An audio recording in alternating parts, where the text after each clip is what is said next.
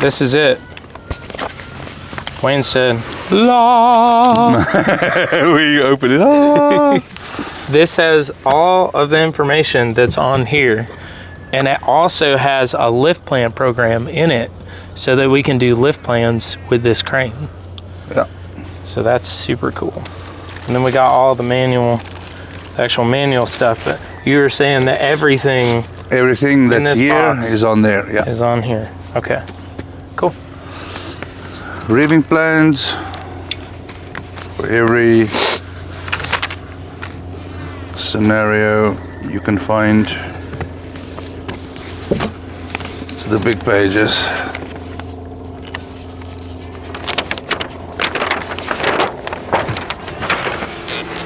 Nice and clear, so there's no confusion.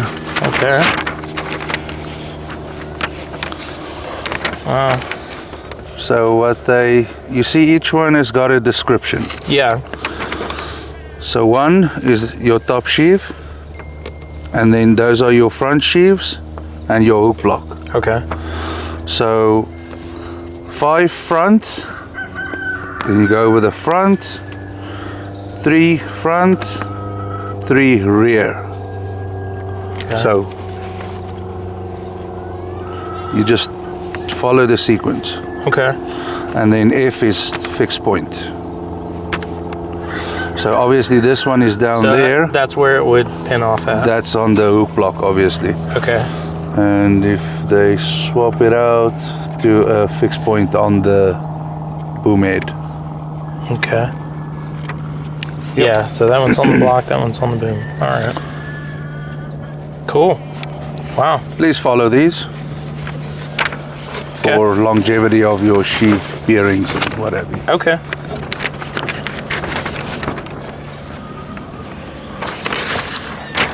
Obviously, much easier in your computer. Yeah. Probably be using the computer. Yes.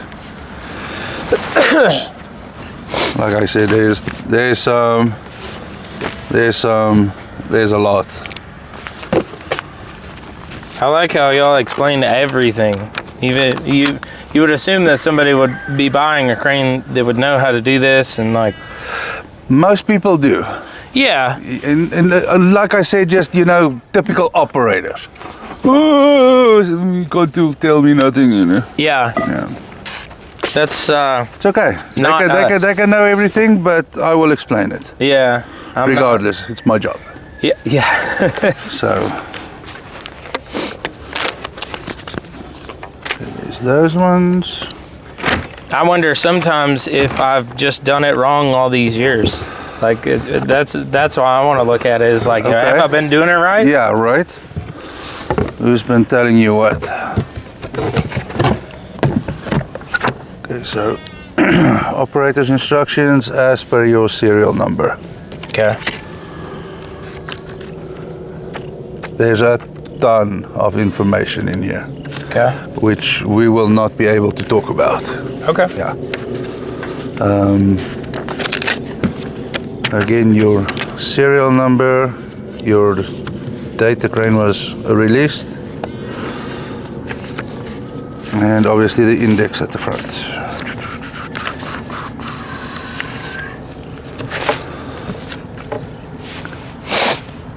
Conversion charts of everything, but Google knows that in anyways.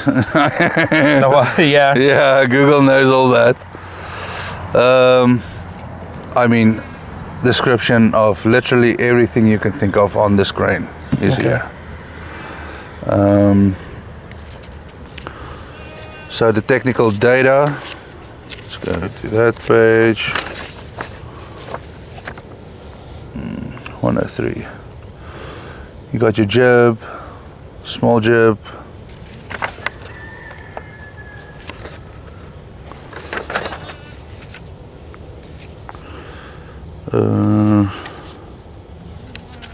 maximum gradient. Your boom can go up to 85.5 degrees. Wow, that's really steep. Yeah, that's like straight up. Super steep, yeah. Everything else stops at 80. So you got, I am pretty sure you got the Vario base. Yeah, I hope so. Yes. We were definitely planning on using that. Yeah, I'm pretty sure you should have the Vario base. So that is just an indication of your footprint on your extensions. Okay.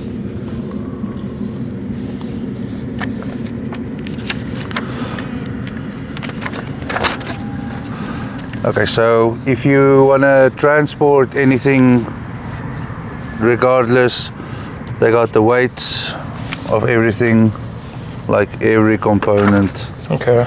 in there, the jib, each counterweight slab.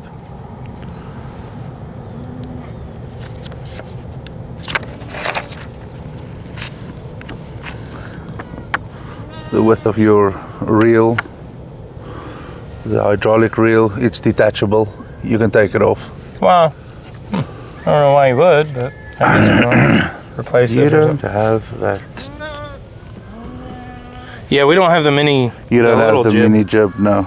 No, they said that was something that at the time during all those tariffs and stuff, it wasn't available. It might not have been available on y'all's end, but in America, they were just trying to get cranes here. So Okay. they were like, okay. we don't want to, like, how we offer it is how we offer it. So Okay. Understood. They didn't That's a weird little jibbing, anyways, because you can take that out. You can take that sheaf back out and put a hook on there. no way. I swear, dude. I saw that for the first time. I'm like, what? That's so cool. Yeah. So yeah, Wow. sort of deadlifts. Yeah. Yeah. Does it have a scoping chart? Yes. Wow. Yeah, you can still telescope, Well, you would have to. but if it's you just a went hook. that. Yeah. Yeah. It was insane. That's so cool. For like overhead cranes or anything in tight spots. And the rest we will talk about. Do y'all have outrigger pads? Yes, we can supply them. Yeah. Really? Well, it's obviously cheaper to get it made here and shipped. Yeah. Yeah. But they. So this is the dimensions for the ones for yours. 3 foot by 3 foot by like half a foot. Well, yeah. Yeah. That's the part number for it. Yeah. okay for the outrigger pads. Yes. All right. And then it says it can take 100 tons of pressure on this full square area of it. Okay. Okay, so that there should be 2 books, 1 of 2. If you ever lose a sign, any of the stickers, like I'll say that one, or number 3, which is there's the part number for it.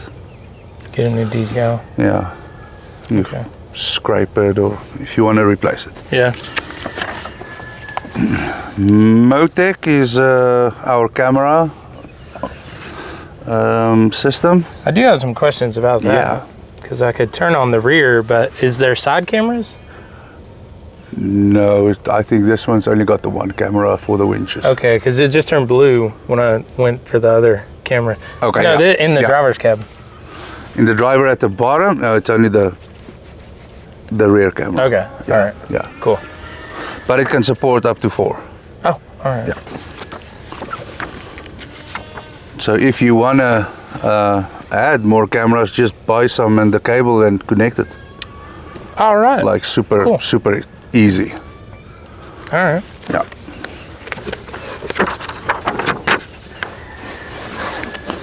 This is our latest version of China radio. All right. It says Liebherr. Yeah. I don't know. We changed from Kenwood to this. Y'all changed from Kenwood? Yeah. Kenwood's For like years. I mean, for years and years, we had the nicest radios. And then, well, now we use tires for radios. that's it. I'm buying another one. Yeah, don't buy another one. Because the radio sucks. Okay, that's all. Tell them I'm disappointed. Done. Went from Kenwood. Consider it a customer issue. Yeah, it's a complaint. The tachometer. You guys don't use the tachometer. Not in the US. We don't use the meters and the kilometers. It's a by law for Germany. Oh, okay. They have to use it. Stop, sleep, work, stop, sleep. Oh, for the clock in, clock out. Yeah, pretty much. Yeah. DOT. Yeah. Nobody But cares here. it is vital for the crank speed. So this needs to work. Oh, that's interesting. Yeah, okay. Yeah, it calculates the vehicle speed. Oh, all right. You ever work with a Webasto? Your Pro should have one. Yeah, but it's messed up, so we hadn't used it. Okay. So yeah, I don't know how to work that. Okay. There's a whole manual on it. 3 pages. All 3 pages. Okay. We will work with this on the crane. So, working radius limitations. So you can.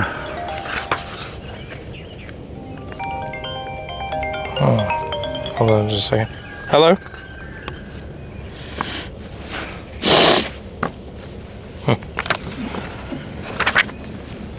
Okay. Various things. Slew angle and height.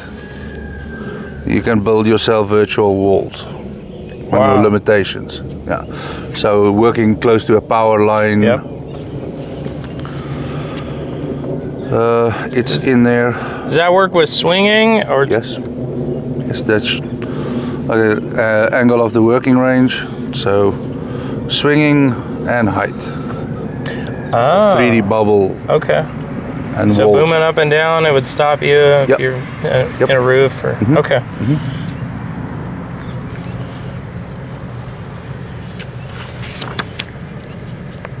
And it gets really complicated. Wow. There's also lovely buttons for it. It's in the crane. We'll go over that.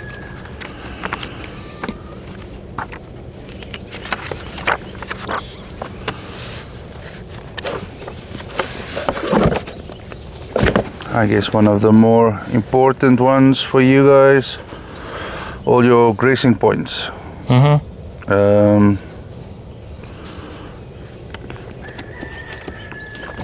Like here's the lands for inside the boom. Every point is in here. All the lubrications for the engine, transmission, drivetrain. Everything's in there. And it gives you part numbers if you wanna ask them what's the code and do a reference. For the warranty period, please stick to Liebherr fluids and grease. Okay. Obviously for the warranty. All right. Okay. There's that.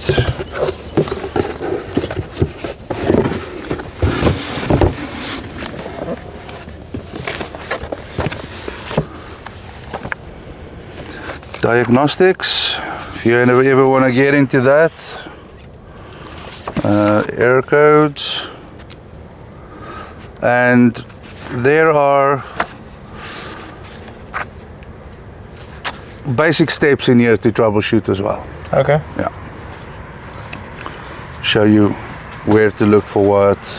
Problem during telescoping. You know, are you doing something wrong or is it the system itself?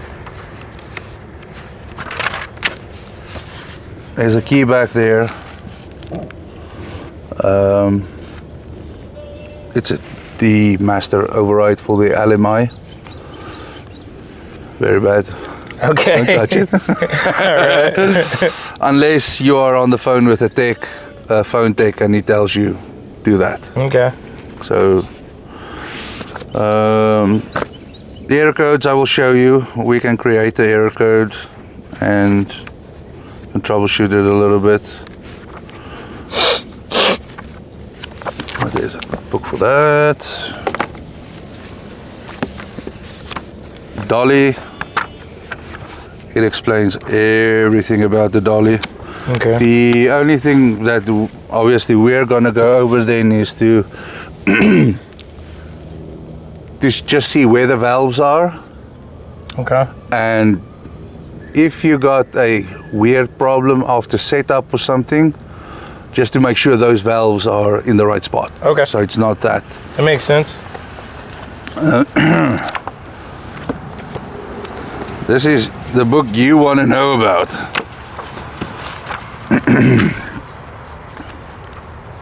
The remote. Okay. That's a whole book on the remote. Yes. All right. There's a lot of functions on that thing.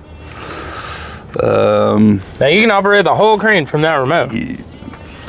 Yes. Right. So you can. You can sit there and do the job there. I think you got, I don't know if this has got the new chip, but I think you got like 300 foot.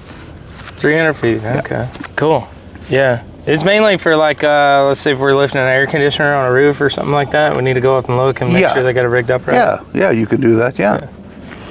Absolutely.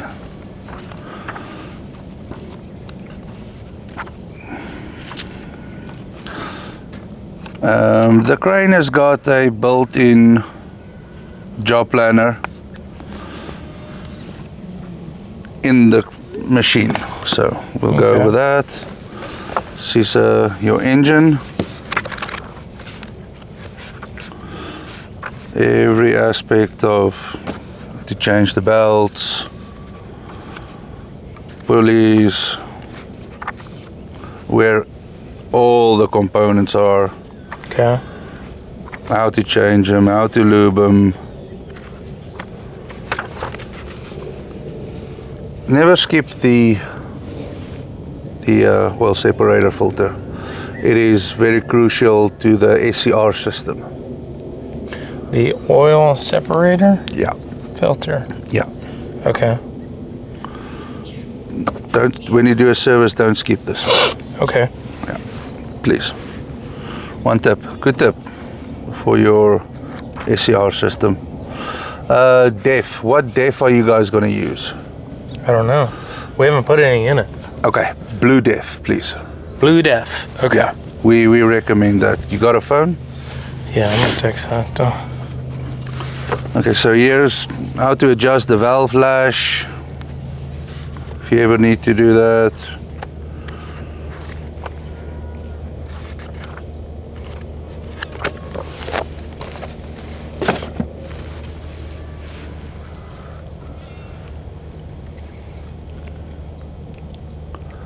The box is blue.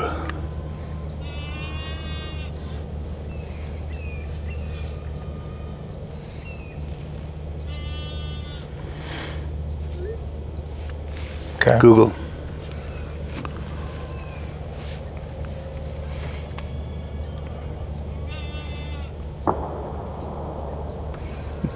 It sounded friendly. Let me see the jug. Yeah, that's the box. Okay. But not bulk, just jugs.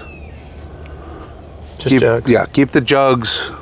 Have you're using DEF in any of your equipment? That's the only thing. The only thing. Okay. Don't store it in the sun.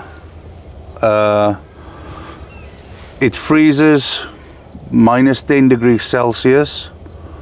So I think that's at like 20 or something. Okay.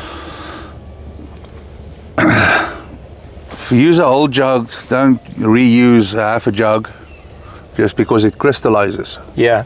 Okay. Nasty shit. Don't overfill the tank.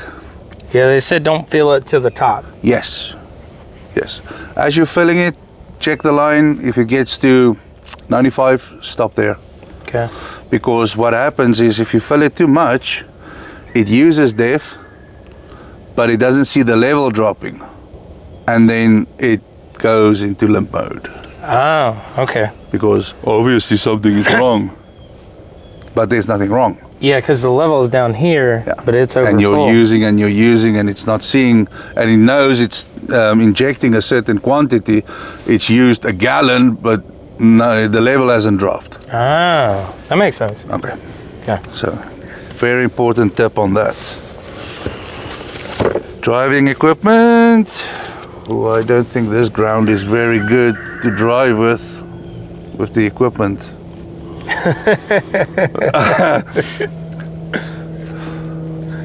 Driving equipment. Yeah. Okay. We'll make a day of that.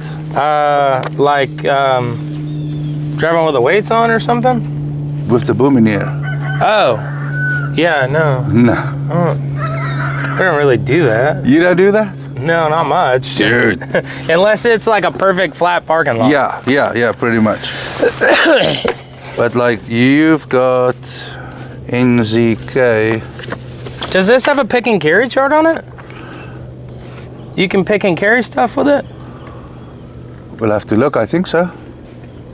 Wow, Yeah, I think so. that's cool. So Not like, that I've done it maybe like 3 times in my life, but okay. it's kind of cool that it would.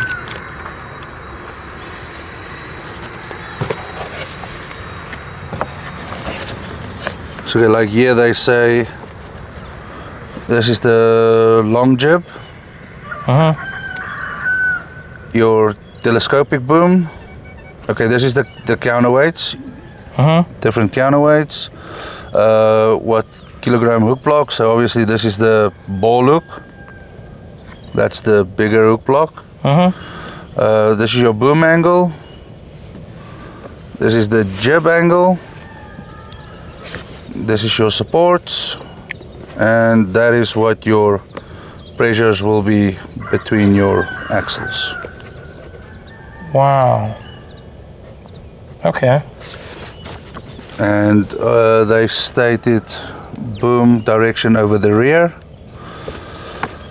And there is your tires need to be pumped a certain Air pressure. pressure, yeah.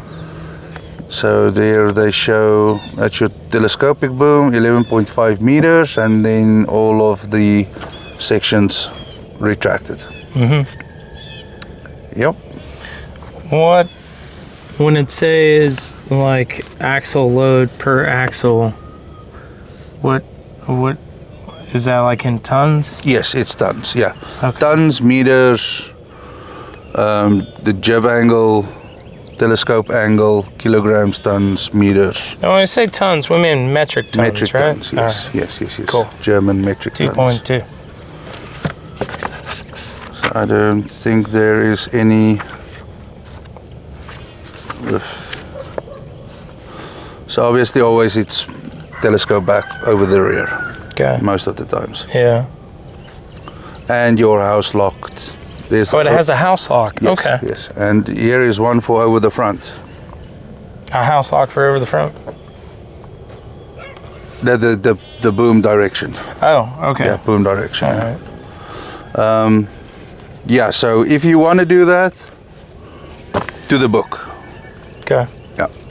And obviously the support width is your outriggers scoped out a little bit, and the pad's like 2 inches off the ground Okay. Makes sense. for wobbliness. Yeah. Suspension locked, suspension all the way down. Yeah, you're good to go. Okay. But you say you don't like to do Probably won't do that very much. that. The option is there.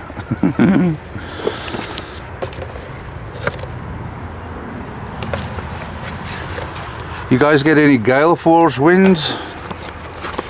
Yeah, we get some pretty high winds. Yeah. So we got a chart, wind speed chart for crane out of operation.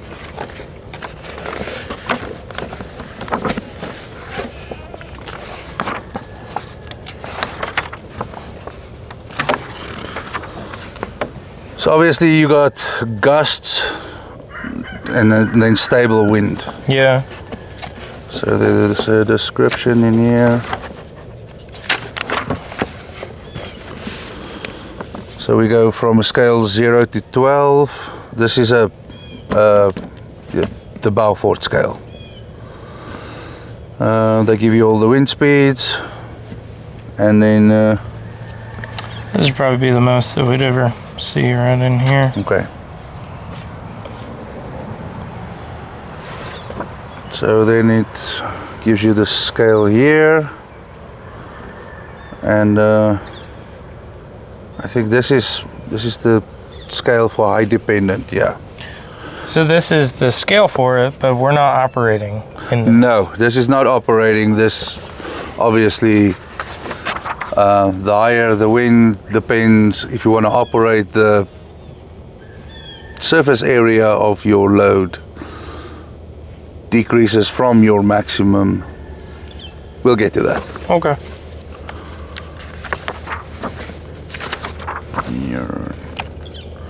So this booklet is just for when you want to leave your boom in the air. Okay.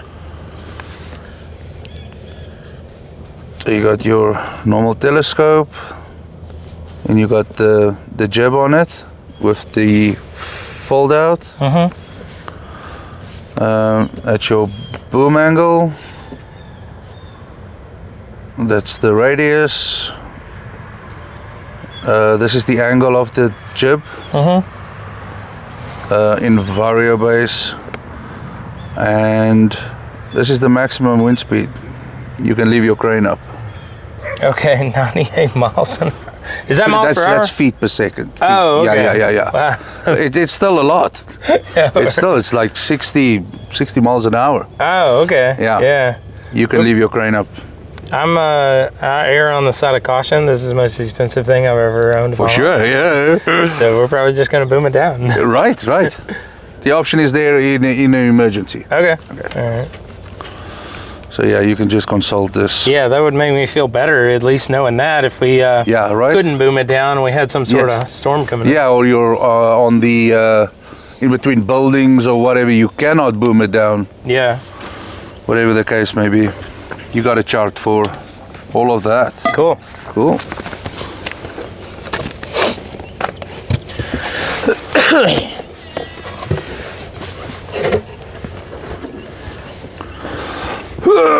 Getting into the big stuff now. Low charts. Low charts. Obviously, this will only be fixed Outrigger low charts.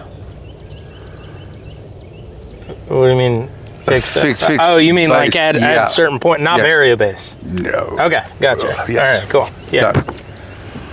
That's okay. Let me show you what's in the beginning of the low chart books.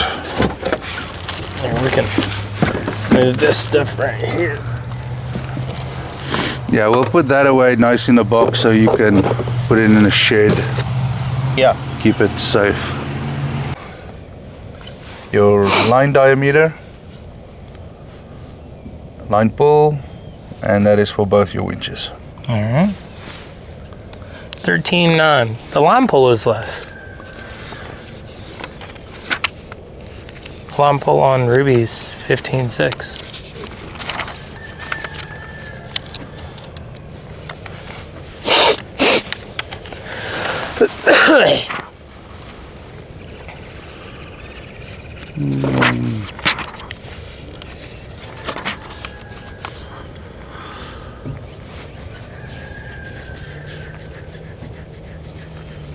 So here is a calculation to calculate the minimum hook block weight, but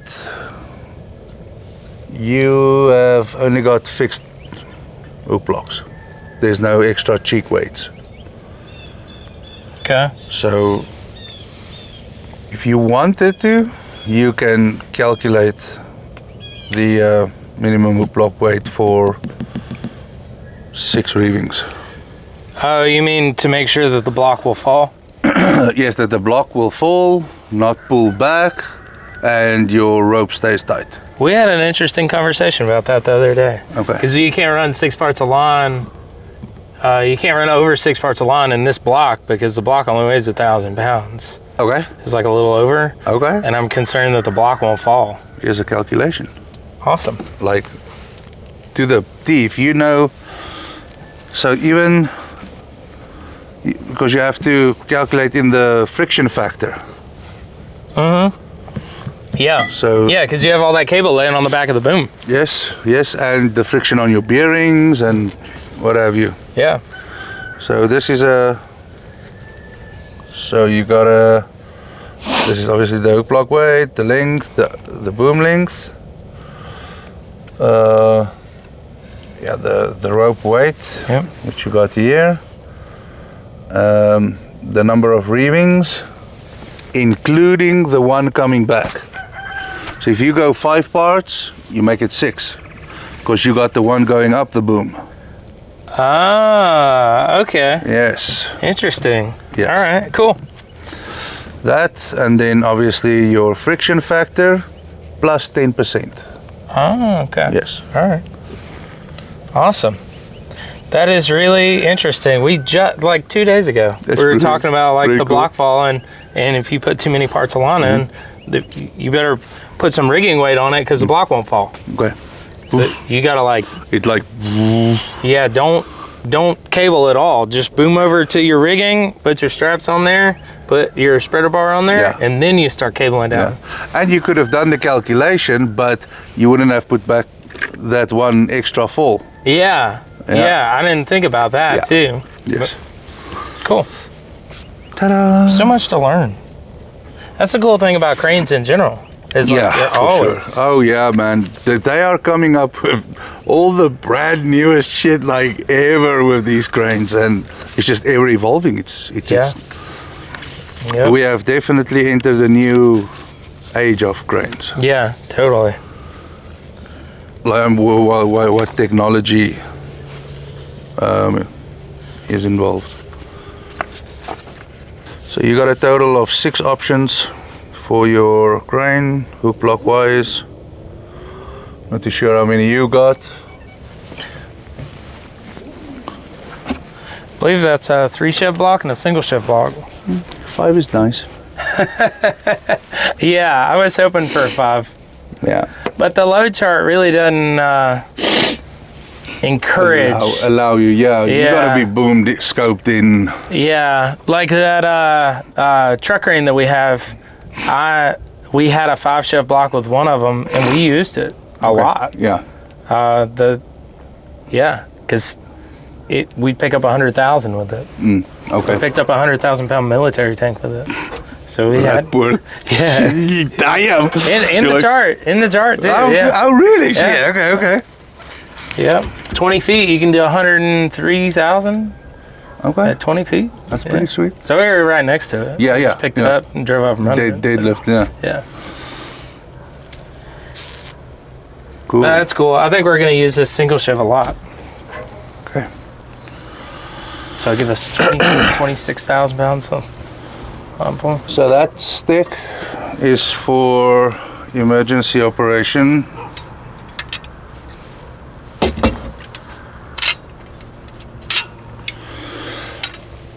We'll dig those out and talk about that. The hoses? Yeah. Is that what they're for? Wow, these are really heavy.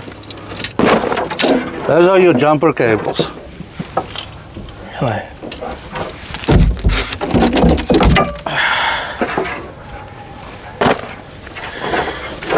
Let me grab it. I'll let you. Yeah. Come on.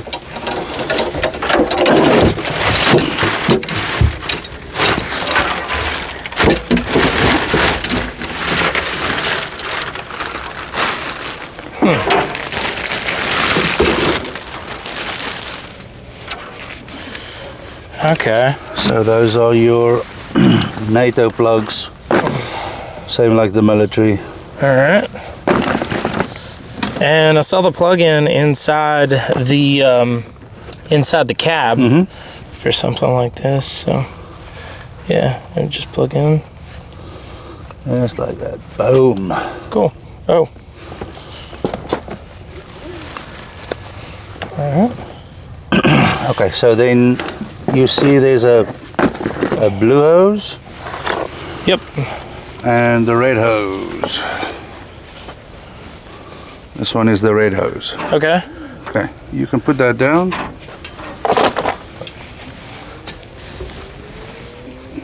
Hold that, just to let I want to demonstrate to you. Okay.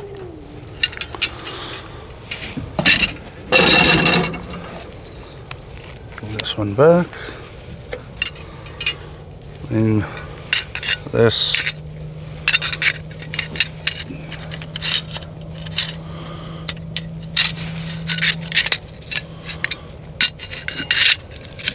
Goes in there.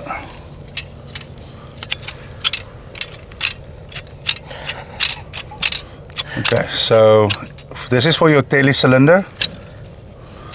Okay. If you've got a electrical issue with your tele cylinder, you boom up, and this is how you connect the hoses to 2 ports. I will show you where, on the bottom of the tele cylinder. Okay.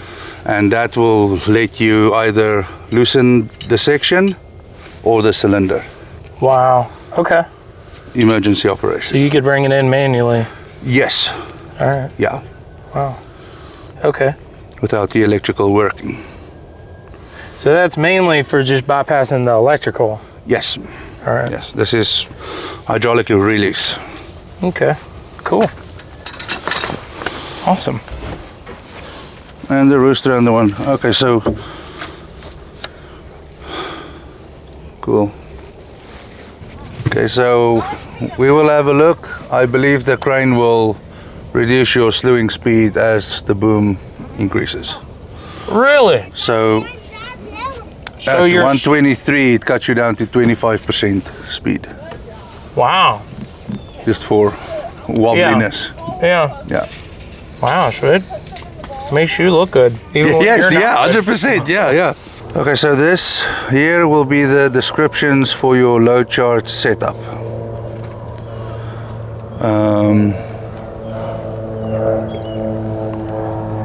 So T1, just your normal boom.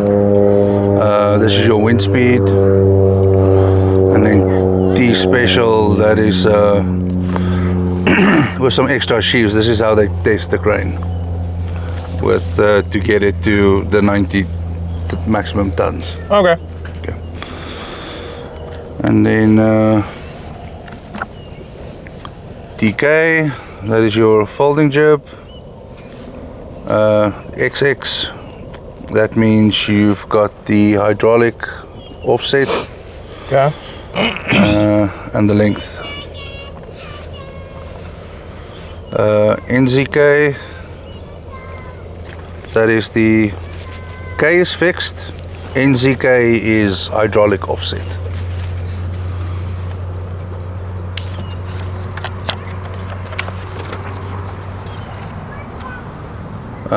And this is the short one, the fixed short one. You don't have that one, so we're not gonna go into that.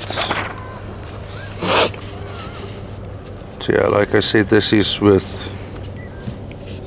how they do it at the factory. There's a spot for extra sheaves for more reevings. Did they test each one of these before they leave? Yes, 100%, yeah. Because obviously they have to adjust all the valves, all the pressures and stuff, because it's not 100% precise. They got to check for leaks and what have you.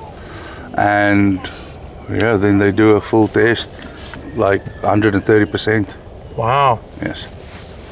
With the boom, do they do it at full boom or do they do it with the boom all the way retracted? Oh, full boom. Wow. They don't care. Whole thing. All right. I mean, if you put everything 100%, you go full send, that you're testing everything to the max. Wow. So that's what they do, yeah. And then they paint them.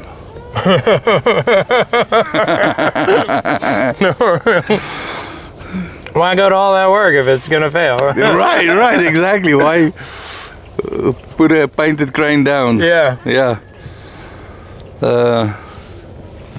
Okay, so this is a normal load chart. This is sort of how it looks in the screen, how it looks here, how every other page will look. Okay. Cool. So, got your radius, different boom lengths, same boom lengths.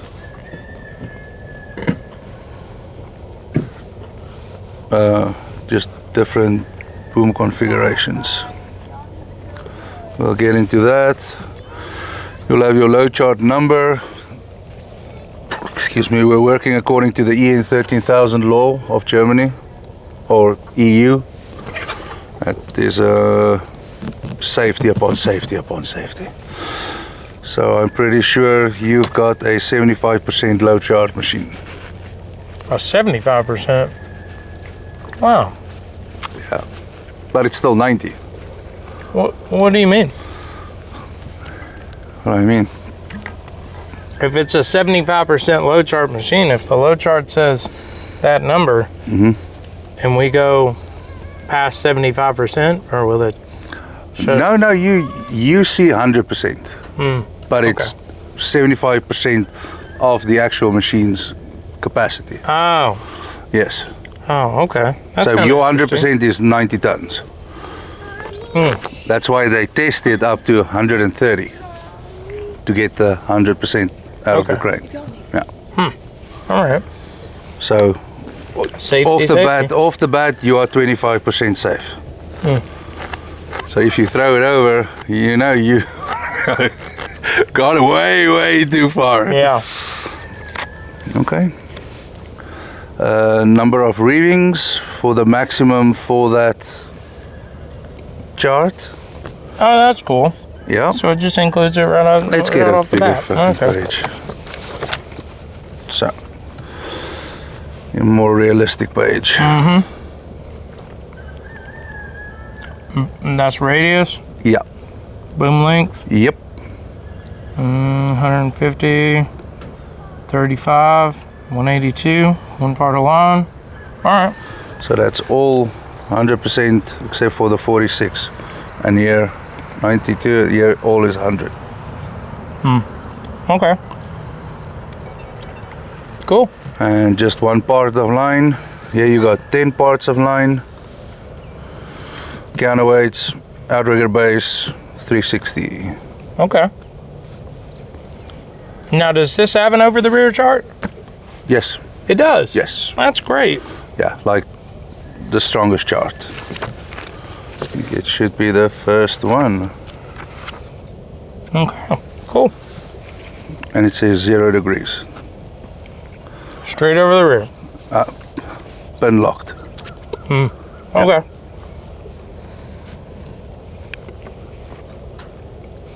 Does it have a sensor, like to know that that's... Yes, Okay. yes. Here's your rubber chart. Driving on rubber. With a load. Over the rear. There's a 360, so you can slew On rubber? while driving, yes. And Oh, that's so cool. Heck yeah. Hear that, Sean? We can swing over the side while we're on tires. While driving. yes, Can you drive from the upper? yes. Oh, awesome. This is so cool. I'm so glad you're here, Wayne. No problem, man. And okay, so this is a short code that you can put in, and Okay. it will take you to this low chart. Oh, all right. Okay. So if it's a low chart you're using all the time, you just 3298. Slap it in there. Yep, we do that a lot. with Yes. the other ones. All the guys know all the codes. Right. But this thing's got so many configurations. Yeah.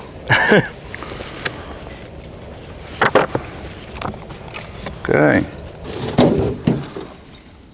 Okay, so you have to leave the key in it all the time.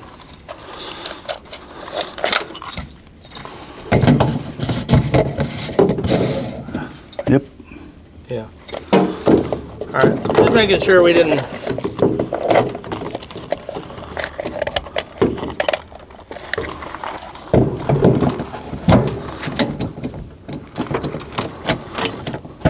All right.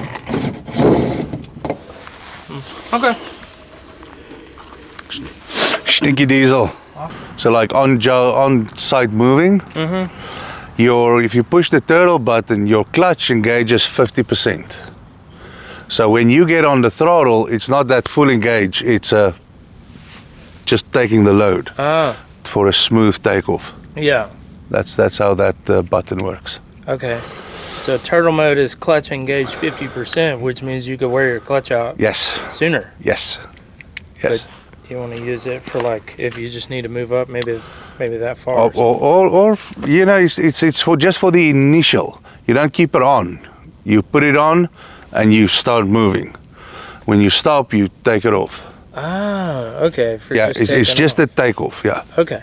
All right. Cool. Wow, I wouldn't have thought that would be what That was the function for it. Yeah. Okay. All right. Yep. Do we want to do? What do we want to do next? We will go over the instruments inside the cab. Okay. Cool. So if the Bluetooth is not connecting to the crane, we can connect with the cord. Yep. Accordingly. To there. Accordingly. Okay.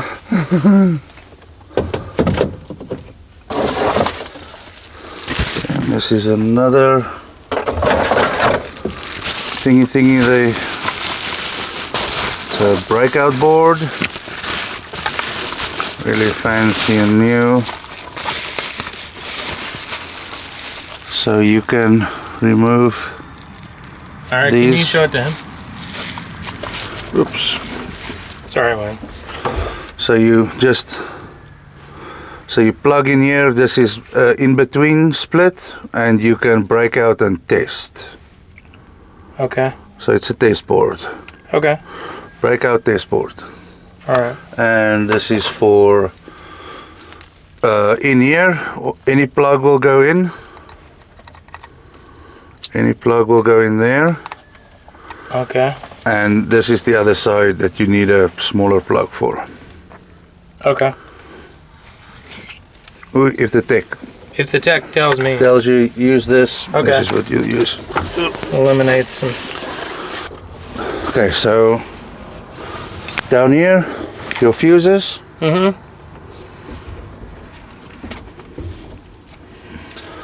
And you see the toggle switch?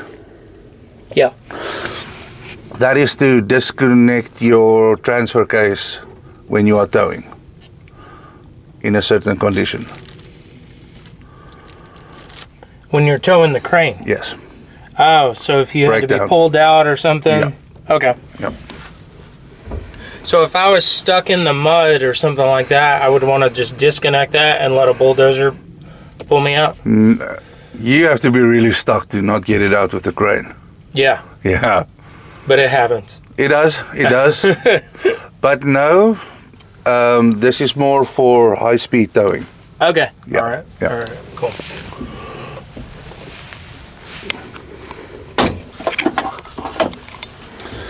I'm gonna let you sit here. This is the tachometer I was talking about. Okay. You know what that button is below it? Right there? Yes. Go.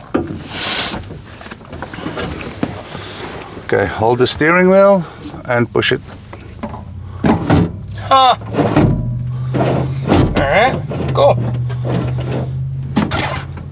This is very good, this is very great. Like driving a school bus. Right. Okay, so you got heated, cool seat. Okay. Cooled, heated, 3, 2, 1. I like how they put the phone number in phone there. charger with a USB. Oh, sweet. It's got a USB charger right there. It's pretty cool. Okie dokie. All right. Let's power it on.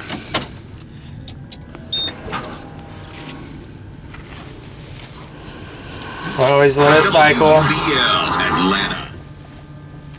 Yeah.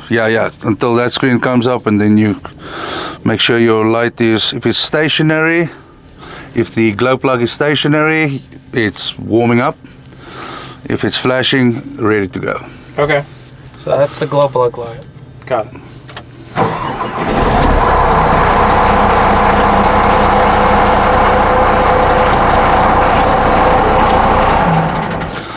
Fundamentals of cranes and cars.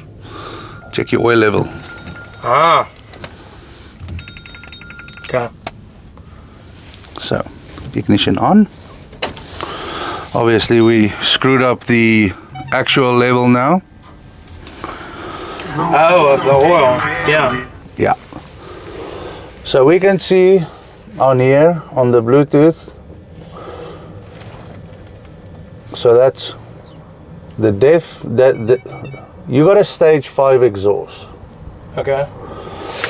That means you got a DPF, which builds up soot, and we got 5 different stages of soot level. Okay. Okay. So 5 levels of soot. Stage 1, 2, 3, 4, 5. 1, 2, and 3 is self-generated by you. You can run the regen. Stage 2 and 3 and 4. And 4 is orange. You almost never want to get there. Okay. Okay. Stage 5 is red. Derate, you're done. Liebherr has to come out and do a reset. Oh. All right. Okay. So in the morning you can check your engine oil level. You can just check it from here. Right there. Wow. Okay. Yeah. So it's from the main screen. Take a right. Cool. So this is the Webasto.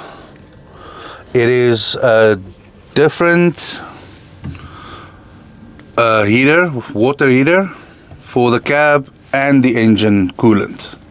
So obviously it heats up the coolant. Okay. So you can use that in the winter to either when 5 o'clock and you start at 6 o'clock, you set it for 5 o'clock to start. It will heat up the cab, heat up the engine. When you get in here, you just fire it up and everything is good to go. It'll heat up the cab before you even drive it? Yes. Before you crank it up? Mm-hmm. It will heat everything up? Mm-hmm. The upper and the lower? Yes. Okay. All right, cool. So, Keep in mind, I've been running junk, man. So obviously these are the 2 individual. So it's the number 2 heater. Obviously, first of all, it's going to use just the coolant because of the engine. It's already warm. That you will just use from here. But this one is for setting Monday morning 5 o'clock. You start it, it will run for 35 minutes and shut down. Okay. And you can set it for the whole week. So you either choose the engine or the cab or both. Okay.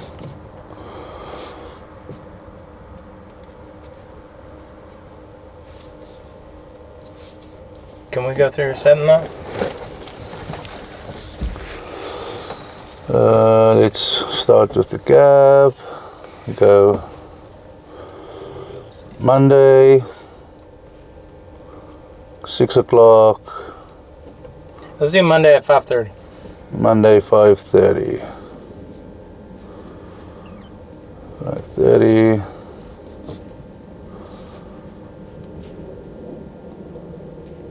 Oh, why did you go that way?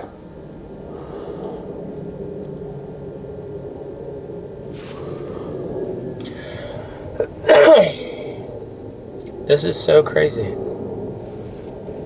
You can warm up your cab before you ever get in it.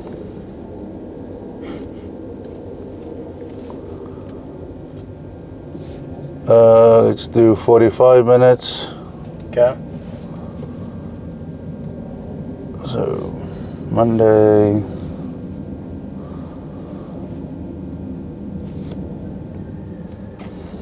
Inter 530. Okay, that's it. And that shows that the timer is on. And that's for the upper cab? This is just for this cab, yes. Okay. For this cab? Mm-hmm. All right. Okay. You just leave that and it's on now. Okay. It will stay on. So, or you choose both. Okay. Engine and, yeah, so there's different water valves that separate the systems. Okay. Okay. So I'll do both.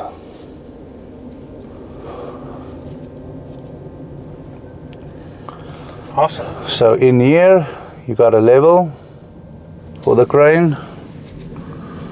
So if your crane is standing like this, obviously your oil level ain't gonna be absolutely perfect. Yeah. So when you park the crane, you can level it out with the suspension, and tomorrow morning your oil level will be correct. Smart. Cool. It's also, you also use this for driving with your equipment and on site, with the crane erected. Yeah. You check your level. Okay, this is all self-explanatory. Cruise control. Well, yeah, I don't know how to work that. No cruise control. There's no. There is cruise control, but here is your cruise control. So once you are driving, you just hit the slow. Says VMAX 52.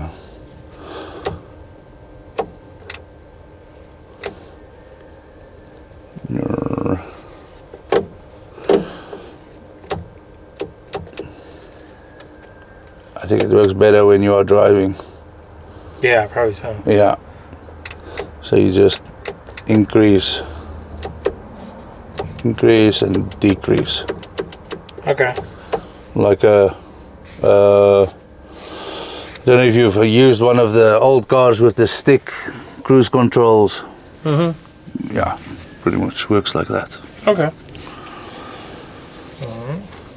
This one does have active braking, so if you go downhill, it will, if you put it at 45, if you go downhill, it will actively brake.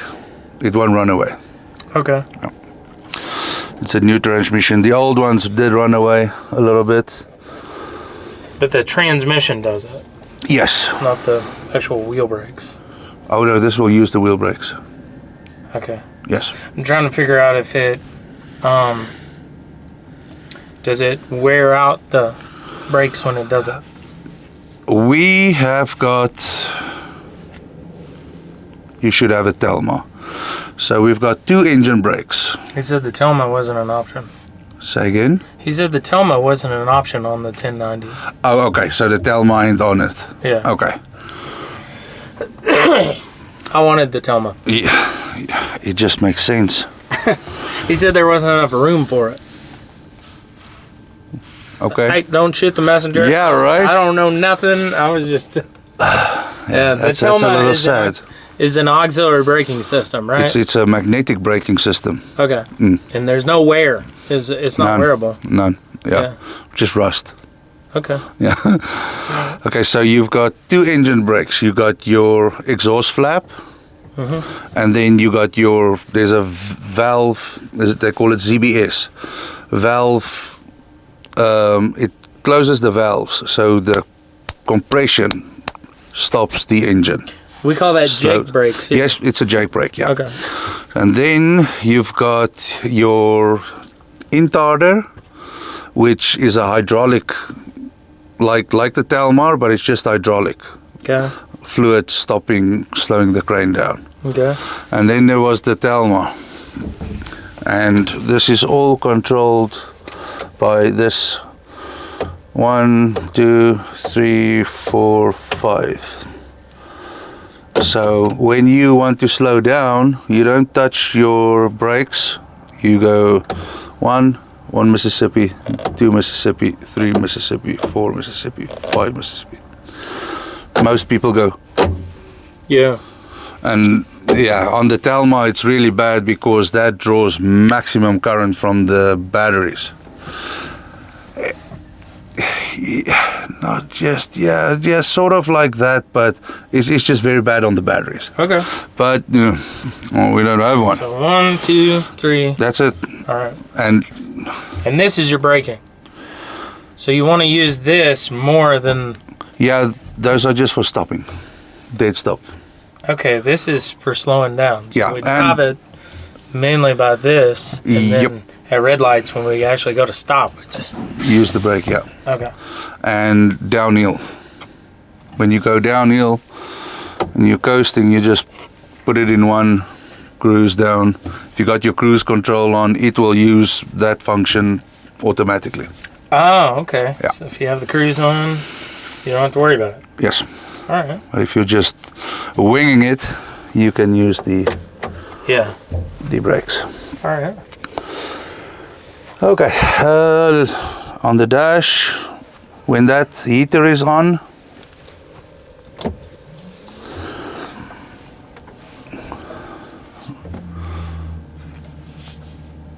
you hear it? It's booting up. We're gonna let it run. I want to see if it works. Okay. So that's the heater. This light is your active rear axle steering. This is your first 2 axles is mechanical, and your back 2 are hydraulically steered. I got steering angles, and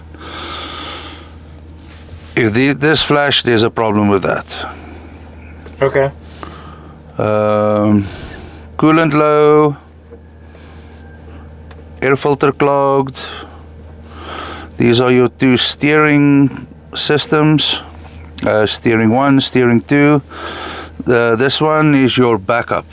So if your engine fails and your hydraulics is not running anymore, you still got on your transfer case a mechanical pump that runs a steering circuit for your steering. It works up to 6-7 miles an hour. Okay. For you to pull off. Oh, all right. Instead of fighting the... Okay. Yeah. And this is your clutch engagement, clutch problem. These 2 are for your brakes. Oh, she works. Okay. This one is for... icon is for your auxiliary brakes. Same engine brake, beacon lights. If you hit the beacon, there are hazards, lights.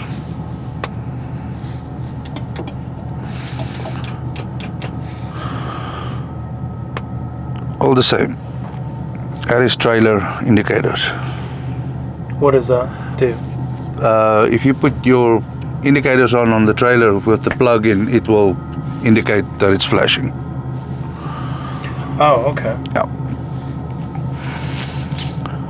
The transmission, temperature, fuel, coolant, oil. There's your battery level. So it's like 22, 23, 24, 25. Is that oil temperature or oil level or oil pressure? Pressure.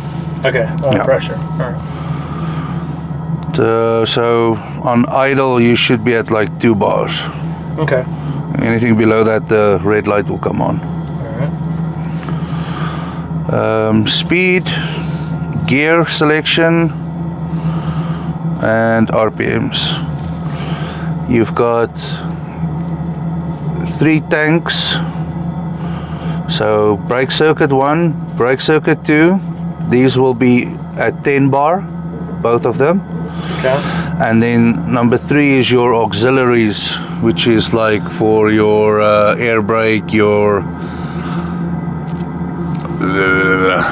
There's an air line going into the electrics to keep everything moisture out, stuff like that.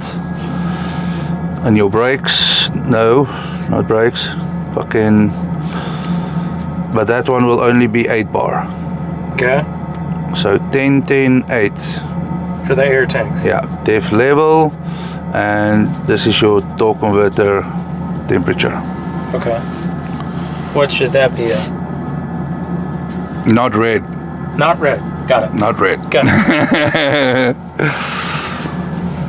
Let's see where the oil level's at. It raised up a little bit. Cool.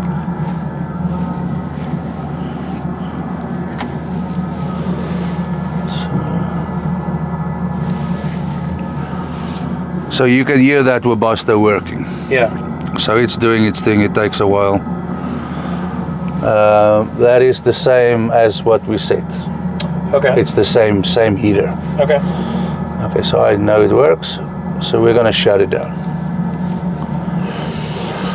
Okie dokie. Wipers, self-explanatory. Yep. Honky Do we wonky. have to put Liebherr wipers on, or can we put other wipers? You can. Please go Bosch at least. Please. The Rain-X ones? Yeah. Yeah. Those are nice. I like them. My wife only does those. Okay. Yeah. I just bought some Bosch ones for my Mercedes. They're expensive though. Yeah. Like $70 or something. Yeah, but I barely drive the thing, so it's gonna. They last a lot longer. Yes, yeah, for sure. Yeah. I had a BM and I bought some Amazon specials. They didn't last a year. Yeah. Really crap. Yeah. So you can smoke in here? Please don't. In case you wanted to smoke in No. a $1.5 million piece of equipment? Yeah. Spit in there. Yeah, well, just spit in there. Fucking hell. You'll be amazed, dude. You'll be amazed. I've received machines like this from the shipping yard to here. Destroyed, ash, spit, whatever. Wow. So clearly this ain't your machine. Yeah. Yeah, that would make me so angry. Okay, so this means that timer is on for the heating. Okay, so if we hit that button, it would turn that off. Push it.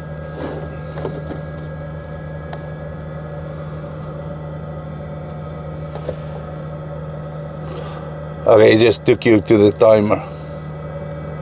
Okay, it just says that the timer is on. Okay. Okay.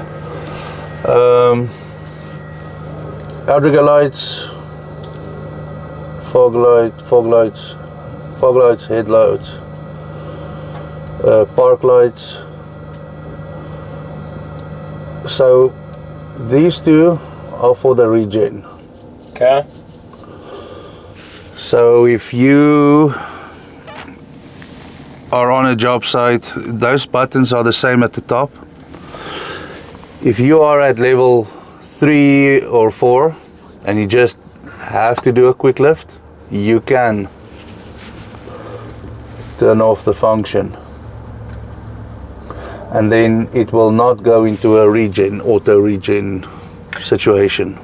But if you're up there and you're operating or you're chilling out or whatever, it'll automatically go into a regen. No, there are a couple of situations. So there's an auto regen, it's just when you're working and the temperatures are right, then the system basically cleans itself. It may build up a little bit, like noise-wise, like it might rev up a little bit? Yeah. Okay. And no, I mean while you're working. And then there is a manual regen. So then you use this button. But I was gonna say, on this button, you can do the lift quickly, and then you have to do a regen. Okay. When you reach level 4, for sure, you gotta regen. Otherwise, it's gonna lock you out. Okay. And that is what you use this button for. And that will give you a timer. on here or on the top of how long, normally like 70 minutes or something. So give yourself an hour to regen the machine. Okay. And it will, once you press the button, it will do its thing, rev up, get out, blow smoke, yeah, whatever it needs to do. Okay. Okay. So that's our fan. Temperature up, down. AC circulation. What are those for? Oh, floor heat. That's internal circulation, fresh air, lower top. So internal. So this one draws fresh air from outside. This one is just recirculation. Heat at your feet, heat from the top. Okay. There's your air conditioning. Cool. And then the mirrors. The mirror heater. Okay. Yeah. So you see the hand is connected with the white lines. Yeah, that's cool how y'all did that. Yeah. Really nice. So to use these functions, you have to hit the hand. Okay. So suspension left, right, up. Suspension left, right, down. This is front. This is rear, left, right, up and down. This is ride height. They call it Nivio. I don't know where they got that from. Probably Spanish or something. Alright. So press the hand, you hold that, it finds the right height. This one is your suspension lock. Lower it, lock it. Good. In accordance to the suspension locked, when you want to set up the crane, drive to where you want to be, lower the suspension completely, and just go tss, tss, tss, tss. Just put some oil between the piston and put some shock in between on the cylinder, and then you lock it. Okay. Minute, quarter inch, whatever. Yeah. Just you feel it move, and that helps the axle not to drop. Okay. So there are instances that you lift the crane and the one side sags, one tire. So if you give it a little bit of oil, give it a little bit of pressure, some fluid in there, and that will stop the axle from dropping. Okay. Cool. This button, these two buttons are for your rear steer, manual rear steer. Okay. And that works in test program number 5. So you see they're moving without that one moving. So we got 5. Number 1 is on road, high speed. Yeah. So the wheels don't turn that much. Number 2, you can feel the difference. Yeah, it definitely drives better. Yeah, number 2 is you'll only get, I think, 37 miles out of it. So if somebody calls you, oh man, this crane's slow, what steering program you in? Okay. Okay. So that will limit you because the wheels turn more maneuverable on site. Grab steer, number 3, number 4 is literally what the picture says. It's like a car. Your rear wheels don't move because you don't want the back to swing out and hit the wall. Okay. Yeah. Got it. Getting out of a tight spot. You can't go high speed on that. All of these. Just one is that's the only road driving. Highway. Okay. Now you can use 2, but it's got all these are going to limit you to 37. Okay. Yeah. So I don't want to crab 37 miles an hour.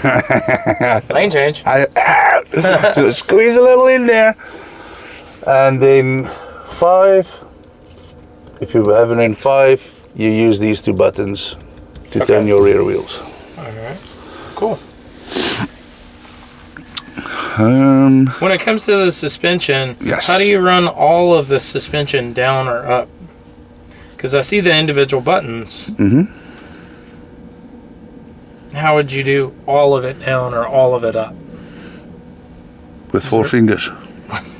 With 4 fingers. Okay. Alright, cool. Yeah. Got it. I didn't know if there was a button for that. No. It's individual buttons. There's no. Cool. It's just the auto ride height. All-wheel drive diff locks. So this one is all-wheel drive. All right. This is front and back diff actuated. Front diff, rear diff. So the way you do this is you activate all-wheel drive. And then you start with the back one and then the front one. Normally this button doesn't work. Okay. So you have to start from the back and then the front, and disengage the front and then the back. Okay. When you have your diff locks engaged, 15 degrees max turning. Otherwise you'd snap your drive shafts. Only straight. Straight out of the hole. Okay. Yeah. Only straight. Got it. Yes. 15 degrees. All right. That's 15 degrees. You see it's divided That is so cool how y'all mark the steering wheel in degrees. All right. in 15 degrees. So more than that, you snap the axle, you're done. Wow. Okay. Cool. That sounds like a mistake that could be made a lot. Yes. How does that German say? Spare parts. Yeah, cool. So, but all-wheel drive, you can turn. Okay. It's just for if you want to traction uphill, Yeah, whatever. but don't hit those. Yeah. Hit it when you're stuck in the mud. Yep. Yeah. Going straight. Yes. All right. Cool. I mean, you got a little bit of wiggle room, but not much. Yeah. Not much. 15 degrees max. That's it, yes. Got it. Cool.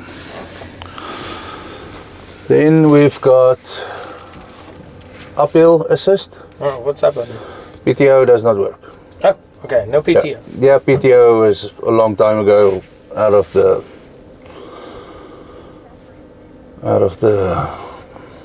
it's the old cranes. Okay. I don't know why they put it there anymore. It's the same as these ones. Okay. No actual. Blanked out. We had a steering mode number 6, but they took it out because it was the same as 4, I think. Oh, okay. Or 5. All right. Uphill assist, uphill brake assist. Okay. Okay. Now that holds your crane so it doesn't roll back. Yes, until you move on. I think you got 5 seconds, 5 or 10 seconds. Okay. You could hit that instead of holding the brake. Yes. Okay. Yeah. But holding the brake. So is that bad? you can the park brake. Yeah, like can you pull up on the park brake? No, same. Okay.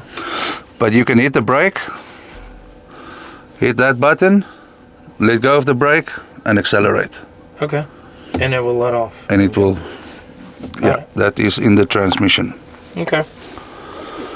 This is the turtle I was talking about, on-site maneuvering, 50% clutch engagement. Okay. So when you activate it, you won't feel anything, but it's already grabbing, wanting to move. Okay. Okay.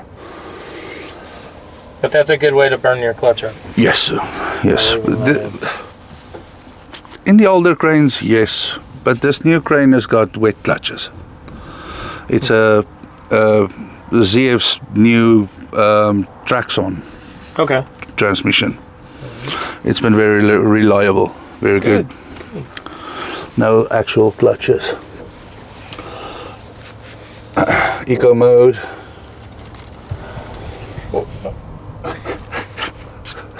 Are we gonna use that? Yes, you have to.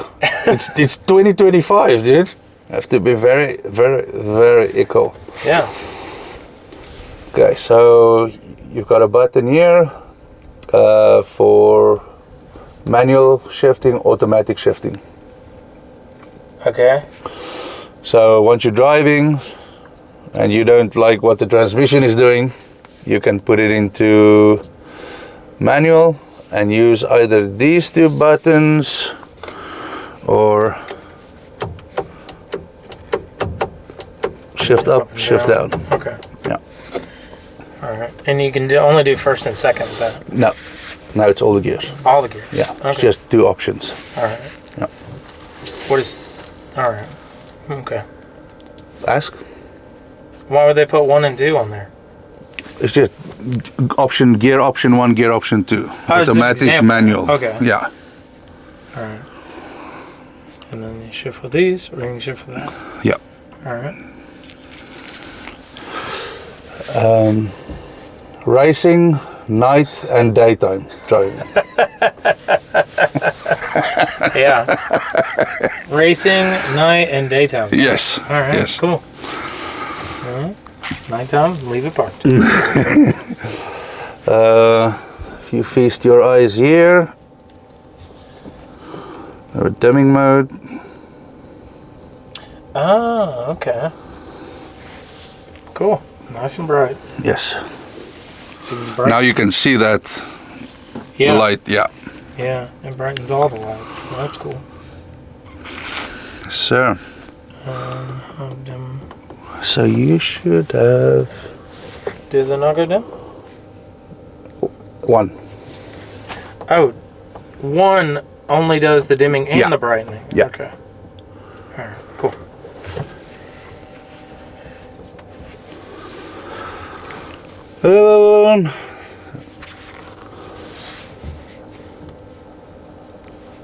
Same as that button.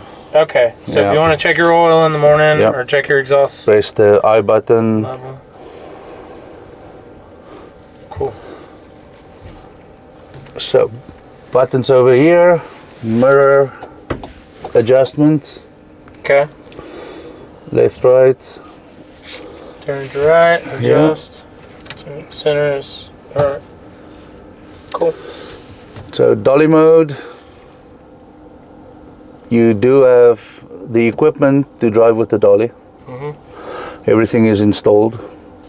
If you do drive with the dolly, you gotta activate that.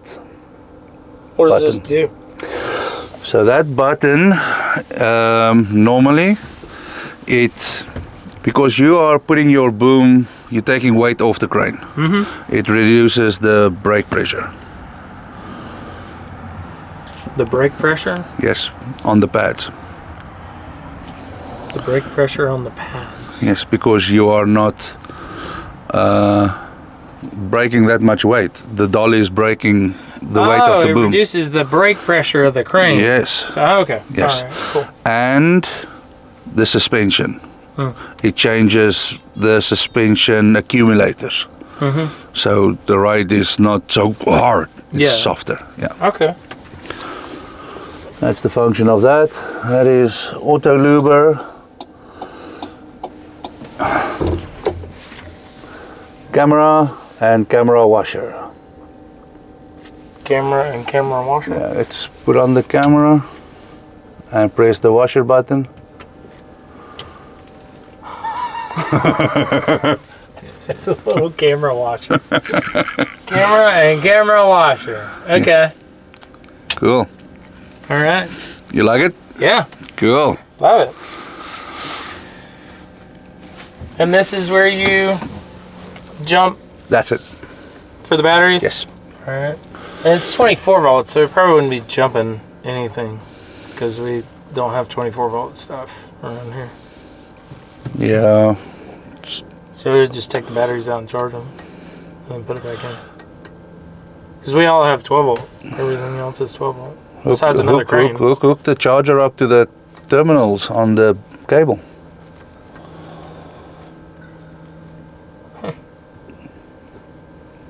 But you can't do 12 volt on the charger. There is some chargers that are 24 volts, yes. So we just need to find a 24 volt charger. Napa. Okay.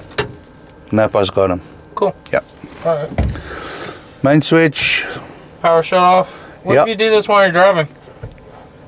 Good luck. Don't. No, that's why you got the emergency steering. You pull over. Okay. Cool, but it would shut off the engine. It would shut off everything. It's the main switch, yes. Yeah. My son asked me that. Okay. And I couldn't answer. I was Yeah, like, no, everything's gonna go off. Yeah. Don't do that. I mean, switch it off now. Done. Done. All right. Cool. I'm gonna turn it back on now. Okie dokie. So that's the stow position for your remote there. Just below it will be for the harness that goes with it. Okay. What's that for? That is actually where the medikit go. I think that's it. Oh, wheel chokes. This is here. This is for your engine heater. And for the block heater? yes. Okay. And this is for the battery trickle charger. Okay. It's got a trickle charger. Okay. Yeah. Wheel chokes. It has a trickle charger built in. Yeah. So you just plug the cord in to Yes. 110 volts or Yeah. whatever. Okay. Yeah. And you use those two plugs that I showed you. Yeah. Okay. This is where that auxiliary heater is mounted at. Okay. It uses the square key. This flops down and you'll see the heater. Okay. Emergency air for towing. Ah, okay.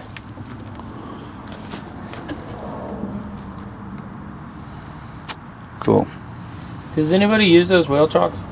No.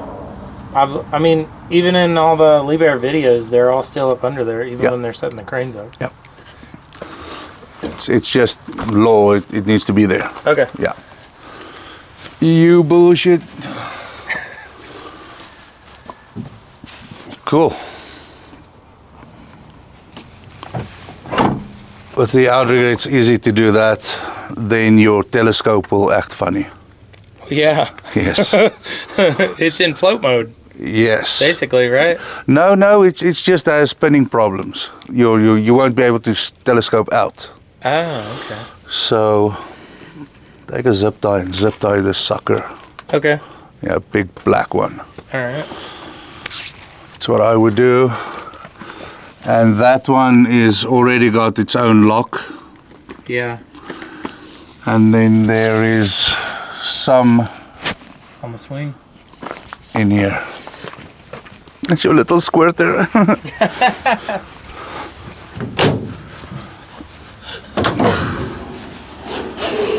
Right there. All right.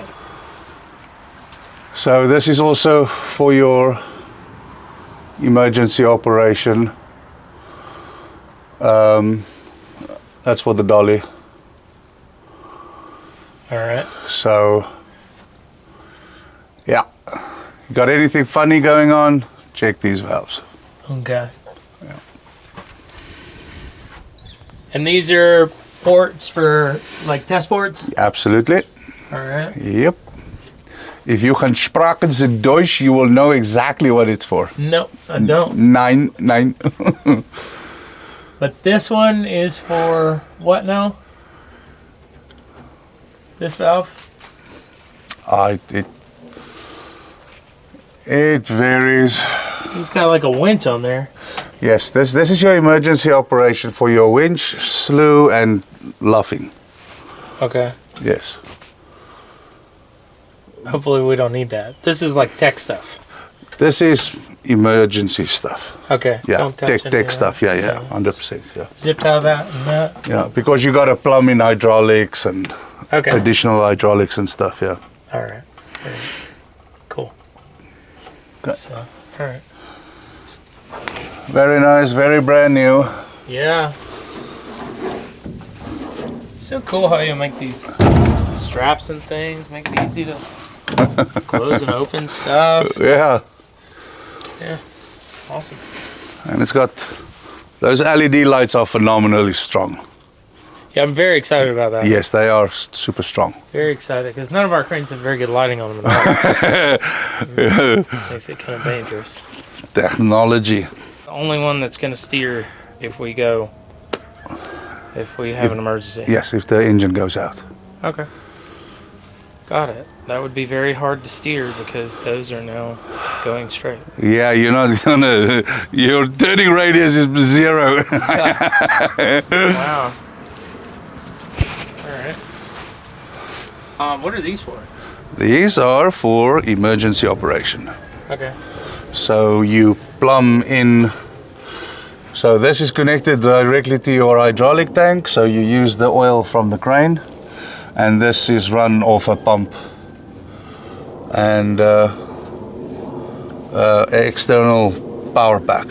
Okay. And you run all your functions. And run it all in mechanically. Yeah.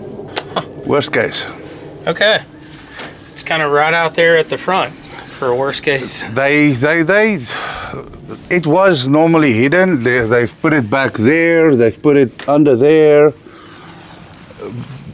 You know, these fuckers don't have anything to do in the government. They come with bullshit laws every day, you know. Oh, yeah. So y'all are having a hit. So they had to, now the plate's red. Yeah. It used to be inconspicuous. Huh. Yeah. Yeah, I think it's kind of... Yeah, I had a cover over it, though. Yeah, right? Anyway. 3D print one. Just me. Yeah. What is next? What do we need to... Next, lunch. Cover? All right. With $2,500 in annual value.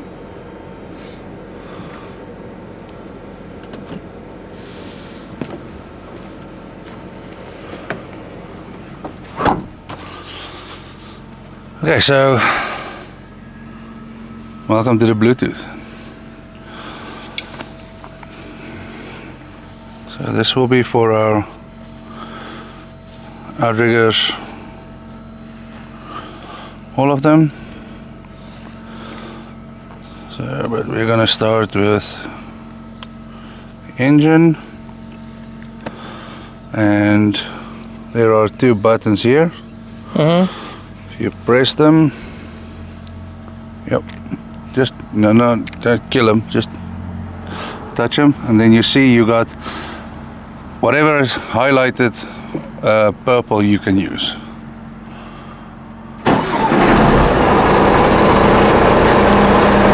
RPM up and down. Throttle? Down. And you can kill it if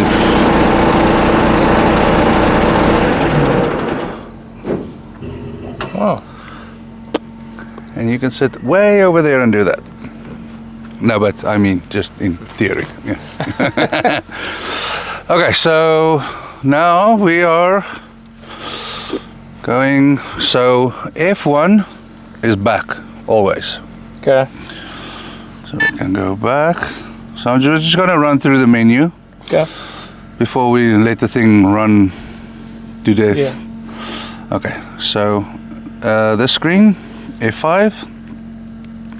So our outriggers are numbered 1 to 4.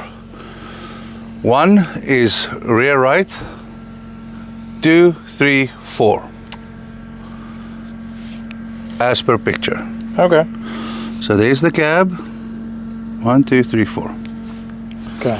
So they're all numbered just like that. Yes, that's it. Okay. If you press F4, you don't need to turn the remote like you just did. Oh, I just turned the crane around. We'll do it again. It turns around again. Love it. All right. See? I'm going to turn around the right way. Okay. So if you, okay, that's that screen. We're gonna get back to this. Back is F1? Yep, F1. All right. Then F8. So let's say you're on this side of the crane. You see 3 and 4. Press OK. And now you will only do this side. Okay. Okay. F4. Now you on the other side. Press OK. Oh, okay. So now you're only going to do those 2 outriggers. Okay. Okay. F1, go back. We'll do that later. Now F6. So this is for your suspension. In this state it will always be locked. With the remote? Yeah. Okay. Yep. So even when you're with equipment, you can use the remote and the suspension will be locked. Okay. You know, like the older cranes, you had to unlock the suspension and then level it, but this one, it stays locked. But you can move it. You can move it when it's locked. Oh, okay. Yeah. Okay. Okay, let's start the crane. We're gonna hit that button right there. And then we need to hit that. Boom. And then we need to hit that. Okay, so green means good.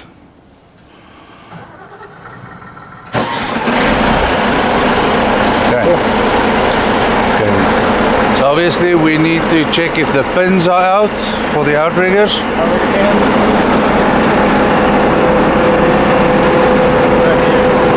No, not that. Just the ones on the sides.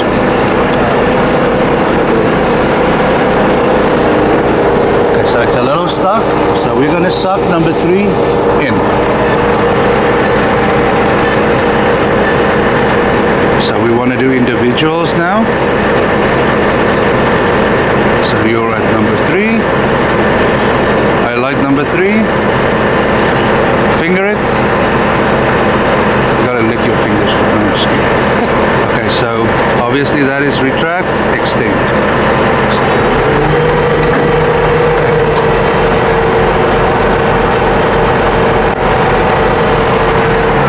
And then you can extend it.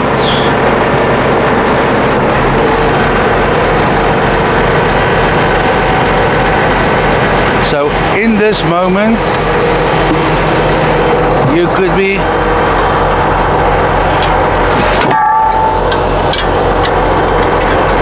doing that with one hand. So you can extend, and depends on how quick you want to be. Yeah. So yeah. We like being quick. So it'll stop. That's fully extended. Okay. Got it. Now we just put the foot down a touch. Yes, you got this. Okay, like that. Now we put the 2 pins in.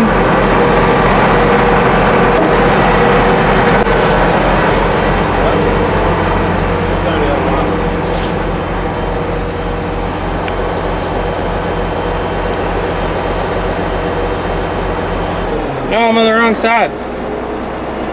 So if you're on the wrong side, it shows you F4 to switch around. Oh, okay.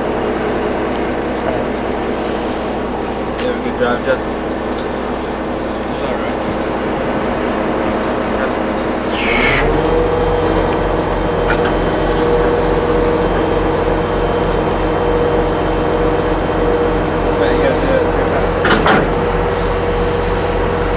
I'm doing one thing at a time right now. Yeah, no rush. One thing at a time. Yeah.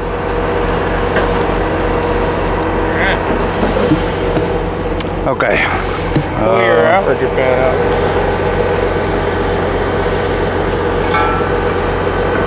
Blinkers on. So when you're on this side, the indicators will be on this side. Really? Yes. Zach, your blinker comes on when you're doing this side.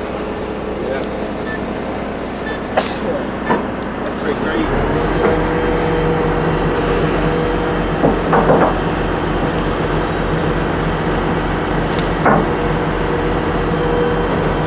Alright. Next.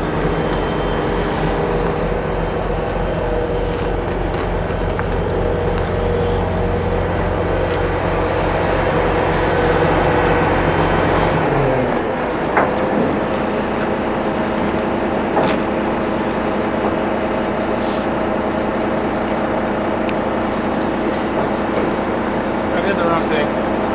I hit the wrong button. That's fine, dude. Now we're back over here. Yep, that's fine. You just F8. Does it stay here? F8. Yeah. If you look on that side, if you pull the pin, Oh. Just barely gets to come out. yeah. Oh, you hit the both? Yeah. Come on.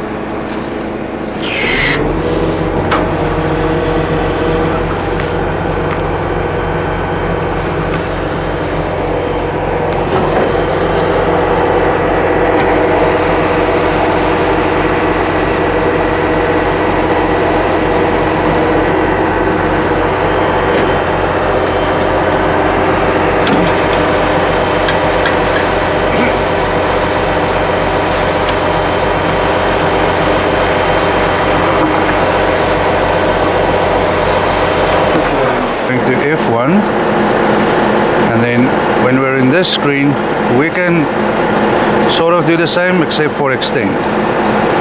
Okay. So this button is auto level up, Okay. but we're just gonna go all four up.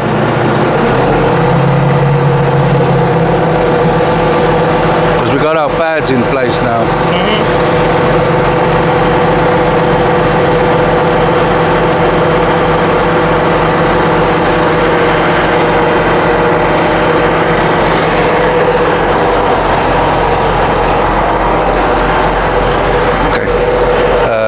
Suspension.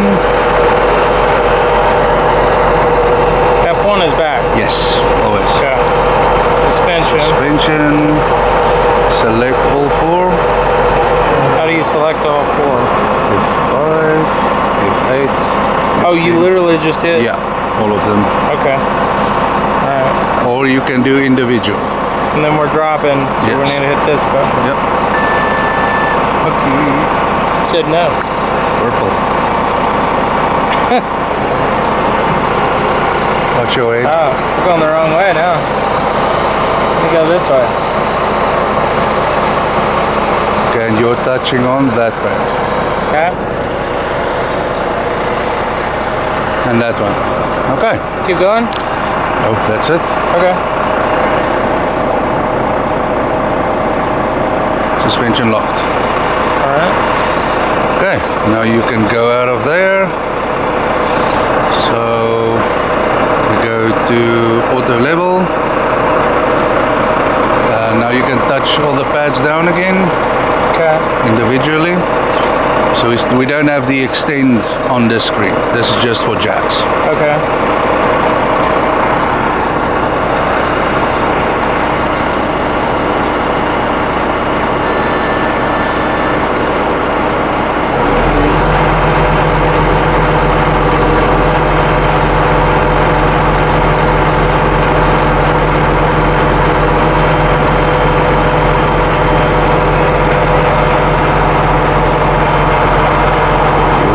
To deselect the other one that you select. The other one. Yeah, number 4. Okay.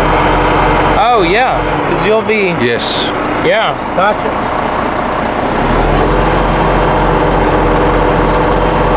Not moving.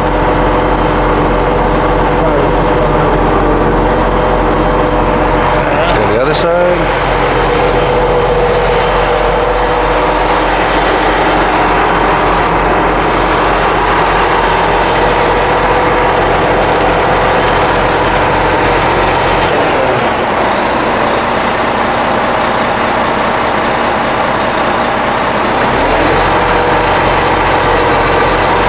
Nice and quick, huh?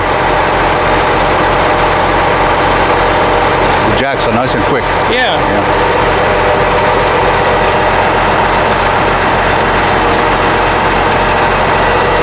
They go slow if you want. Somebody put the pin in there. Yeah, you can put that pin in, please. Thank you. Alright.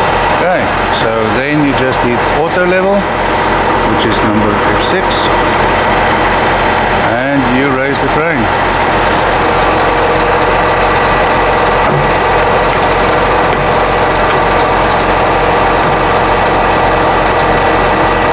You'll see on here it changes.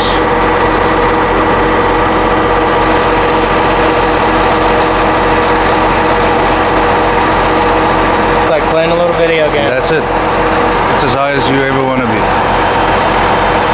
Okay. Do we 1 want inch. to be more level? What we want to do, no, but if you want to, Will it get more level? yes. Stop. Dude. Back down? Yeah, you can play with it, yeah.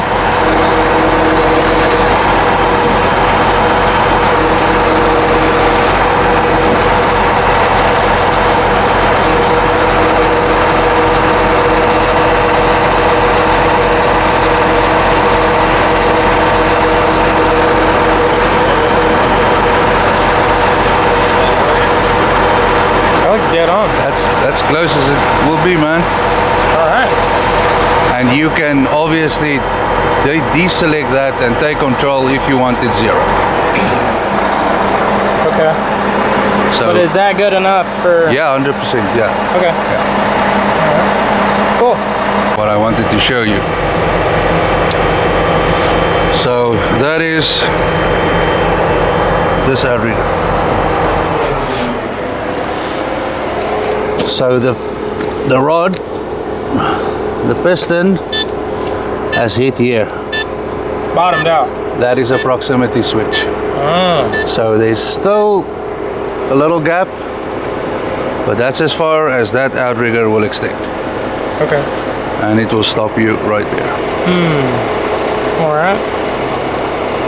So you either got to jack it up, put some blocks if you want it higher, or, but Stops you right there. yes. Gives you a 13 code for that outrigger. No, it's the pressure. The pressure. Yes. Okay.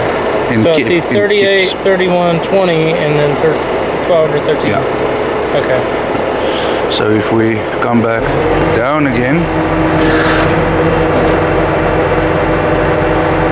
What kind of pressure do you want on all of them? normally your rear outriggers are bigger, your cylinders.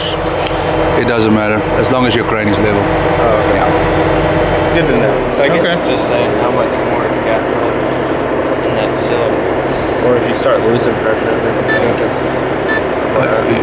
Yes, or your holding valve is failing or whatever. Right. 3-legged? Yeah, can you do that? Yes. There's nothing in the manual to do that. Okay. How would you do it? Put the boom over there, that side. Just pick the boom up. Same way we do it. Yeah, pick the boom up, swing it, put it down. Okay. Oh, like lay the boom down that way? Yeah. Oh. We don't do that. Sometimes we've had to. Yes, sometimes you have to. If it leans too much, you gotta put the boom down. Yeah. It's cantilever. Okay. And can we do it from the upper? You can do it all this Yes. from the upper? Sweet. Yes. Awesome. And you got the mirrors to back you up. Oh. They give you mirrors so you can see the outriggers. Oh, that's wonderful. I'm starting to expect nothing less now. Damn. Yeah. Okay. Should have seen those boxes we pulled out. Cool goodies. I'm surprised they didn't send you toilet paper to clean up your mess when you have to pay the bill. Right. Oh, you didn't pay the bill. So you go back there Ah. to the engine, and then you press F3.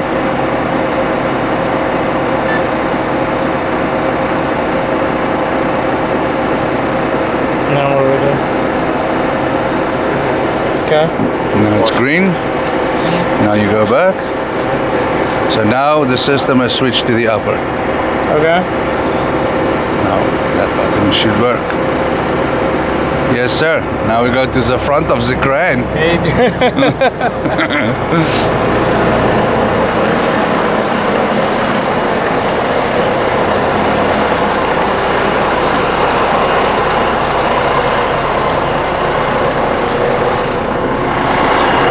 So we want to, yes.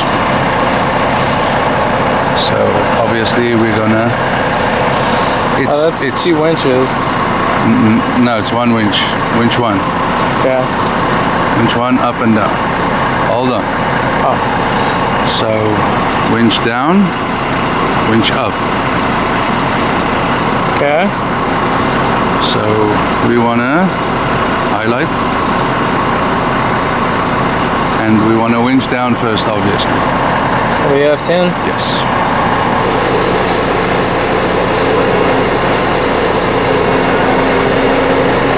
Can we boom up while we're doing this? Yep.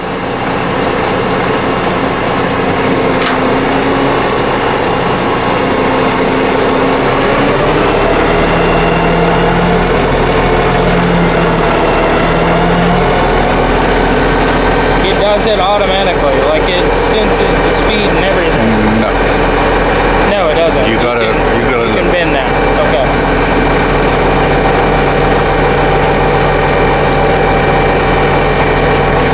See the becket? Yeah. It's the wrong way around. Ah.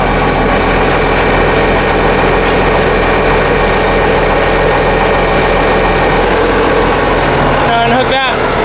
Let's go up a touch. You can go up a little bit more.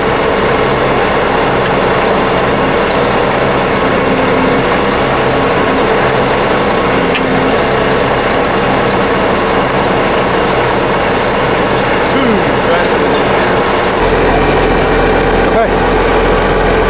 Cool. What should we do now?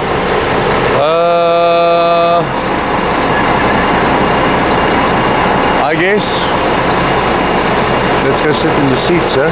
Okay. I'll put this back in here. Yeah. So when you see 9999, Everywhere. that's vario base. Yes. Okay. And there. And the arrows on the outrigger. Yeah.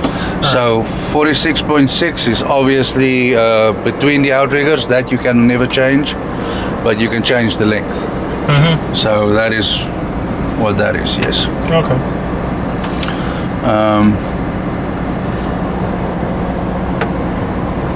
There's the telescope and the fixture, which we will probably not use. For now, we're just going to D. And that's the maximum speed for this boom configuration. For the wind? Mm-hmm. Oh, okay. Yeah. Before they never gave a fuck about the LTMs and wind speed, but recently they've added options. So that's your counterweights by 12 feet, and we've got the other option of 15 feet. Yep. And we're going to be more or less in that sort of bracket. So just enter. Again, vario base. If we change that, this is your tire chart.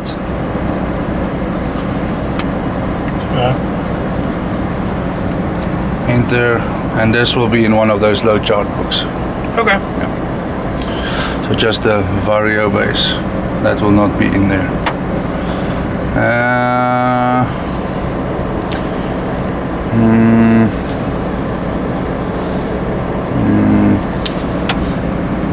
Me personally, I like it vario base, even if you know you got all your outriggers 100% out.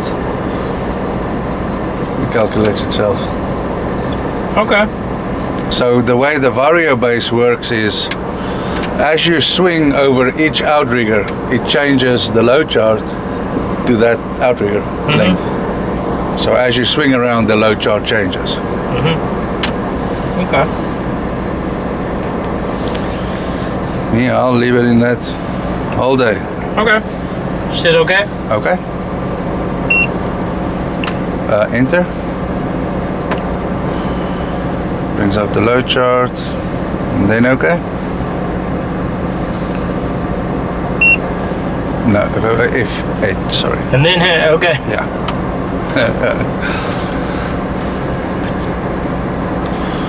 Okay, for all purposes, we're gonna just swing over so we can stand. Okay. So here, is your house lock. It's in.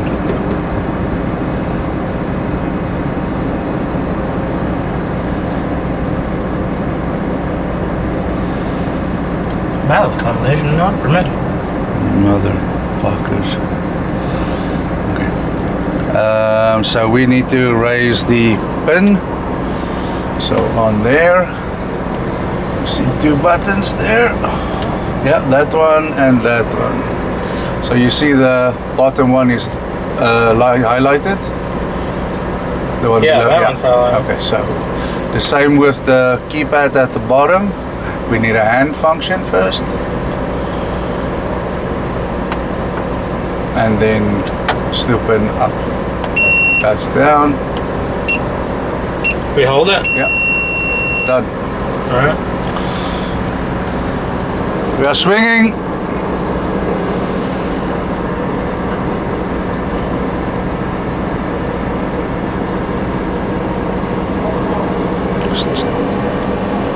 What's this?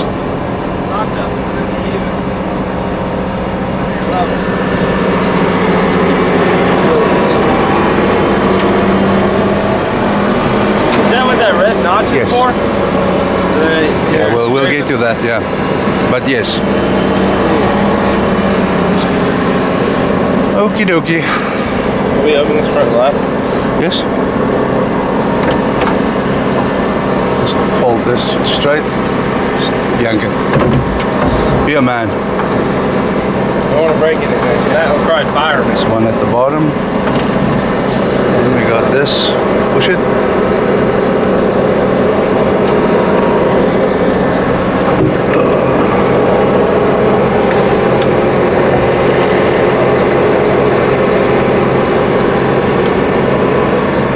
Cool. Alright.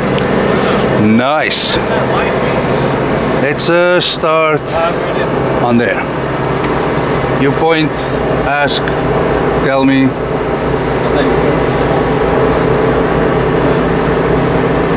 Press it. We're getting wet.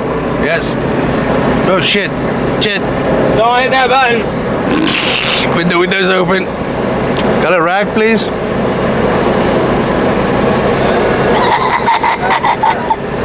Okay. What kind of teacher are you?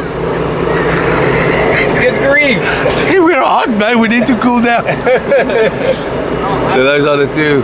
That's front and top window Okay. sprays. Alright. And then that was just wiper, and the speeds. Yep. That one's the boom lights, and then that one is the work lights down here No, somewhere. that's the camera light. Camera lights. Yeah. There's a camera back there. Lights on the back. Beacon for the airplane. Lights up top. Lights down the boom. I guess that one's start and stop. That's just to Stop and start. put the lower on. Just to put it on. And Turn the power on for yeah, lower. Yeah. And then that one, bottom left is start stop. Yeah. Okay. And then what is this one? This one the step. Yes. Step in. Bright and dim lights. You can dim them. Press it once. Oh. All right. That's what I'm talking about. Cool. It's be nice to run at night. Yeah, it's bright enough. And then your house locked. Yep. So that one's swing, and then that one's locked. Tilt cab up. Can't do that. You can. To hit a hand function first. Then you tilt the cab up and down. Alright. Cool. What is this for? Auto? Counterweight? Some sort of fancy function that you're about to show me? Later. Okay. Yeah. We're gonna do normal counterweights first. Counterweight's normal. Yes. Counterweight's up, counterweight's down. Yep. So you're dropping them, you're picking them up. Yep. And then we got lights, some sort of lights. What are these lights do? Yeah, it's night lights. Oh, You okay. can press it, yeah. Cool. For your lower, your beacon lights. All right. Yep, marker lights. Cool. We have screens on everything. Everything has screens. What is that? That's the camera for the winch at the back. It's upside down. Yes, it's folded down for transport. Oh, good. Good. That was nice. You wanna get it up? Yeah, I think we need to adjust it. Please go up there and. I'm up there? Oh, okay, swing over. Swinging. Swinging. Swinging. I need a start.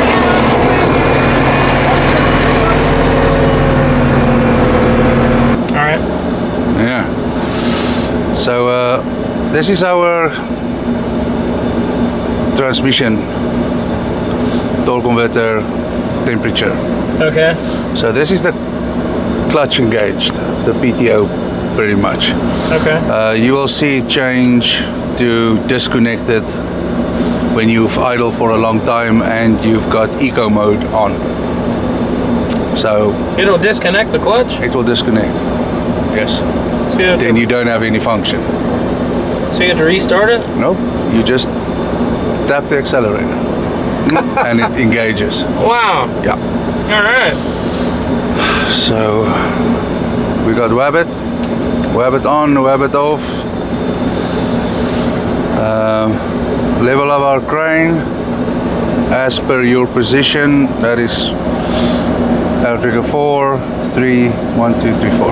Got it. You are within 1 degree chart, same as on the Bluetooth. Okay. Number of reevings. That exclamation. Got 4 parts alone. Yeah, That's wrong. we can check. Yes, it's wrong. So I went to public school. So you. It was Touche. free. It's free. And that exclamation is because of this error. So it just means a ballast weighing. Does it know how much is on it? Yes. Oh, okay. Yes. Let me show you.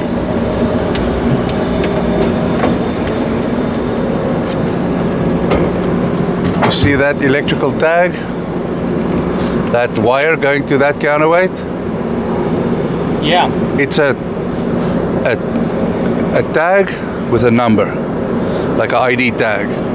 So it knows that that counterweight is installed. So it knows we are bullshitting it. Okay. Yes. All right. And normally when you don't have a second winch, there's a dummy weight that goes in there that's got another tag. Okay. So it knows now the winch is installed, it can see it through the electrics, but the tag is disconnected. So it knows that counterweight is there. Got it. Not all of them, it's just that.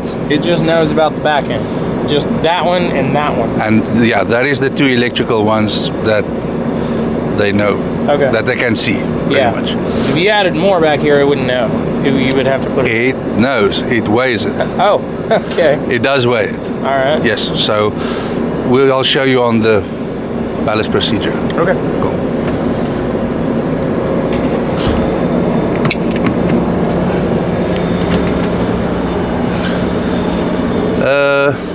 So obviously max, that's what we got on now, which is the ball, the 3 sheave, yeah. Radius, angle, telescope, how much is telescoped out, and you see the A.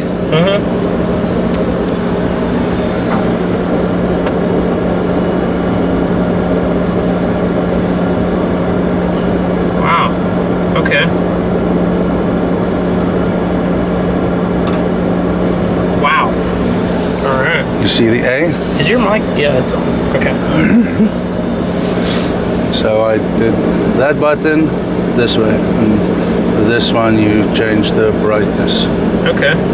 I kind of like the blue screen. This one? Yeah. Yeah, it's nice, I like it. Yeah. For demonstration purposes, it works really good. Yeah. I don't know about for a Do camera. you see it? Alright. So the A is for automatic telescoping. Oh, It's in automatic mode, manual and automatic. okay.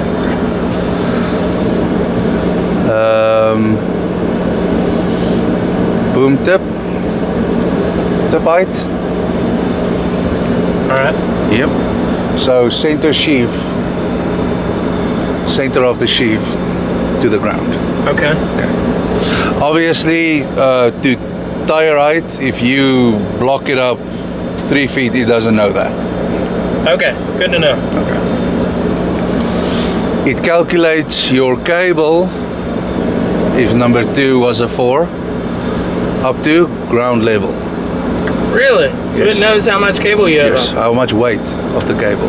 Oh, okay. So if you go below ground, you have to add to your load chart regardless.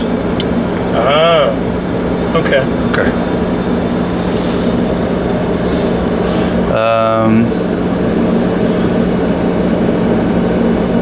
This is our error memory, error stack.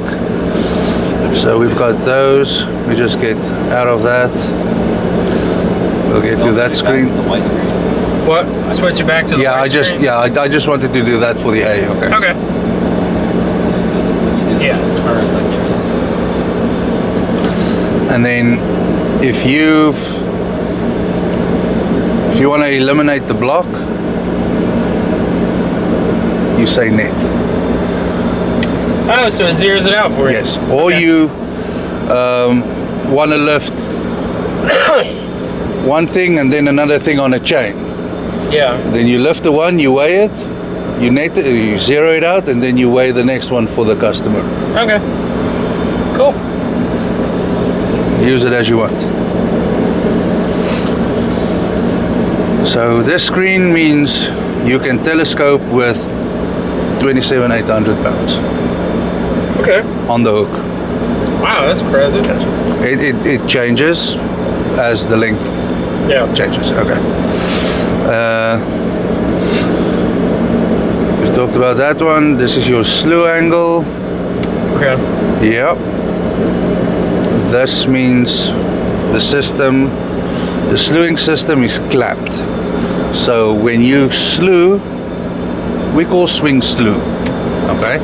I'm going with slew. That's fine. I'm not mad at you for it. I hope not, sir. I'll buy you a chocolate if you are. I'll bring it tomorrow. And no, I'm not. So when you swing, you let go. It goes 1, 2, 3, 2. It will stop. Okay. It's not free swing. Okay. So we'll get to the screen to change that. To where you swing, it will stop with the load. Okay. Yeah. It'll stop with the load? Like you know what I mean, like free swing. Yeah. I like that. I like free swing. Yes.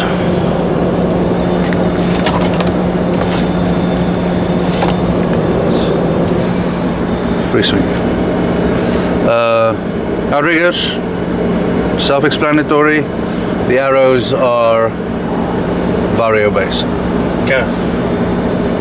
but it tells you exactly how much it is, All right. and your load chart will be calculated with that. That's your boom direction, center of gravity. Sure enough, we're pointed this way. Yes, sir. Green dot, center of gravity. Okay. Center of gravity is over the front. I don't really understand. At the moment you're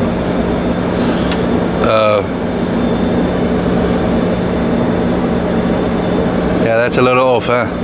It looks weird, yeah. Okay. It looks weird.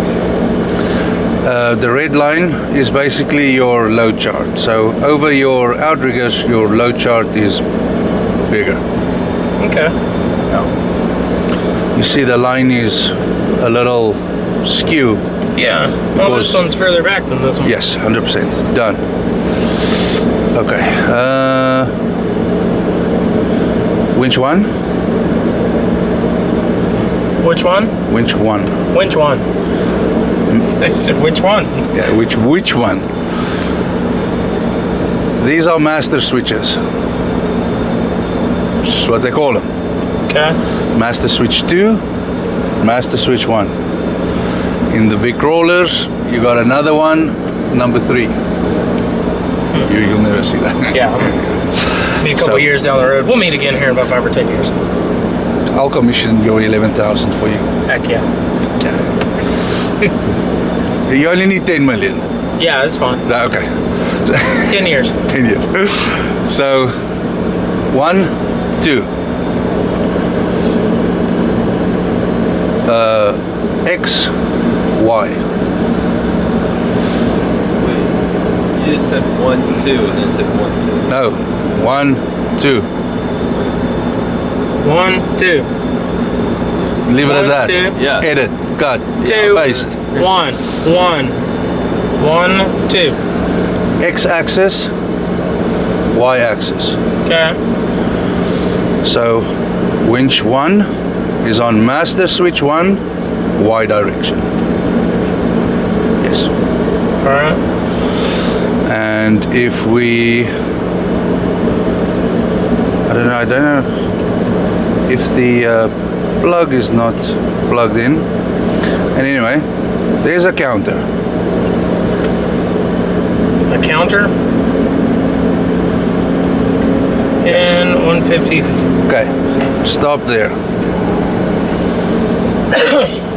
Look on there, move it an inch.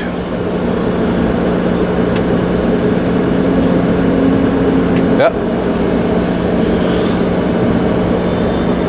Well, it could be because the parts line are wrong. Yes. Yeah. That is exactly why we're that Okay. far. So let's change that quickly. Man.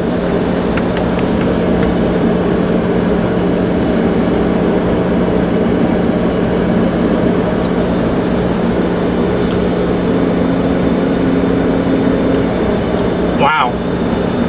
Y'all are missing important stuff here. I just moved in an inch. It counts for you. Yeah. When somebody says cable down an inch, Give them an inch, you can give them an inch. and they cannot bullshit.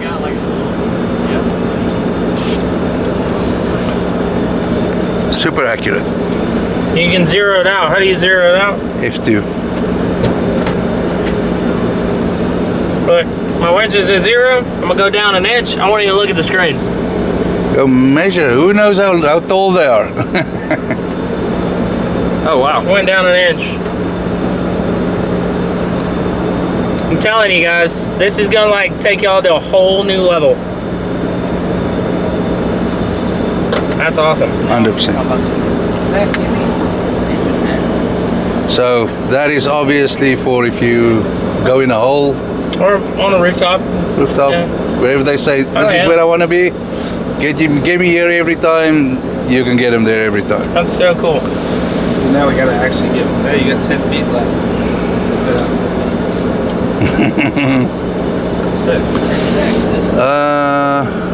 Winch 2. Okay. Any questions? Not so far. Okay. It's Okay. the Obviously, power your one. utilization bar. Yeah. You got 90 orange, 100 red. Okay. 130. Stop. 130. You should back up a little bit. Yeah. Okay. That's your code, right there. Okay. You wanna let these guys have a look? So I rest my knees a little bit. Comfortable? What do you see? You wanna know anything? That's the max. It's how much the ball is. How far or boom angle.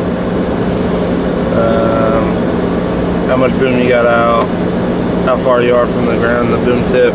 Yep. Well, is that how much it weighs? No, that's how much you can scope out with. Oh, width right now. Yes. Yeah. Oh, okay. You can scope out with 46,000 on Oh, the wow. on the hook. On the hook. Yeah. Okay. So these arrows means, so it's 24.6 feet this way and X extended. It's vario based, so you can extend these outriggers any way you want, any length that you want. Each one can be different. Right.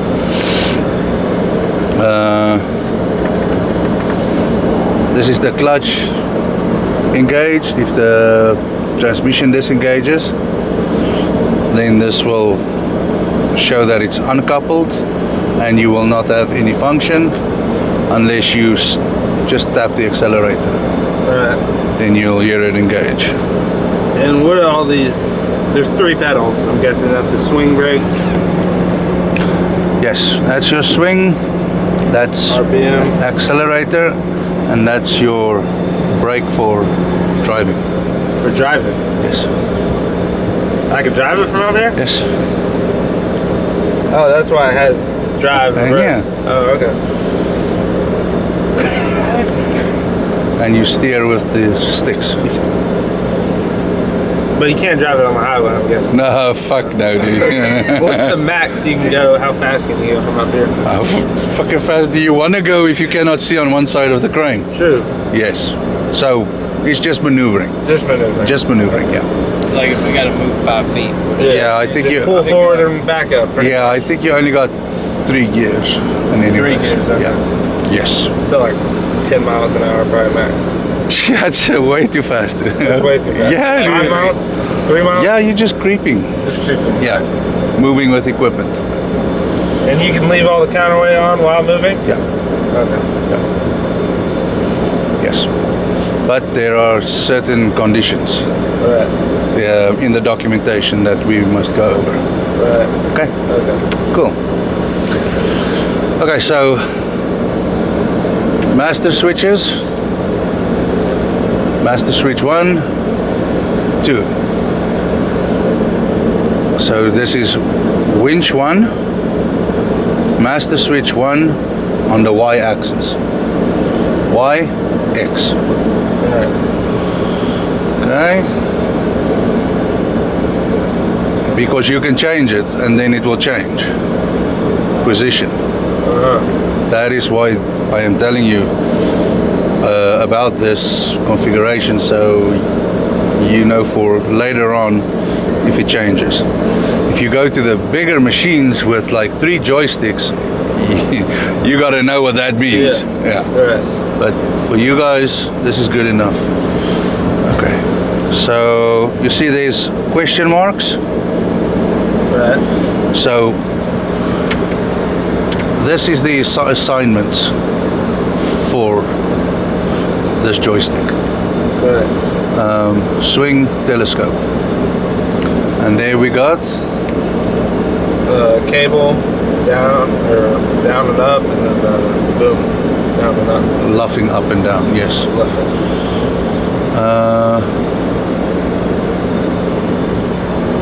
And obviously the percentage, the speed. Right. Okay. If we come here,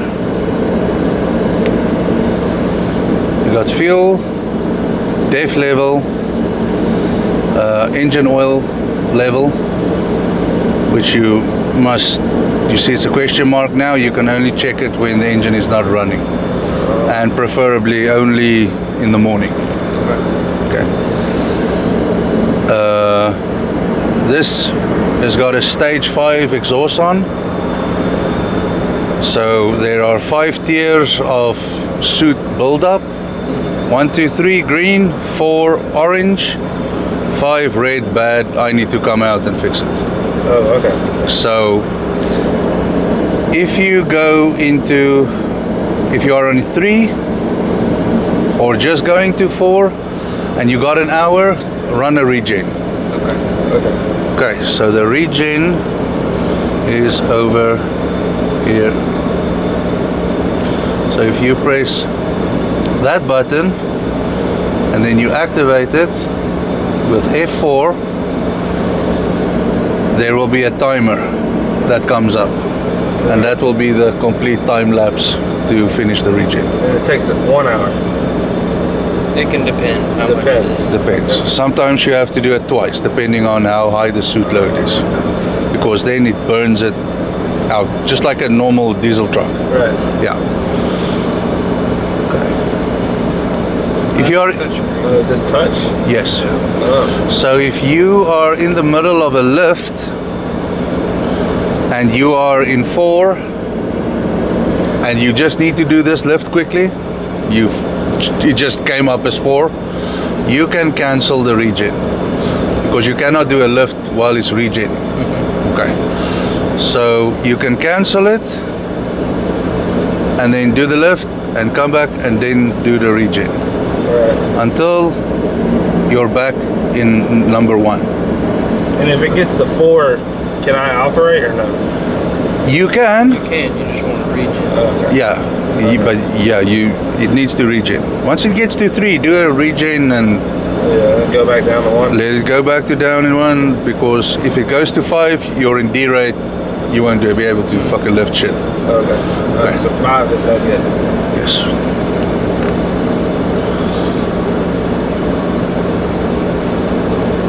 Okay, cool. That's that.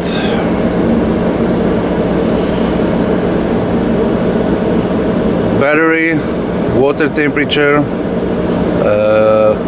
intercooler, air temperature, transmission temperature, oil pressure, hydraulic level, hydraulic temperature for the lower, and hydraulic for the upper. So when it says bar 2, So that's 2 bar, 30 pounds Okay. of pressure in the engine. Yeah. So that's Fahrenheit value, Fahrenheit bar value. Don't know why they didn't give you that in PSI, but yeah, can't have all the cookies, huh? Okay, so for driving, it's very important that is 10 bar in the lower. You'll see the bars must be full. Okay. And then your third circuit is for your brakes and stuff. It's 8 bar. If that deviates, you're gonna have problems. Okay. So it's to stay like that. It must be like that, yes. Okay. Now, if you're braking and you're losing excessive pressure somewhere, then obviously somebody needs to look at it. Okay, so that's all of that. So we've got green, orange, red. It's obvious what those colors mean. Yeah. Bad, real fucking bad. Yeah.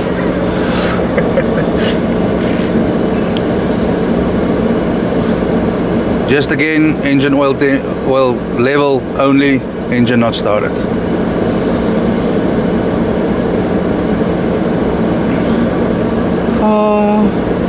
Nothing. Okay. Questions? is there a load chart on this? Yes, there is. Yes, there is. So we can hold this button, use this information like we did before.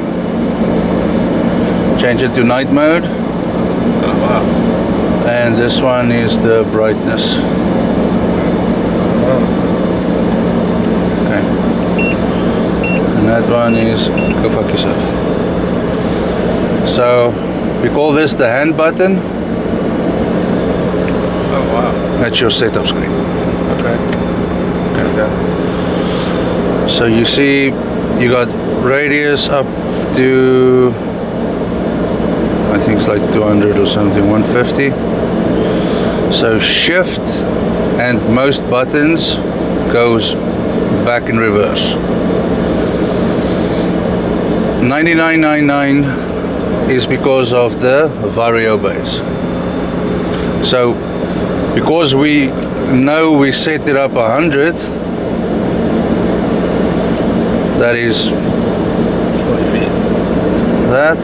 You just press enter, and now we get a physical load chart. Does that do that every time? What? As in, like, this right here, will that change every time you start it up? Like say, No. if you're already No. fully out? No? If it does, there's a problem. Okay. So if you just fold the machine up, you drive, that exact load chart must come up again. Okay. Alright. Is there a setting where, like, say, we're taking 4 parts of line to 2? Is there a way you can change that in there? Press it? Is that it? Yeah, press. Oh, okay. And hold shift to go back? Yeah, 100%. Oh, wow. Okay, cool. Okay. So this thing has got what I like to call butterfly counterweights. Right. So further back, further front. On there, it's 15 feet. So this is your amount of counterweight at 15 feet.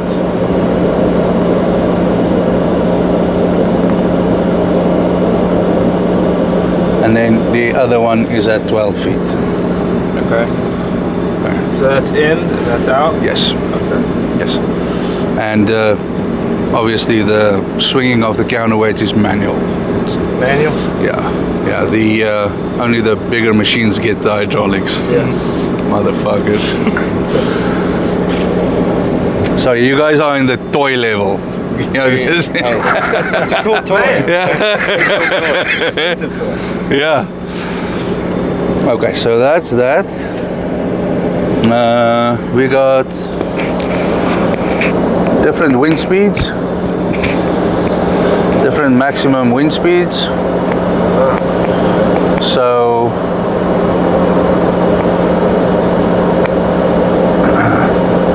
what would the wind speed affect? How much you can How pick up? fast you go up and down? No, just how much you can pick up. Yeah. It ain't super massive on this massive machine, but it is for what you guys do. It's significant. You know, like the light stuff at the front, far away, far reached. The one that we have, if you put it in high speed, it cuts it in half, or whatever the max is of how much cable you have, I think.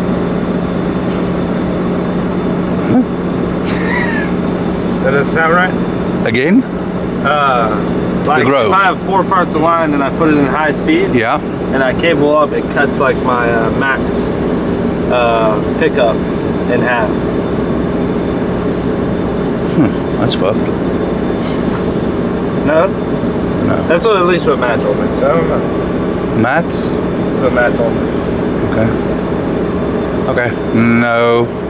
Not with this though. If I put it in high speed, it's about the same thing. Is there a high speed? You're right. Yes. Yes. Over 50%. Yes. Okay. It will cut the high speed. Yeah. Okay. Yeah.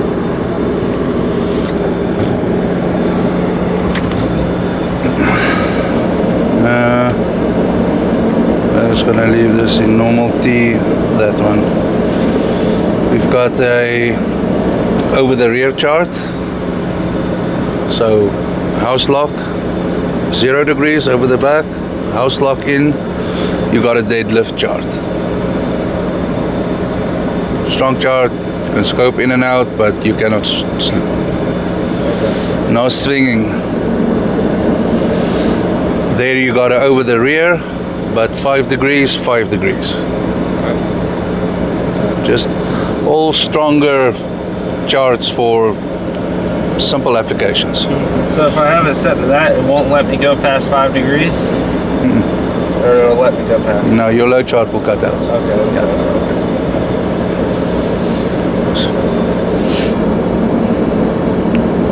And then you got a 180. That's over the nose, over the engine. And that's not as good? No. No, because you got the engine in front of you and yeah. Silly chart.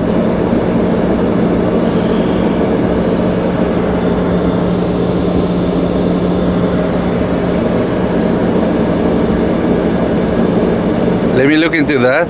I think this is on tires. Swinging on tires 10 degrees.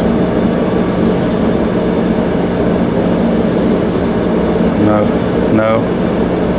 I'll get back to you on that. Please. Yeah.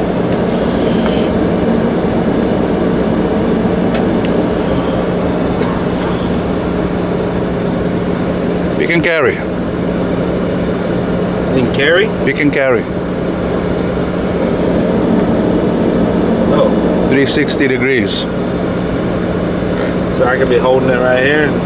And driving from here. How bad's the chart on that? Let's fucking have a look. Wow. Oh wow. 10,000. That's what max. That's with 0 counterweight. Is that? And 2 sections of boom out.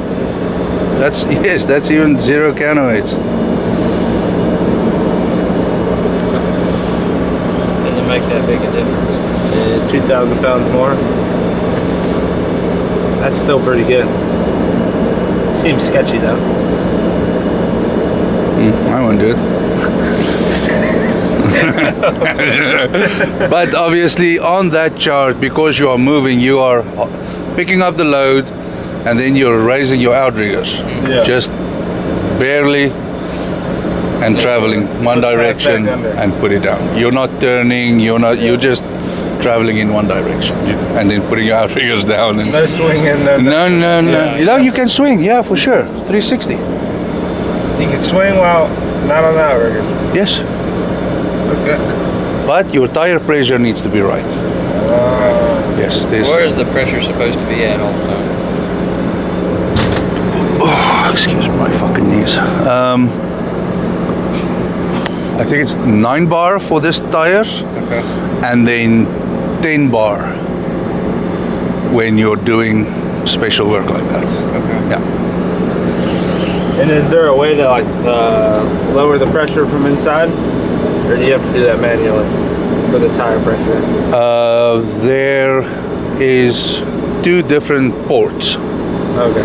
So you remember the 10 bar and the 8 bar? Yeah. So there's different ports that you can plug your tire pressure gauge inflation device. There is a hose in the toolbox.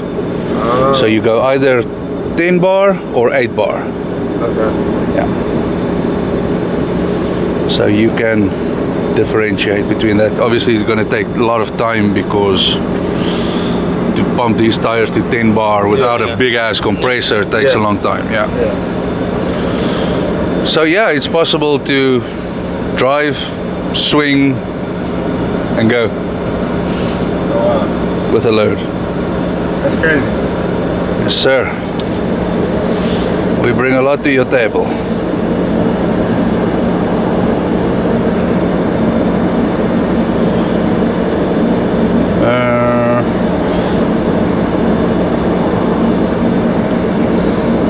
Okay, so there's the load chart. Radius for the maximum in this load chart, you need 10 parts of line. Oh, okay. Yeah, Oh. that's what that means. Doesn't necessarily mean you have to have 10. Yeah. It's just if you want to do the max, you have to have 10 parts of line. So we need a bigger block. Yes, which you don't have. Yeah, that's your biggest block you got. Okay.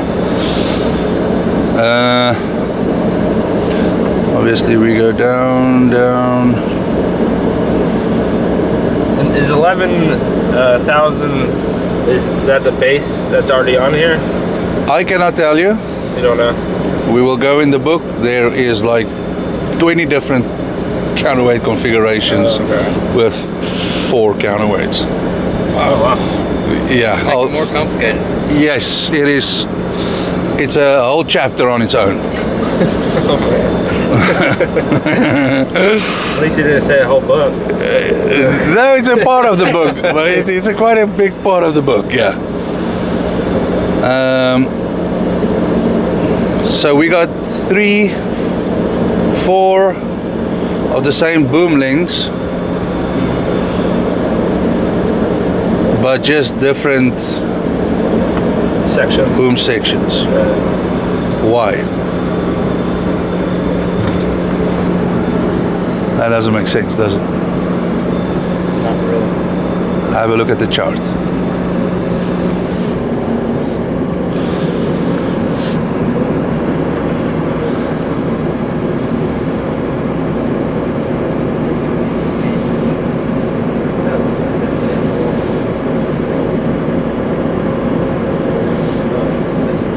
Gotta make their brains work a little bit, huh? Yeah.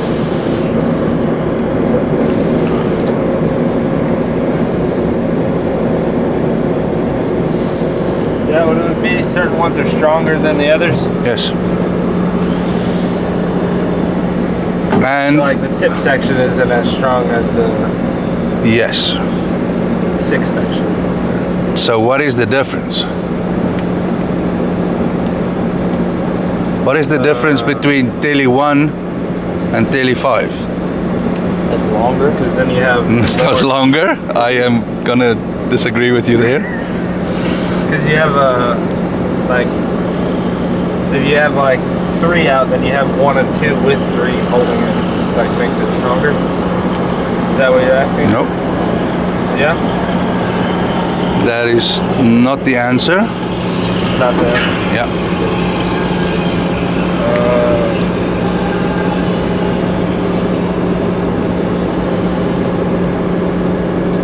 Look at the chart from the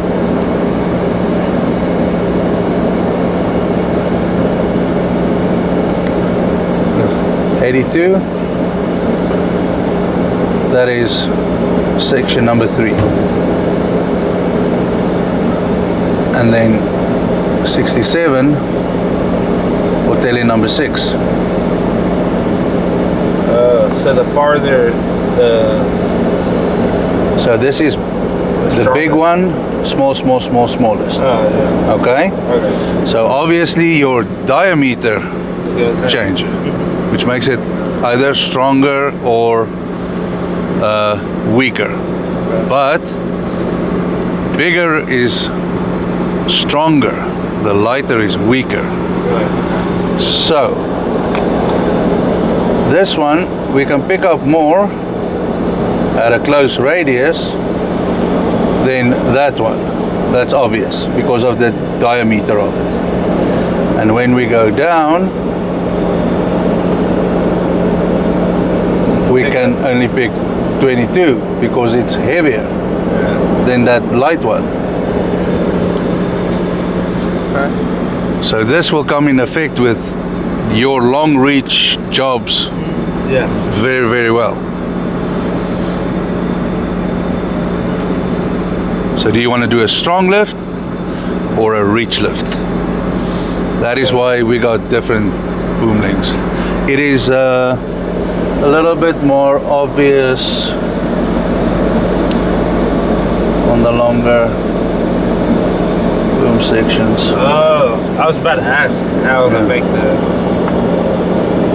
I mean, look at that. You know?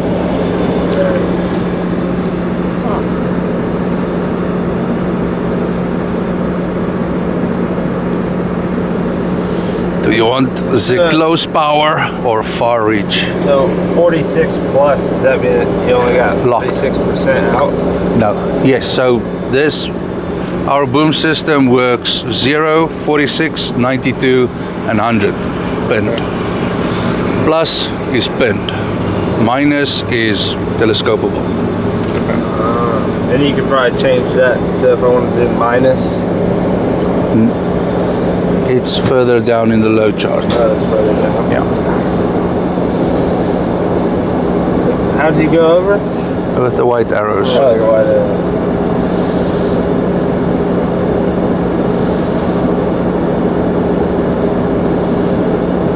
See, there's the scoping section.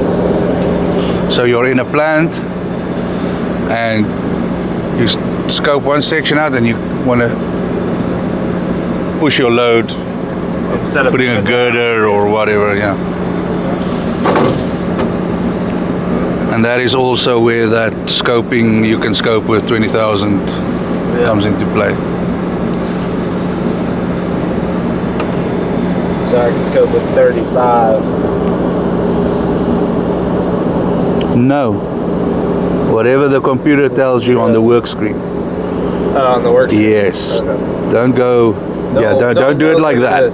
Yeah. That is max load chart with it unpinned.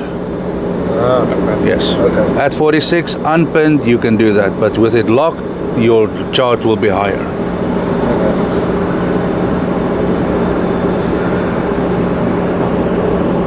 A lot of numbers.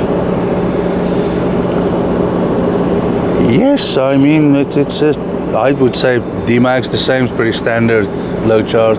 Yeah. But it tells you a lot of what you can do. Yeah. A little bit of job planning. Don't know how much of that you guys do.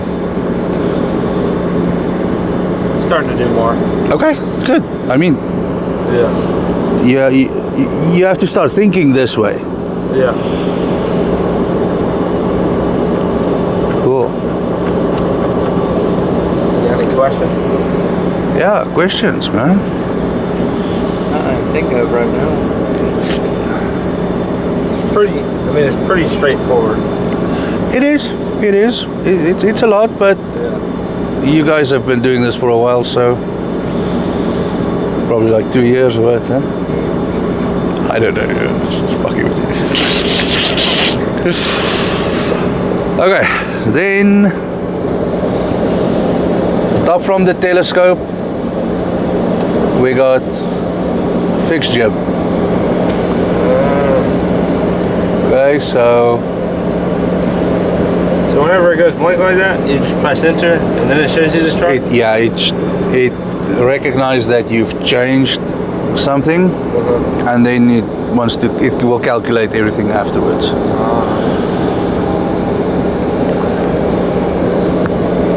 So you don't have this jib. You just got the load chart for it. It's not in there.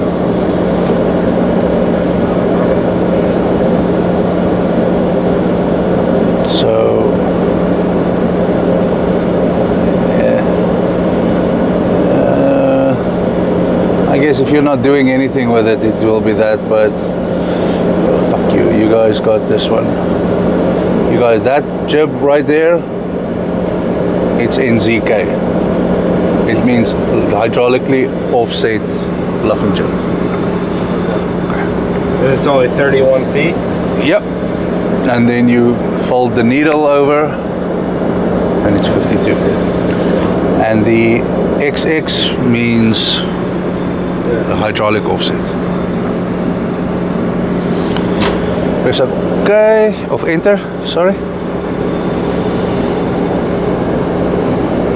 Okay. So processing what you. Yes, it is syncing. Okay, so now the load chart changed a little bit. So now you've got 0, 20, 40.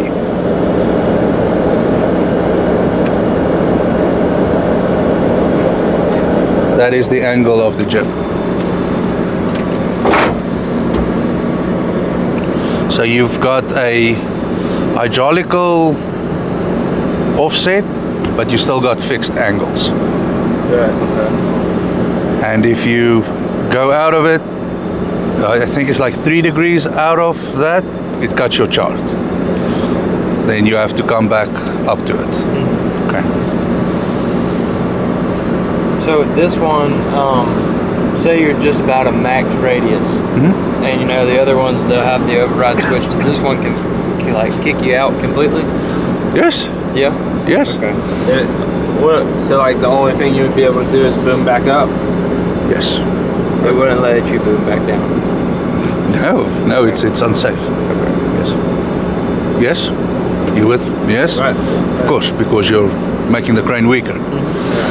If you ever run into that, there is we call it an LMB button. So if you are in the red, you hold F4 and you boom back up. Okay. It will not let you just boom up. Oh, you gotta hold that. You gotta hold that button and then let it boom up. So there's no override key. That's technically the override. There's a key there. Yes. Oh, okay. So that's the override. Yes. Okay. We will remove it. No, sometimes you need it. But yeah, that is your. So the customer don't see you fucking with the key. Just push the button and laugh up. Yeah. And then how do you change the leffing jib angle? Like since it's XX right now, how would I change? There's a rope with a crank. Oh, manually? Yeah. No. We'll get to that, dude. We'll get to it. Okay. No, 5 million gives you a little bit more than that. Yeah. Yeah. Oh. So it will be with the master switches. Oh, okay. Yes. And these are all buttons? Yes. Okay. Okay, so we're just gonna take that out because we ain't got it. We got 4 parts. Okay, enter. Enter? Enter. Okay.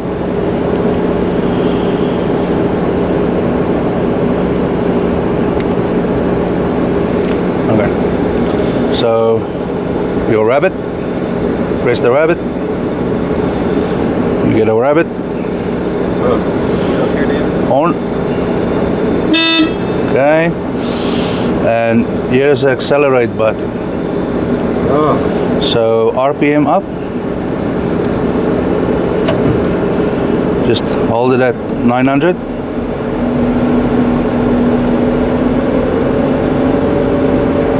Flick it once. Leave it. So then Okay, hold so it it's there. like a set accelerator. Yes. It's just a. Ours has like, you gotta press a button and hold it and Okay. let go. Okay. Okay. Yeah. Same function, Yeah. but with, and you see the eco mode in orange now.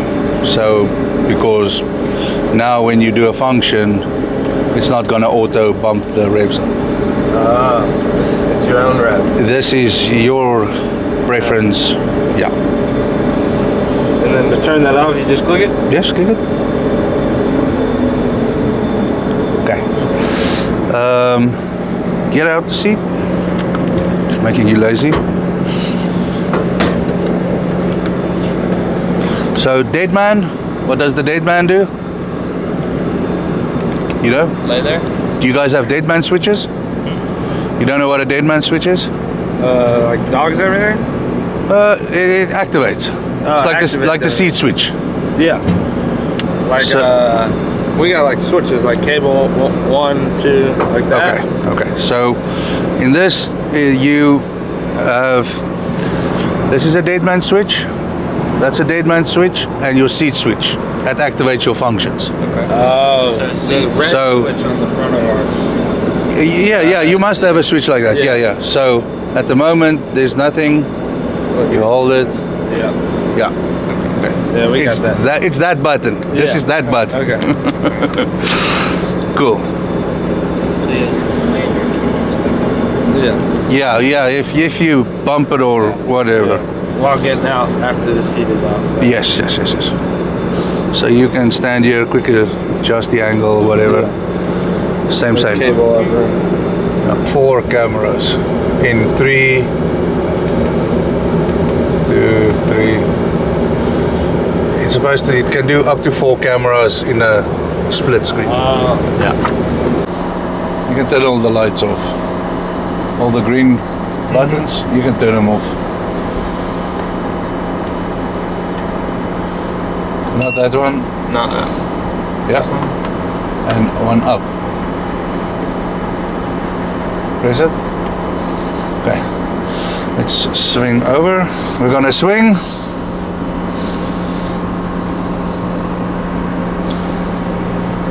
Oh, your house lock. So, same white line buttons. You have to press the hand up there. Yeah. And that's spin down, one up, that's spin up. Yeah. do I have to hold it? Hold it, yeah, until it acknowledges. Okay. And now it showed you here that it's up. Okay. So if you go down again, flashing is intermediate, and down is Okay. okay. So let's go up. Let's swing over. Ooh, boss man got the good shit. Def over here, and as we fill it, we're only gonna go to max 95%. Yeah, basically there's a gauge in there, and if you overfill above the gauge is not dropping, but it's using def, and so it senses that it's using def, but the gauge isn't dropping. Yeah. So now it thinks that it has a problem because the gauge isn't going down, but the def is just overfilled and not down to the gauge level. Yeah. The black one is the def line, and the other one is the air line. Okay. Is there anything that we can do to mitigate it clogging? No, From clogging. no. Okay. But you can unclog it. Oh. Yes.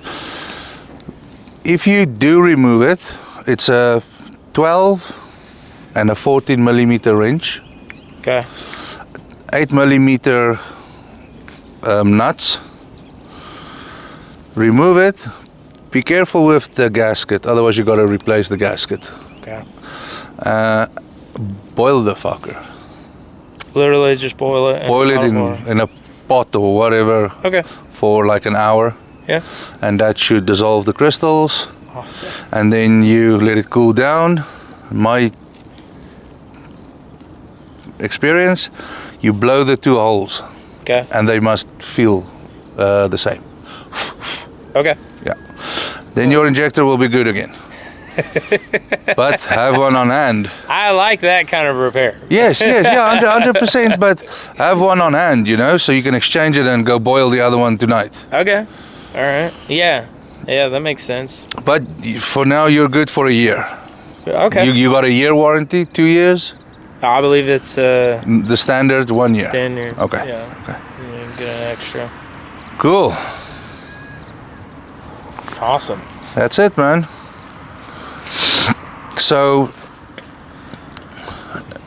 3 hydraulic filters, 2 breathers, and then on the chassis below will be the cartridge filters for the first 100 service. 100 Okay. hour service, yeah. All right. Yeah. So there's 4 hydraulic filters total. No, there's 3 there. Uh huh. Those are obviously the return filters. Remember the one part number was different. Yep. So just as you pull them out, check the part number on that. Yeah, because they look the same, but the part number is Yes, different. the one part number was different. Yeah. And then the other ones are, as you go under the chassis, you'll see the cartridges. Okay. It spins off. Done. Awesome. There's, I think, 4 of them. All right. Yeah, little cartridges. Think 2 on the bottom and 2 on the top. Is there, when we call Liebherr to get, More cranes? Yeah, no. yeah, yeah, the service stuff. Yes. So we call them and say we need a 1,000-hour service kit. Do y'all offer like a kit with Yes. everything? Yes. Okay. But it's in your parts manual, Okay. which you got on your stick. All right. You scroll right to the bottom, or you just search service. Okay. And then there's a 500-hour service and a 1,000-hour service. Awesome. Yes, sir. Cool. Man, you guys make it so easy. Good luck finding parts in that manual, but yeah. Everything is there. Everything is there. Yeah. And then I guess there's an app for that too. Where you go into My Liebherr. or My something? Liebherr, yes. That is where you find all the documentation that you have on your stick and on paper in there. Awesome. Cool. And a BMK. BMK. BMK is some for that sensor, gives you the location and what, let's call it B594. What it is, what it's for, everything. Every component, every electrical component is logged, documented. I will show you. It's how I fix machines. Oh, okay. Yeah. Cool. Locations of all components. All right. Yeah, so for right now, we're just going to order oil through Liebherr? Yeah, please. Okay. Yeah. All right. For a year. And then, Just for that 1 year, and then you can go to the DIN spec equivalent. okay. Yeah. Yeah, I've heard of that before. Yes. My dad knows a lot about oil. Don't use graphite grease, please. Don't use graphite grease. No. Okay. That's the black stuff? Mm-hmm. Yeah. It's really, really bad. We'll probably just use Liebherr grease. Yes. Type 1. Type 1. Type 1. Not Right. mobile graphite grease. It's a wealth of knowledge here. It's a wealth of knowledge. So glad you're here, Wayne. No problem, man. We'd be screwed without you. No.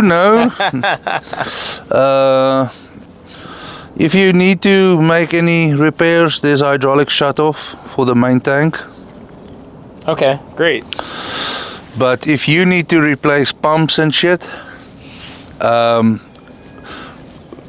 replace hoses or whatever, screw this off.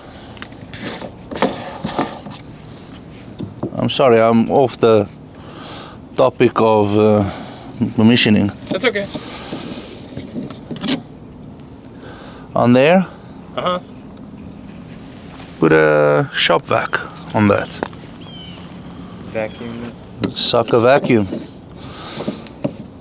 And that will save you a lot of oil. I have one. But it's not going to suck the oil up into the shop vac? Nope. That's, Off the top, off the bottom of it. Smart. You gotta do it with like bulldozers and stuff. Really? When you change like radiators and stuff. yeah, you yeah, 100%. Yeah. Yeah. I didn't know that. Big components. Even for your beast over there. Yeah. Same. Yeah. Cool. Awesome. Tips and tricks. I like how big the radiator is. Nice. Keeps everything nice and cool. Yeah, that's got your fuel radiator, intercooler, water radiator. There's a fuel radiator Yes, to keep your fuel cool. yes, and your AC. There, it's all one stack. Okay. The fans are super accessible from the bottom. There's 2 grids. Open that. If we were to clean this, how would we properly clean this radiator? Because I see people stepping on this in tons of mud, getting on top of it, and that would really piss me off. But if we did have to clean it, how would we do it? Just pressure wash it. Water hose? No, you can pressure wash. Just watch out for these fins. Yeah. Those ones are pretty stout, Okay. but yeah. Yeah. Let's be like really mindful because it looks like a place where we would walk. Yeah, for sure. Not walk. Uh, Unless you have your shoes off. Yeah. Just don't want mud and dirt getting on top of the radiator and then getting hung in there. yeah. Because the fans suck, don't they? Yes. Yeah. So they'll suck it down worse. Yeah. Yeah, just water it down. Cool. Soak the motherfucker. Okay, so we've got speeds here for each function. If you hold the Wabbit button, press and hold. Okay, so now you got your speeds on the screen there. Okay, so for every function, you can let go. So for every function swinging, you can decrease it with 1% or 10%. So depending on what you want, you can set the speed.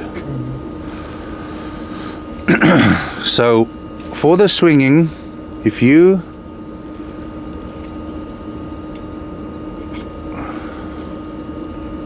press that's eco off.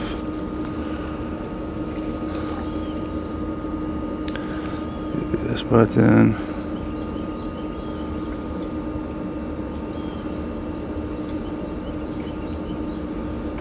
Yes. Just takes a little.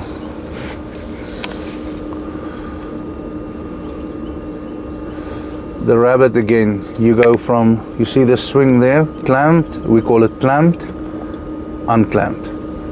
Okay. So free swing, normal stop swing. Okay. Okay. So you understand the difference between them?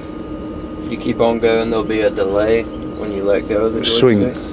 When you are swinging. Mm-hmm. Yes, yes. Yep, that's exactly that.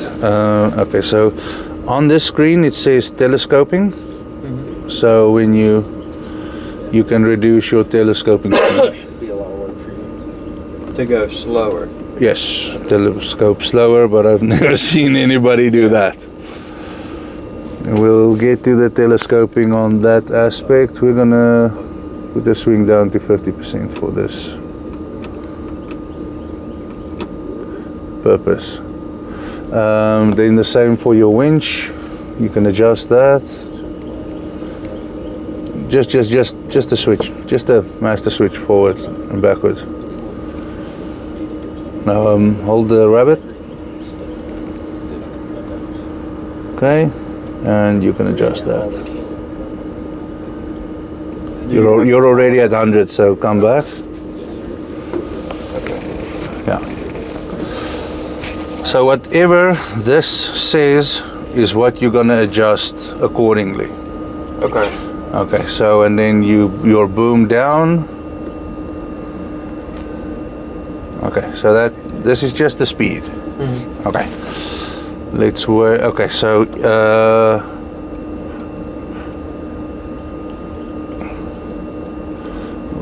get that back.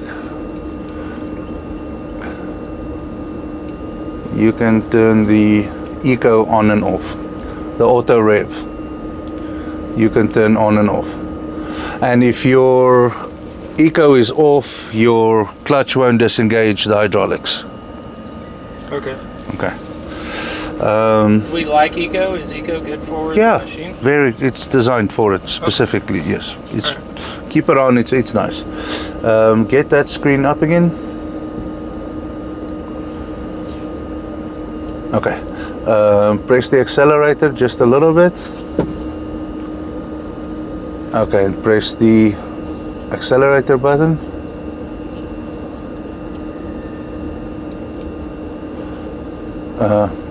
Hold the accelerator.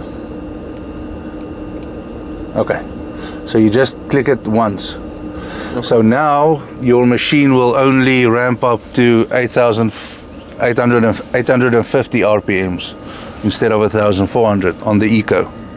Oh. So you can decide how much fuel you want to eco-friendly. Yeah. How many dinosaurs you want to save.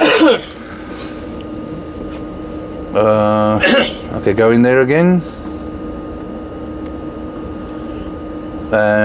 Make it 1,200. But that's the limit. So when you're in eco and you do a slight function, it might only rev up a little bit, right? Yes. Okay. Yes, that's the max. Yeah, that's just the max. Yes, yes, yes. Okay, cool. Okay. To adjust the speed here, yeah, you just hold the button and whatever is assigned here for the master switch, you can adjust the speed. Okay. Okay. Let's start with that TE. Press F4 for me. Okay, hold it. Okay, let's go. Now what changed? There's a D in the middle of it? Yes, good observation. What else changed? That little, the circles? No, that stays the same. It's got X's on it. What was that before? It was the telescope. Mm-hmm. Look on your screen. What do you see different on your screen for Winch 2?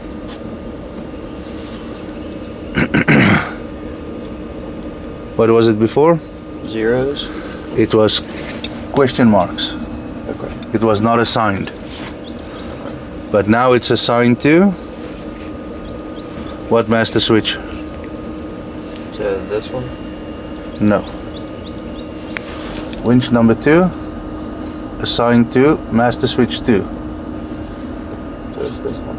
in the y-axis. Okay. Okay. Press and hold F4 again. Okay. Now look at 2. Okay. It's gone. Non-operational.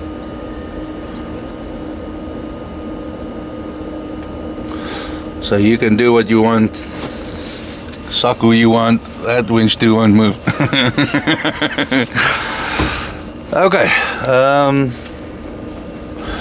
So only now, after you've changed it to 2, change it to 2 again. Okay. Go to your speed screen. Now only you can adjust the speed of number 2. Okay. Before you couldn't. Okay. The same with the luffing. You cannot adjust it now until we got it equipped and it's assigned So there'll be another setting on here for the jib. another number Okay. or a letter. One of the two. Yes. Something will be there. Yeah. that button gets crazy. Yeah. On the bigger machines. Just press any button on the screen. It wants to shut down. Okay, so press. Let's take 2 away. We're not gonna. It's stowed away. Okay, so stop. Yep. Okay. So you see, you've got number 2 here. Swing, winches. Okay, press F4 once. Now you got your telescoping over there. Okay, so now it just. So this would be telescope out. This would be in. Cable down, cable up. Yes. And then. Yes. Okay. So you can change which joystick controls what by this little. 100%. Okay. Yes. That is to switch your functions. Okay, let's take winch 2 out of the equation for now.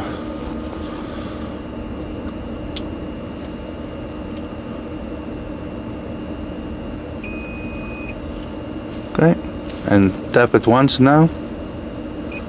Okay, so on this configuration, there's no quick switch. It's a long press switch to the other configuration. Okay. F3. Hold it.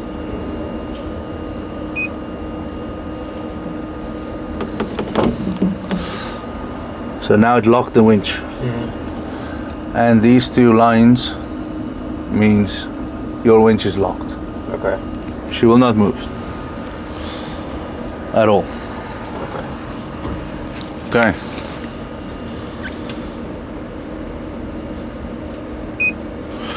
Okay, so F2 is to kill the engine.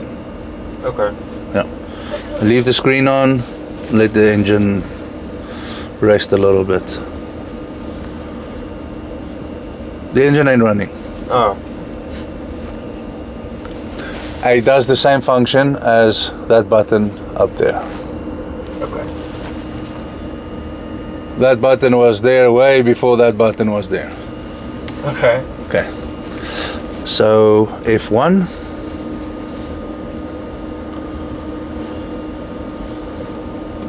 Does it look familiar? Looks like the diff locks. That is correct, dude. Yes. So all-wheel drive, and then the diffs. So to engage that, you highlight the all-wheel drive. No. Yes. Touch it.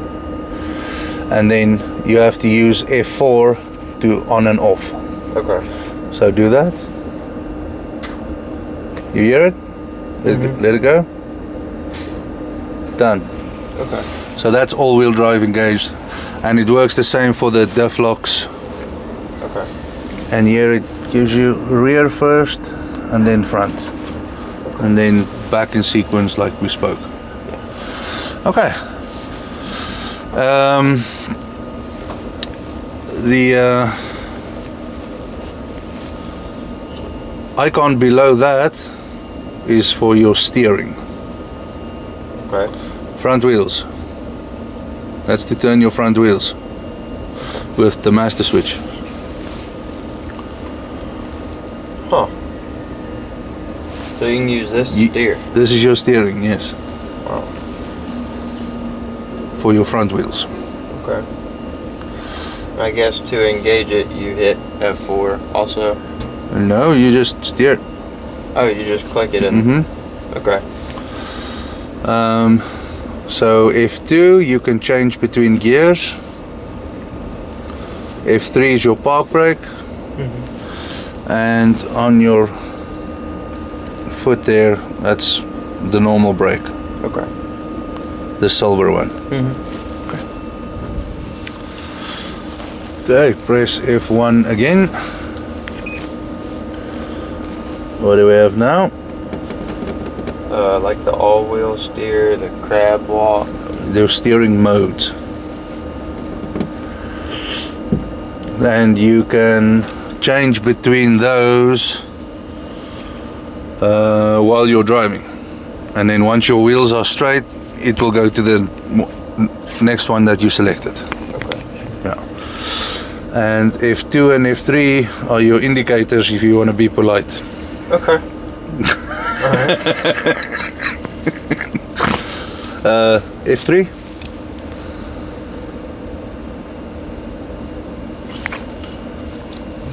They're on. Okay. F1. Outriggers. Yes, sir. Okay. So that is the same as the Bluetooth, but in this case you just have to, on that joystick, you have to hold and then do a function. Okay. But yeah, okay. Yeah. So you tap it and then. Extend, Up, down. retract. Okay. Yeah. Alright. And that is basically the purpose for that mirror over there. Yeah. And this one over here is for your outriggers. Gotcha. So you put the boom in the rest, and or close to the rest, and you pull out your outriggers, go to the front, use the Bluetooth, hook it. Okay.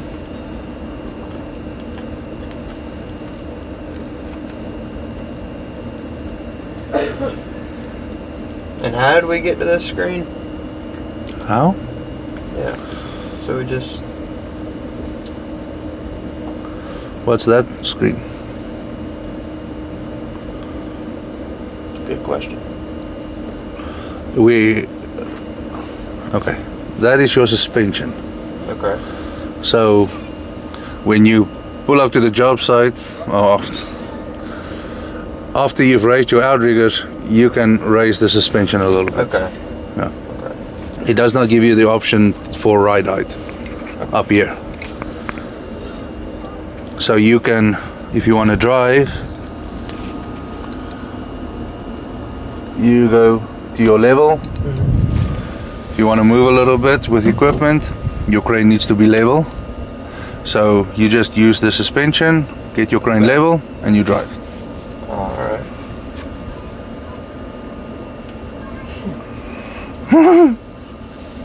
You need a break? No. So always just F1, F1, F1. Okay. We'll go through all the screens.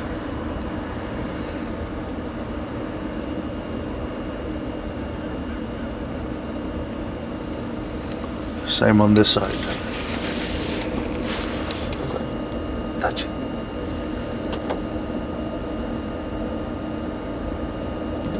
So That's the regenning, Yes. right? So you can cancel it from up here. Yeah. Yep. So if we activate F4, now you got a yellow triangle. And if you go in there, it shows you that it's off. Okay. That's bad. That we leave it on. Okay.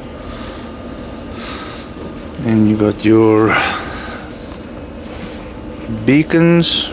Switch them on.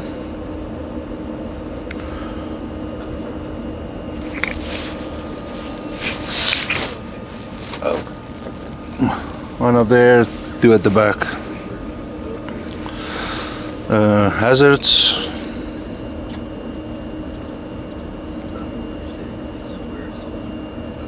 I'm sure they're on. And your indicators, for some reason, I put them on both sides. Happy birthday. Okay, so we have a boom light. Okay. Okay, so press F4. Oh. How fancy. Very fancy. And you can control them. So, I don't know if you want to put them on or whatever, but if you use this stick, back and forward. Oh, really? Yeah, go. Wow. Do it, do it, do it, do it. Touch it, touch it, touch it. Make it go. Whiny, whiny, whiny, whiny, whiny.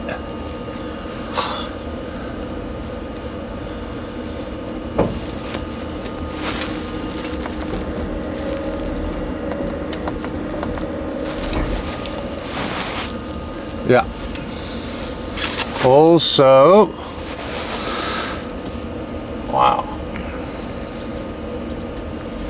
you can make them look at the ground.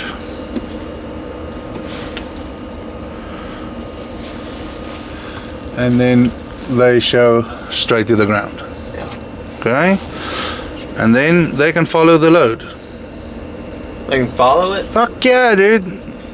Touch this one. And now, so winch up. Oh, it's not on. I gotta find it. Okay, we'll play with that later. Okay.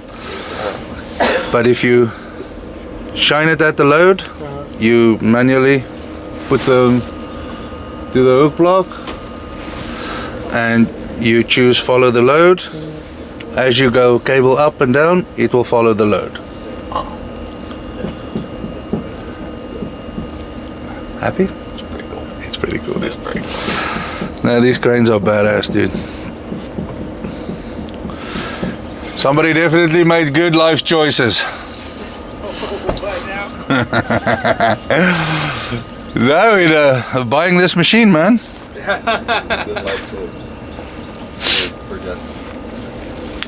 Okay, so this is your slew brake. Okay. Just won't let Sort you of swing. same as the clamped, but yeah, just there. Okay. It's just not, you have to, because every time you stop, it will, then you have to do it again. Okay. Here, when you set it over there, it's free swing. Okay. But here you can release the brake if you want. Talking about that,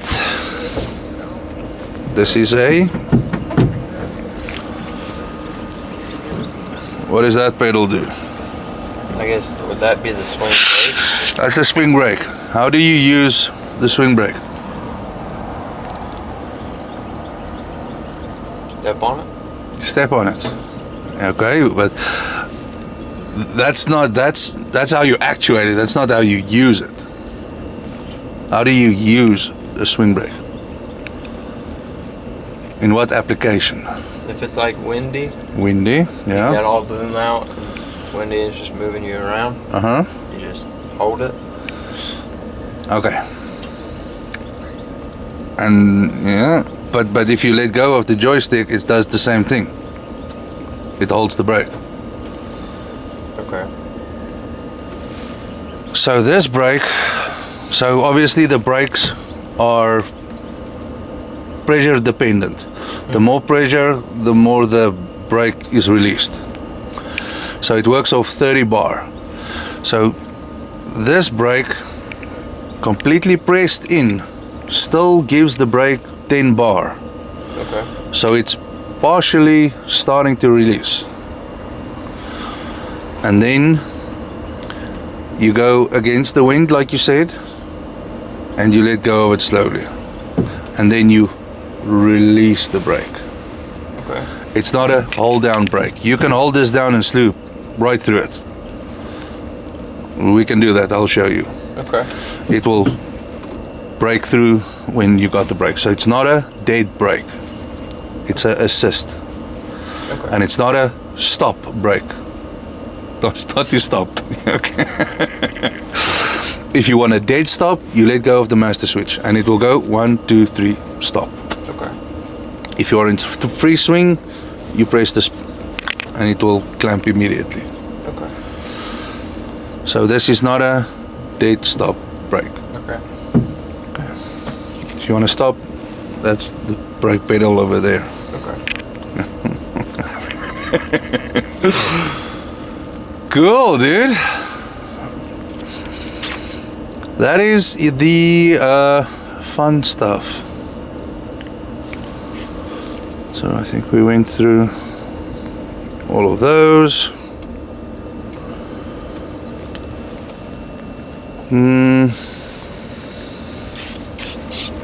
What else we got? These things.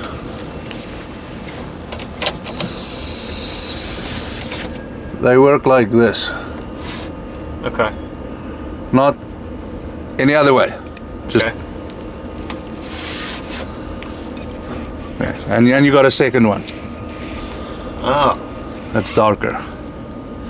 Okay. Pull down, push up. No other way. Push up. No other way. Please. Keep it nice. Keep your boss proud. I'll vouch for an increase.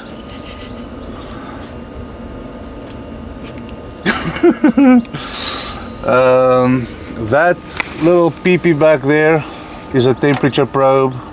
Okay. It's down here somewhere. It's another temperature probe. Don't step on it. Otherwise your AC won't work. It's for the automatic regulation. In case Liebherr wants to see, I think you got 1 year of subscription. There's a button over there, white button. Press it. So you press it once, the function stays on for 10 hours. Then the people in the office can see what's going on your screen. For diagnostics? Yes. Okay. Remote diagnostics, they call it. I've heard about that. Yeah. Yeah. So that leaves the power on for them to access everything, even if we're leaving a job site or whatever. You gotta go eat lunch. You guys figure it out. The ignition needs to be on. Okay. Yeah. So that button's just for diagnostics. It's only solely diagnostics, nothing else. Okay. Yeah. And if you accidentally hit it, does it hurt anything? Nothing. Okay. Nothing. It's stays on for 10 hours, it switches off. It's on a timer relay. Got it. Cool. So your counterweight sits here against this or against the back ones. Okay. That is your two positions. Okay, so we are going to swing a little bit so we can fold out the wings.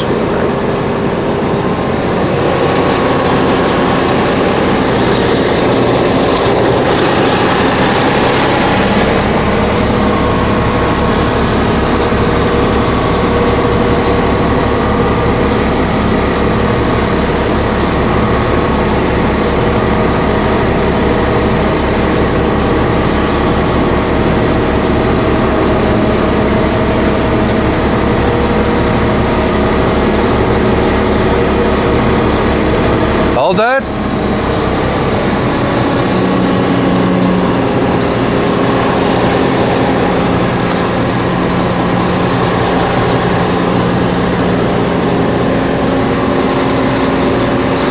Okay, let's figure this out first. If you look on here, it's a identity tag, so it will know if it's swung. Okay. So you cannot lie to it on the computer. So let's make a swingy.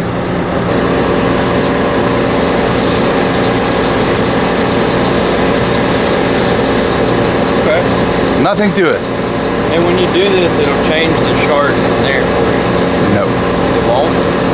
Okay. You just cannot lie to it that you're in the 12 feet. Yeah. Okay. Because you see, here's the other tag. So Yeah. each one of these has got a number. Like that's number 2, this is number 6. Okay. So it knows it's in either 2 or 6, in or out. Okay, now we gotta swing a little bit more and then come around the other side. Just swing, I'll fucking swing it out. You slew just a little bit to about 15 degrees and I'll swing the other one over.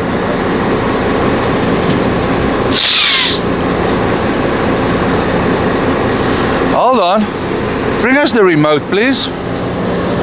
The yellow remote. Yeah.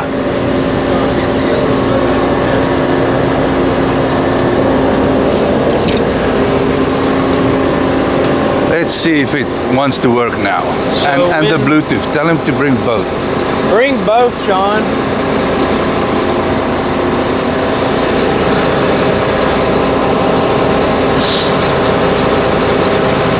Bring both on the other side. So question. Yes. When you switch it, doing that again, the other side again. Thank you. Yes. So when you switch it to these go out further or back further, does it change like how far you can go with a certain weight? It increases your load charge. It does? Yes, for sure, man. 100%. Yeah. Okay. So now it's like that. We're gonna try this. Okay, press F7.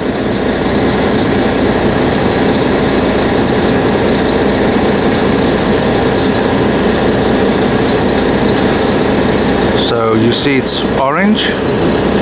Press F7 again. Okay. Same as the TEs. Okay. Hold on. Let's go back here.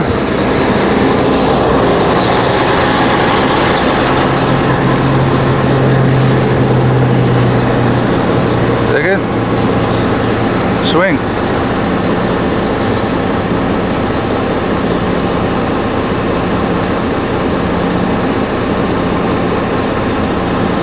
So this is reversed. So like, What do you mean? oh wait, no it's not. No, it's not. Are you a real operator, dude?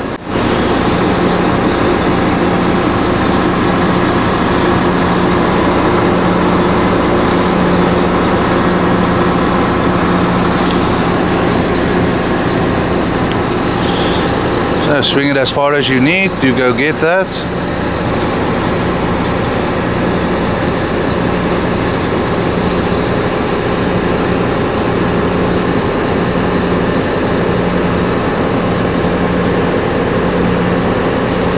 Okay, I'll hold this.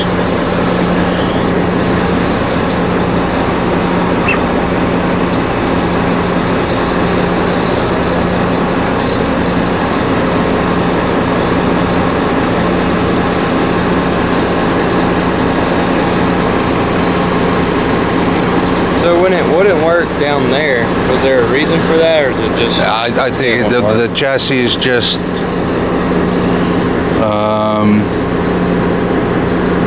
just with the Bluetooth.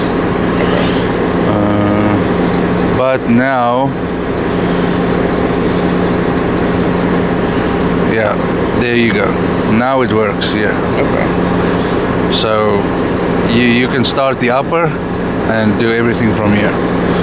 So if you go there now, this will do the jack up and down.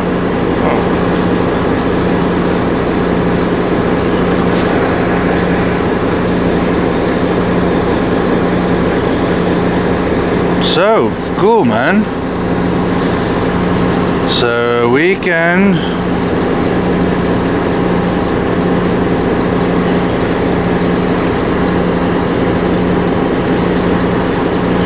actually lift the counterweights with this. If that is what you would like to do. You would like to do that? So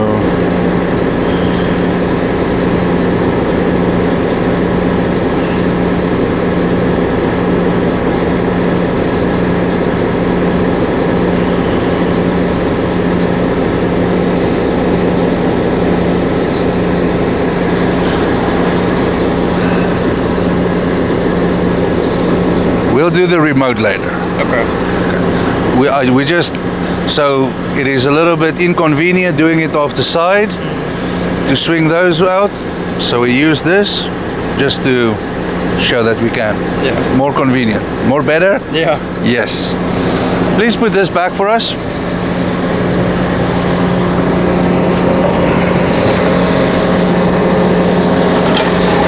I don't want to go too fast. Yeah. Small steps. And now it makes sense that your cylinders are there so they can grab the hooks and not that the counterweight is over here and it will not work. Okay, let's go. Obviously we hook the counterweights when we're on 0 degrees. Obviously these cylinders need to extend before 0, come into 0 and raise. So we've got those two red, that plate over there with the red bolt. We got our angle here. Okay. So let's be swinging.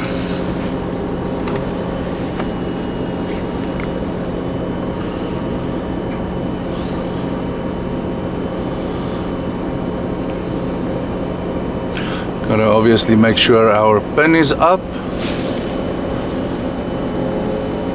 There's this loop pin. It's up. I'm just stating the stupid obvious. Okay, so this is. That's counterweight's up. Okay. Yeah.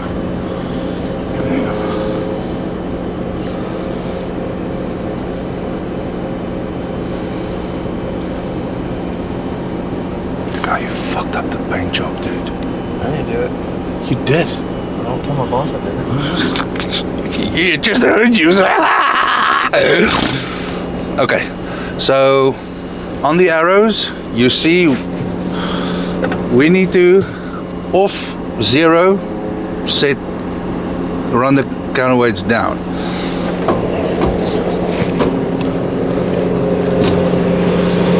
So go a little bit more.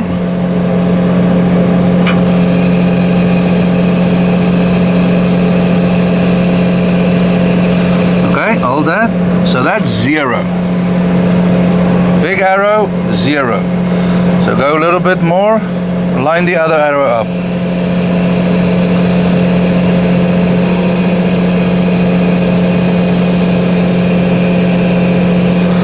Okay, so now you're a little bit off, and then we're gonna run the jacks down. So hand button, and run the jacks down until it stops beeping.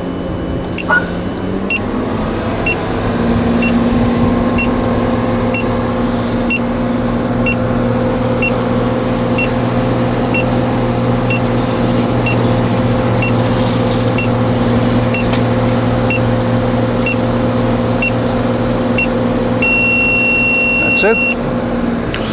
Okay, now swing to 0 degrees and put your house lock.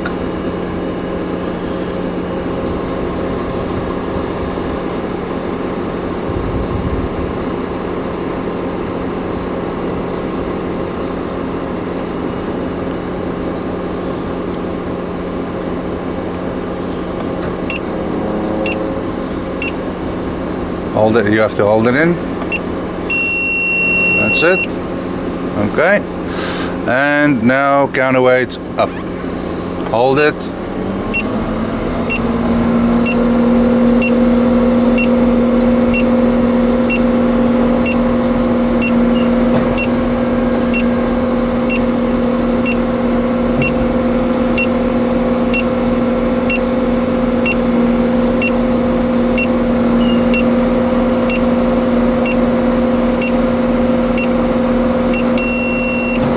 That's it, done. Next time, get the counterweights at the back. You will see they go up, go down, and go up again. Yeah. That is the weighing process. Okay. So once again, we've got a error code. You are lying to the machine. Okay. Okay, so you will get this from your setup screen. Okay. Okay, so we got to go figure out how much counterweight you got on the back. Let's go do this. We can switch it off for now. So we've got the description of all the different slabs. So, can you see there? Mm-hmm. So this counterweight goes there when winch 2 is not there. Okay. So you don't have that. Okay. Winch 2 is installed. You see there's a little place for another tag. Mm-hmm. So that is disconnected at the moment. But here is another place for a tag for that. It's here. Right there. Yeah. Okay. So that's fixed. It knows that counterweight is there permanently. Okay. Okay. And then we've got the base plate, 5 tons.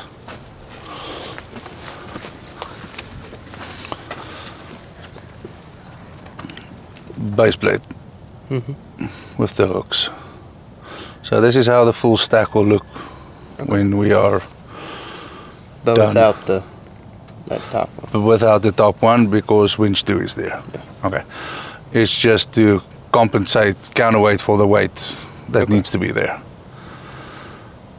Okay, so plate 1 is 5 tons. Number 5 is 1.7 tons, which translates to nothing that you know. So this is how we're gonna hook it Okay. when we move it in a minute. Same with that one. There's the hooking points on the sides. Okay. This one, same. And this one's actually got 4 points. And this one you hook in the middle. Cool. We don't care about that one. So when you want to lift those two together, that is also where you hook it. Okay. But obviously we're not going to do that. Yeah.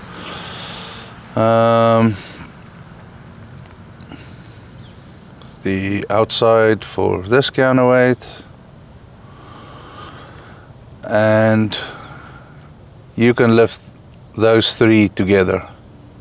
Okay. The lugs will, because the lifting point is only as strong as the lug. So yeah, you can lift that stack together. Okay. Okay. On and off the truck. You cannot lift the whole stack. Okay. Unless I won't trust it. So we have to get to, okay, so we've got 1, 5, 1 and 5. So we are looking for So 5's the one that's already pinned up there? 5, yes, yeah, that's the one that's bolted in. Okay. You can remove it. I'm sure you guys are not. Probably not. Blade 1, 1, 2, 1, 5 and winch 2. This is our configuration. Okay. We got 1, 5 and then counterweight 6 or winch 2. Okay. So we're at 7.4 tons. This is the easiest way to see how many counterweights you've got, period. When they send you on a job, take all of the counterweights or just this one and this one. And then we convert the 7.4 into kips, kilopounds. We don't do it by kilos. We just do it by pounds. Kilo means 1,000 pounds. Okay. Who said they went to school? What? It wasn't me. Okay, good. So I think we have established, look, I'm not fucking with you. There's all of those different configurations. Off of just those. Off of just what you got. I was not lying. Wow. Okay.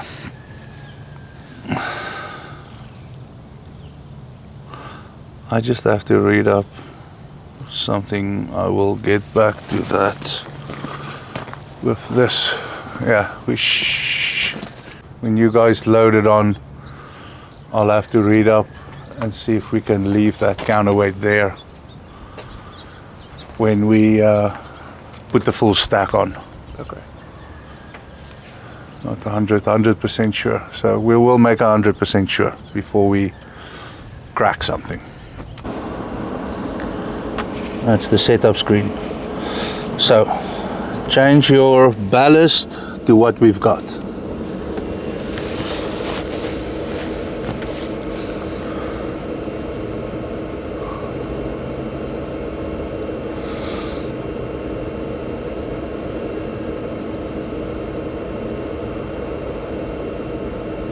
There way you can go back? Yes. You gotta cycle through all these. You know, you can go back. You hold shift and you go back. Words. Oh, okay.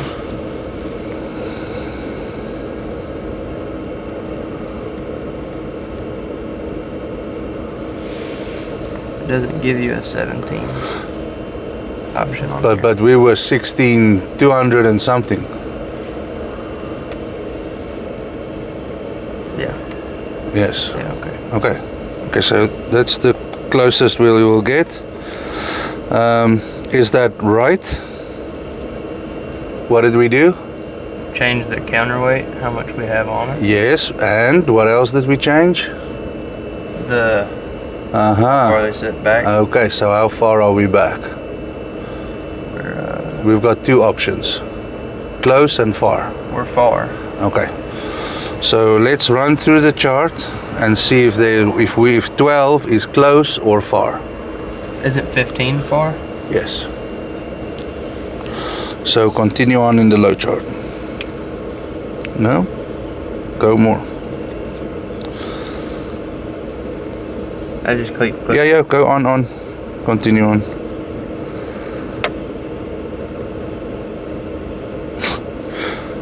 There it is. Okay. 15's far, 12 is Close. close. Yes. Your outriggers are good. We got a 360 chart. 4. Press enter. Okay.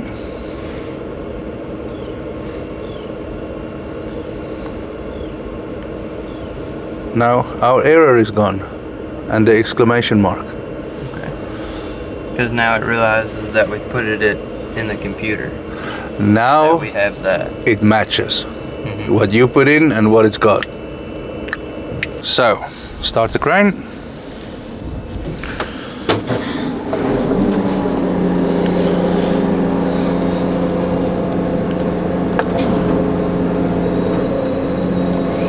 Okay, have you got hydraulic function? Done. Okay, house lock up.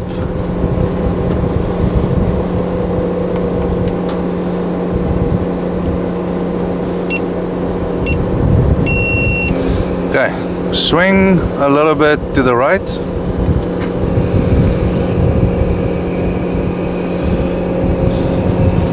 Done. Okay. Now you see there's a auto. Yes. Press it and hold. Press and hold. Okay, let go of it. Okay, now press the counterweight down button. Just press it or Yeah. And okay, down.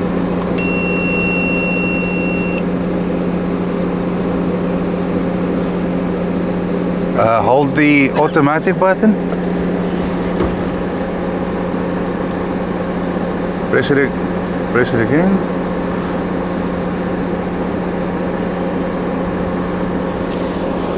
Counterweight down.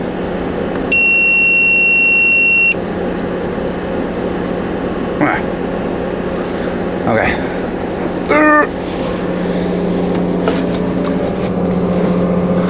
Swing a little bit over. I think you're just maybe a little bit too far off.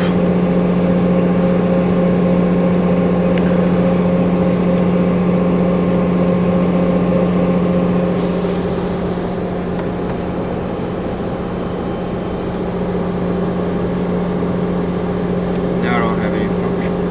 Okay, turn the turn the auto off. Swing over.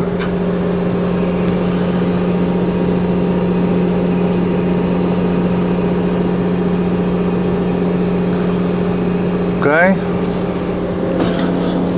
Press the auto. Okay, and then down. Counterweight's down.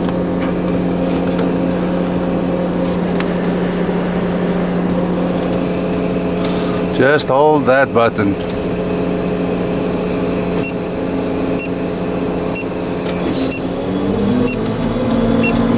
It's doing everything by itself.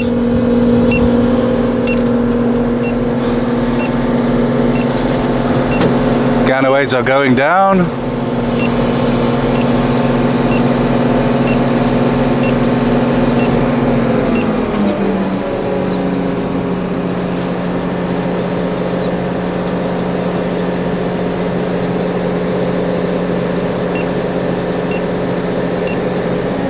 Put the house lock in. Counterweight cylinders are going up.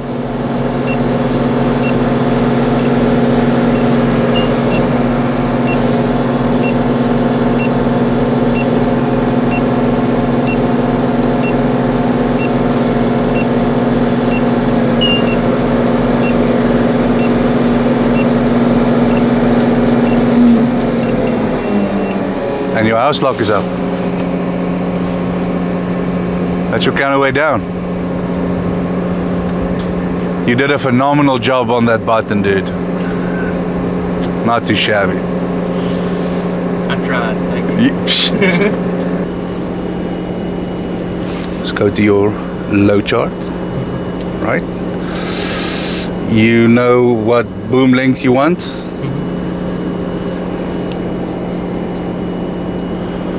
So we go 150, 147. So it'll tell you What? 92 in the first one. That configuration will give you that. If it is your option, your preference to go choose which of these, like we explained yesterday, you want to use. Let's go over a couple. Okay, there's 1, 2, 3, 4, 5, 6 options. Okay, you look at your load chart and you decide which one do you want to pick up heavy loads further, then closer, or do you want to pick a light load, or do you want a strong boom, light boom? Yep. Let's say we choose this one and we hit enter. Okay, you see now that turned from a A to a thingy. So if we go to the telescope, they already put it in for you.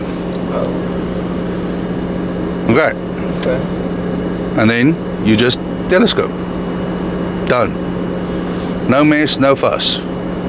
You don't need to go figure out 92, 46. It will give you that. Okay. Okay. So that is that.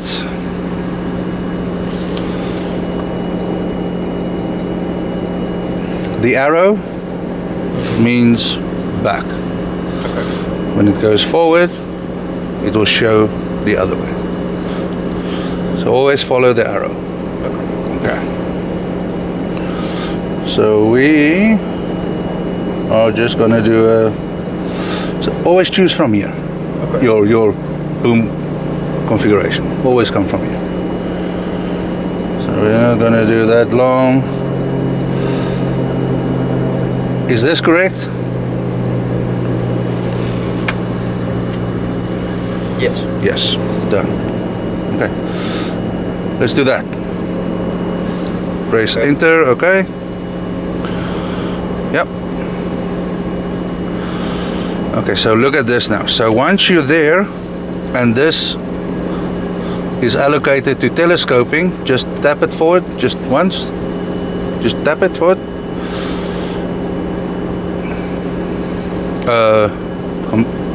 Back one.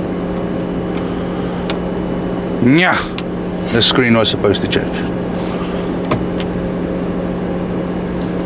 Okay. So now let's do that. Everything is gooder. We're gooder. Follow the arrow. So the arrow's pointing that way. The arrow is pointing down. Okay. Okay. Yeah. Okay. So you push it down to go out. Okay. Before we do that, let's talk a little bit more about the screen. Okay. So this is the configuration that you want. This is what is actual there. Okay. This is the telescope cylinder, scoped out a little bit. Okay. Okay. So tele 1, tele 2, 3, 4, 5, 6. So tele 1 is the basic, the one in the base section. So it's 1, 2, 3, 4, 5, 6. Okay. This is the cylinder. That is it pinned Okay. into the section. Okay. These ones are the sections pinned. Yep. Okay. Obviously 0, 46, 92, 100. Okay. So in what section is the cylinder right now? 46. No, in what section is it pinned? It's pinned in the first one. Or the sixth one. No. So the green line tells you in what section it's pinned.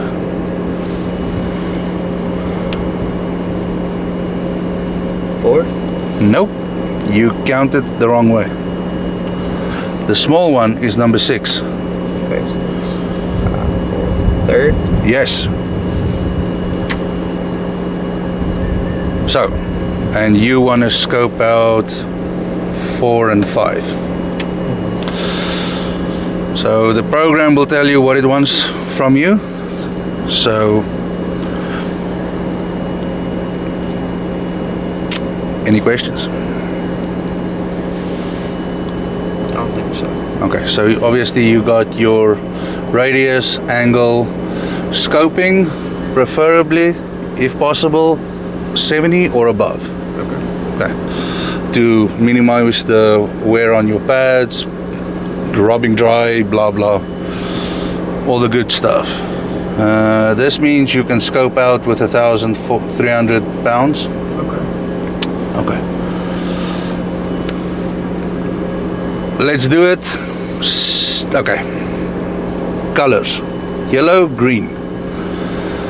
Green is locked.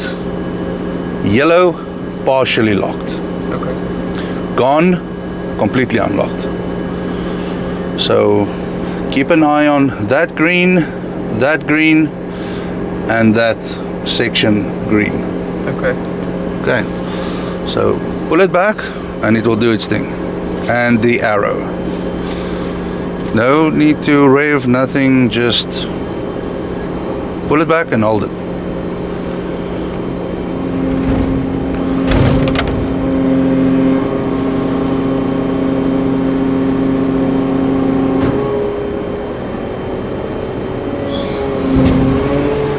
See? Now it's unlocked. That's unlocked. Yeah. Hold it.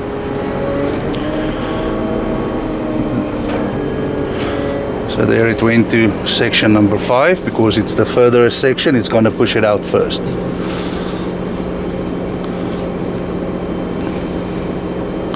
So now it unlocked the section, and now it wants you to push forward. So just all the way forward. And there you go. So just use your winch.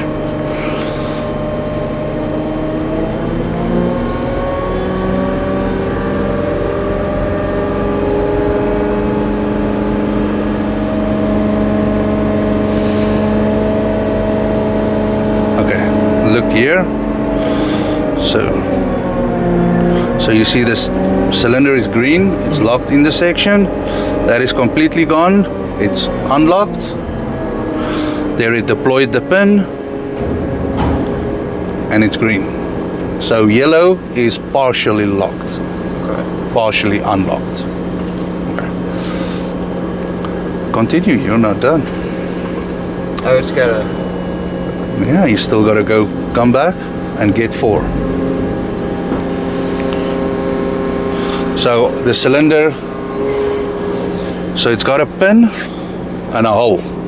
So it deploys the pin, comes over the hole, boom, and then it comes back into the hole, and then only it will release the cylinder to come back like that. See how quick that happened without throttle. Yeah. So now it found it, it locked it, it unlocked, and it's scoping out. That bang you heard was the other sections that came with, because it's a new machine, everything is tight. So it got past the other section, the pin caught, and it left it behind, and it slammed back. So it was just the other section slamming back. You're good.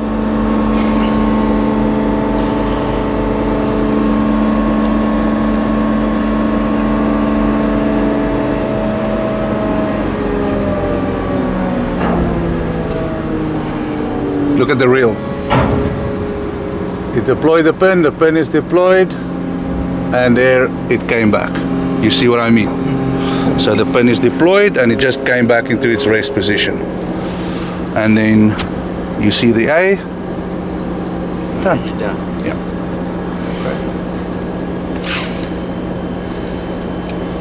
It's very nice. That is very nice. Okay, so you see the arrows, that means that's a load chart. Okay. And your cylinder will remain there while you are working.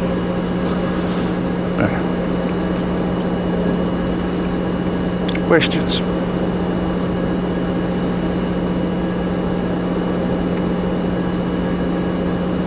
So that first one that went out was 5, Yes. and that next one was 4. Yes. So 6, 5. So if you would have pushed that one out, that one will be there. Okay. So 6, 5, 4.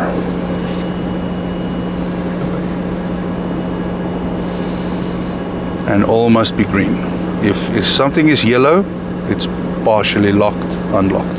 So what if scoping out and it gets stuck? Does that happen? Or? Of course, yes, it's a machine. What do you do when that happens? You're fucked. No, there is manual operation. Okay. But I want you to scope out a couple of sections, get comfortable with the bangs and pops and stuff, and we'll work on that. Because you have to know that, for sure. Okay. So, it's all you, man. So if you just want to retract for the day, you can just select those back to 0 and It'll just suck them in. let's do that. Use those dick fingers of yours. So again, what you want, what you have. Okay. And then you got the arrow, no enter, no nothing. No. Send it. Whatever the arrow wants from you.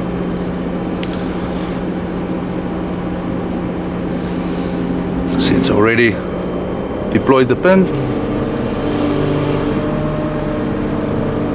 That's you, baby, sucking it in.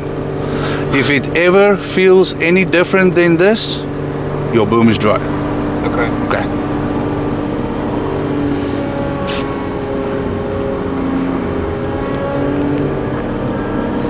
Okay, so it's back, it deployed the pin, it unhooks from the section. Now it's going to get the other section and bring it back. No throttle, no nothing, super smooth. The auto RPMs regulates the speed because at the back there is a reel. And on the reel is a cable connected to the back of that cylinder which measures the length. Okay. If you come in too fast, that cable can skip and then you're done. So let it do its thing. If you got, let's say, 100% of all the sections out and you want to retract a little bit, maybe then you can use a little bit of throttle. If it seems like it's struggling a little bit, just needs a little bit more power, yes, but otherwise let it do its thing.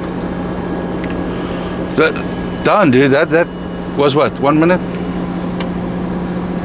1 minute what? Just about, yeah. Both those sections back. Yeah, oh dang, I didn't even realize that. Right. You know what I mean? It's. How do you realize y'all were doing that? That was quick. So I'm gonna let you play with that a little bit, scope out a couple of sections. I believe Matt wants a picture of it out. Oh yeah. So whatever you're comfortable with the ground pushing out, do that. Okay. I gotta go make a phone call. Okay.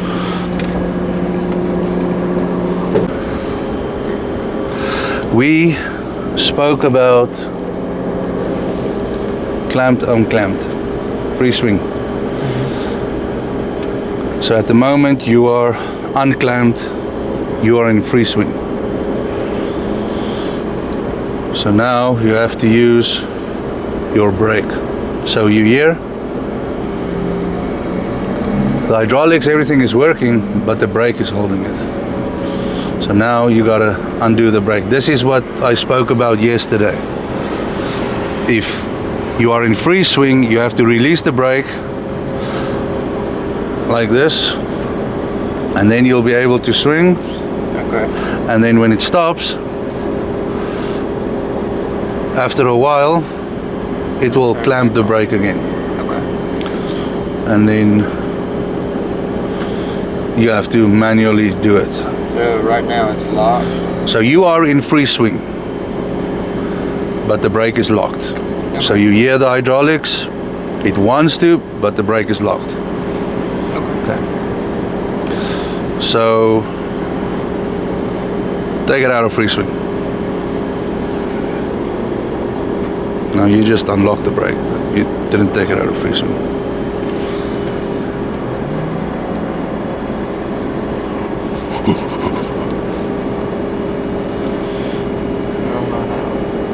Was I here for that part? Yes, we spoke about it this morning.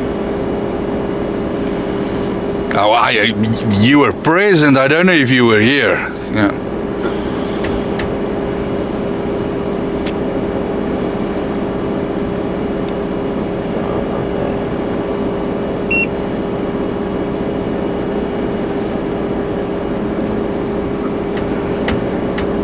You did this to yourself. What do you mean? You did this. I didn't do that. Put it in free swing. No, that just unlocks the brake.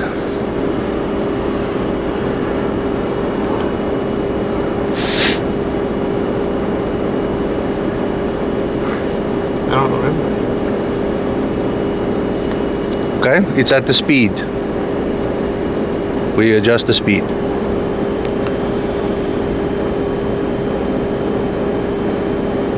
So you wanna swap that back.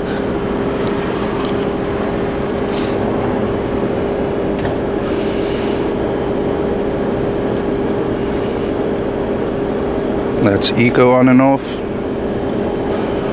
Keep it on. Just try another button. There we go. Press it again. Okay, that's clamped. Free swing. Take it out of free swing. Okay. Okay, let the screen go away.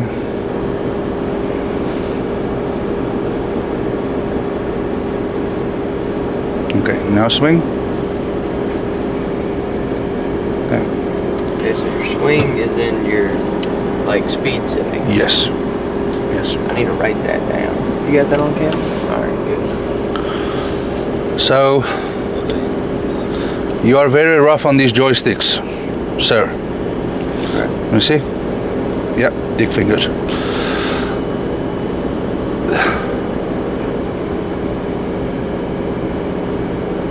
We're moving. Okay. Do that for me. You feel it, hold it. Feel what I'm feeling. That's then the start.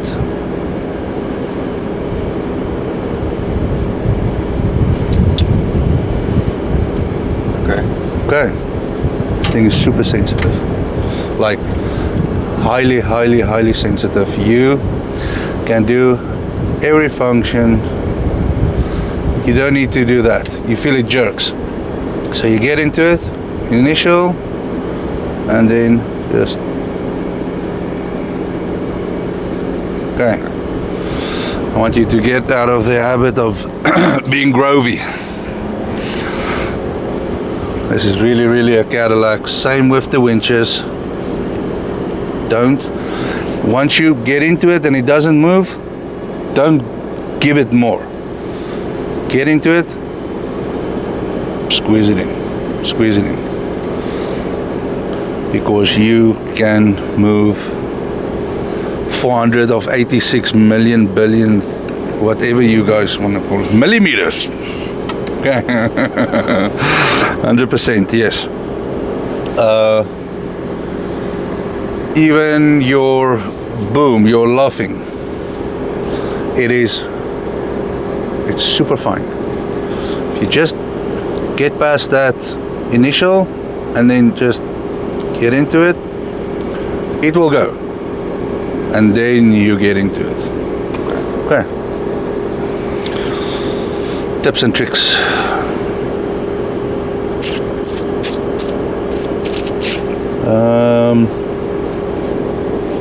Manual telescoping. So we had one operator error. We fixed that. Yes, we're good. Yes, it was very nice. Go to your telescoping screen. Okay. I showed you the button for putting it into manual mode. Very sexy. Tell me what you see. Locked. Partially unlocked. Next one. That section's locked, but Yes, good. Fundamentals are there. So this will lock and unlock your gripper. okay. We call it a gripper. Okay? And then this will lock and unlock the section. Okay. Okay. So basically this is spring released, pressure applied. So once you press the button, it will apply pressure, it will release the pins, suck it into the cylinder, and if you press it again, you just release the pressure. Okay. Okay. Same with that. It's got one pin at the top, it will pull it down, and if spring released. Okay. Okay.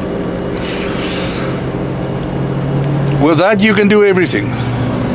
Any section, whatever you want to go. So let's do section number 2. So what do we need to do now? In what section are we? Right now we're in the 6th. Sexy 6. Yes, it's very sexy. So we want to be at 2. What do we need to do? There's no 2 or 1 up here. No, you are moving the cylinder now. So I move. You want to move everything now. Okay. No automatic. No cheating counterweight. So you gotta unlock it. Yes.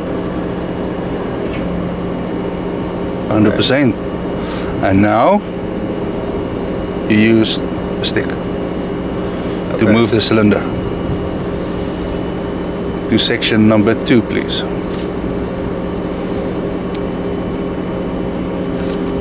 Be very careful. Stop. What did you just do? Pushed it forward. You pushed it out. So you are in 6 now. You can push this through the boom. Okay. Okay. Be very careful. Okay. You are in override. Okay. So you can push the cylinder through the boom, out, out, out. Okay, we do not want to do that. No. So you stop just in time in section 6. Extend, retract. Okay. So we want to retract it, the cylinder back to number 2. 1, 2, 3, 4, 5, 6, 7.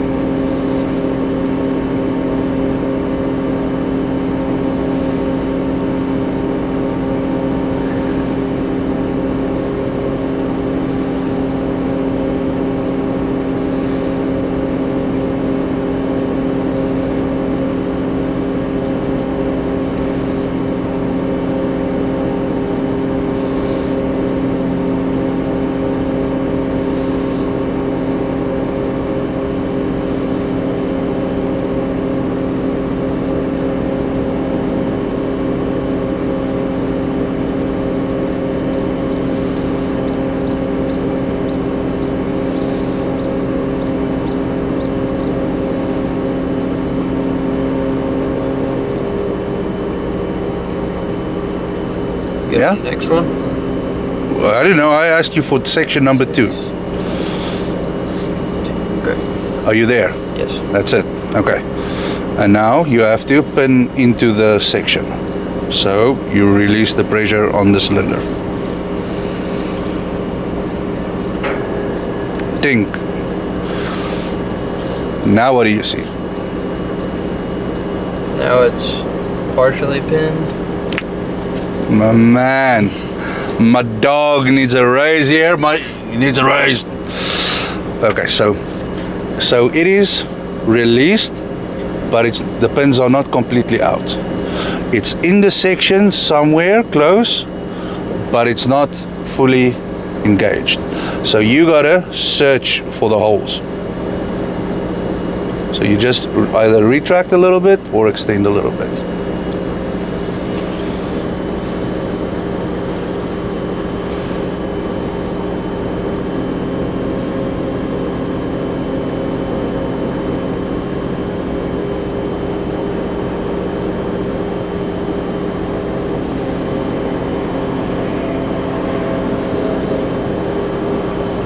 Is it forward? I don't know. I don't wanna go You don't know. forward. I don't want to push it out. But it doesn't matter. It's not locked in any section. It cannot move anything now. So you are in the ballpark. This is the hole. The pin is here somewhere, either forward or back. We don't know. So you just gotta find the spot.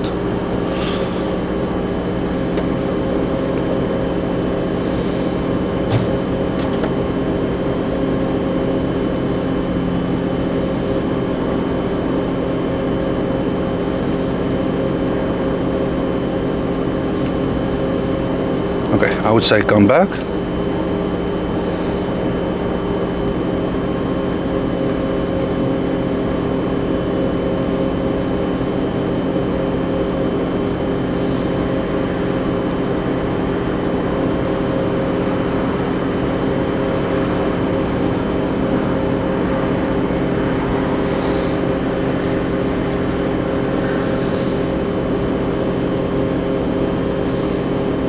Give it more juice.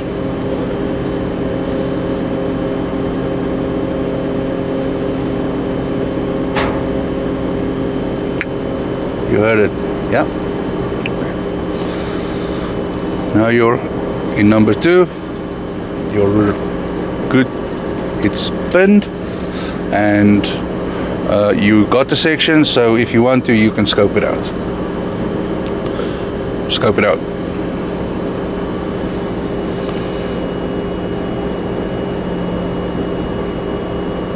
The section, scope the section out. Now you cannot scope any section out now because you don't have anything connected to the cylinder. Okay. The cylinder is free now, so reconnect the cylinder to section number 2.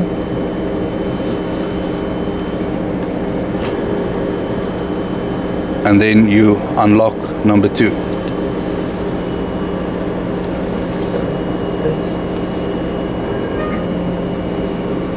Done.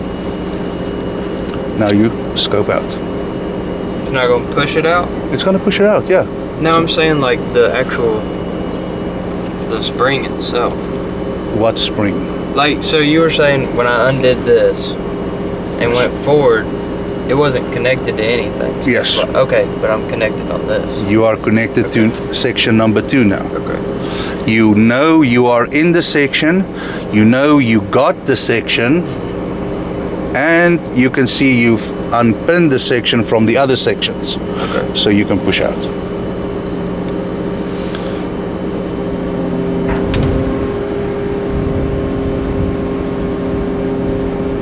Okay, pin it at 46 for me.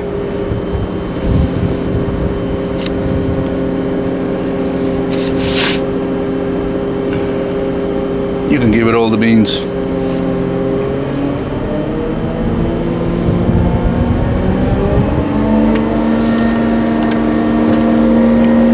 When you get to about 42%, you can deploy the pin. Okay. Look.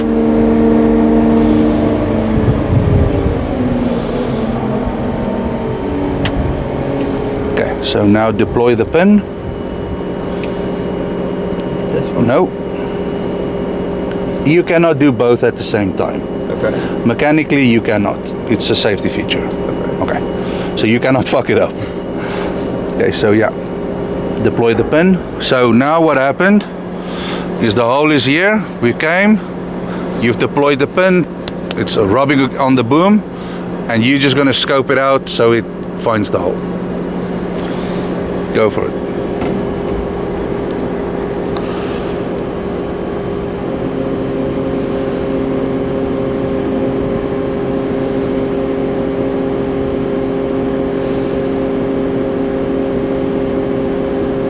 You can go faster.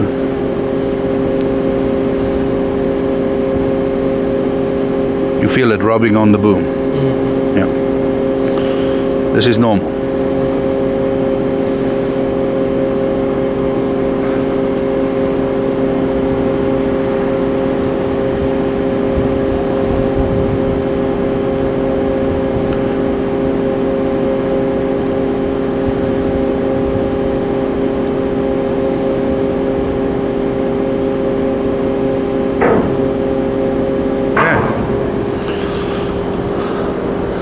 And you got green. So you have successfully manually scoped out section number 2. There is a big diaper clip.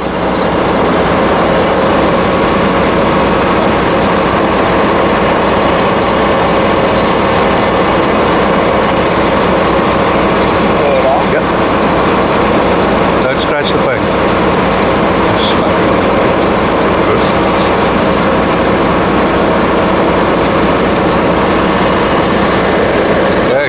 Put that on the deck, right there, and then you say, we're going to put it on the tip, okay? So you say you want to boom down this way for the ground. Do that. Okay, so this pins in there or there, whichever you feel like. Okay. Obviously to the front, and plugs in to the anemometer. Okay. Yeah, you see that is the option for the camera, it's not there. Oh yeah. Yeah. Cheap. It is a pretty expensive option. Is it? Yeah, like fucking, but it's so worth it, you know? Does it matter which? Yes. Take off the sock first.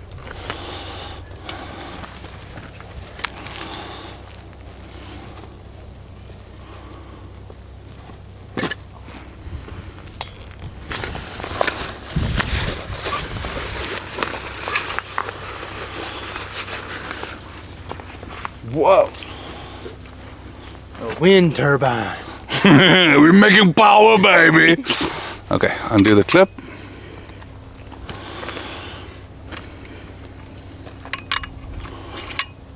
Okay, now you somehow got to get that out of there. This needs to drop down. Okay. And then very fancy bracketry. Okay. So just make sure that it's free, and then you insert like this. Does it matter which one No. you go on? Nope. Okay, so now you take the diaper pin. Hi. How you doing? I don't know. How am I doing?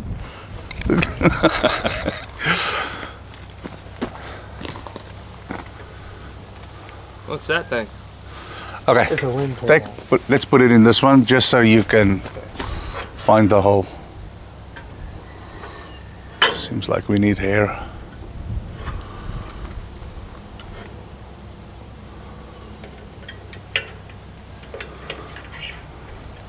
This is exactly how it goes.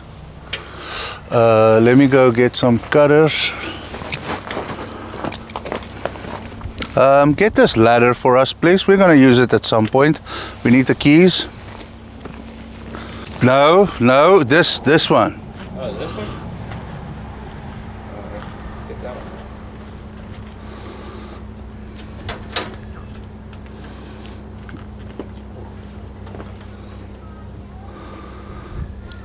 from the bottom.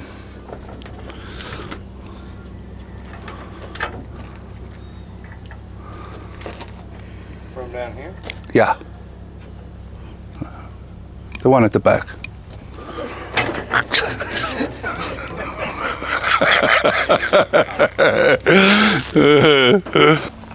Just have a look at this for me quickly. This wasn't made. Always make sure these are clipped. Okay. Okay, thank you. So what I wanted to show you on the ladder is if the boom is a little bit higher, it's a normal standard ladder. We don't need training on that, yes? No. And Pull, not a push.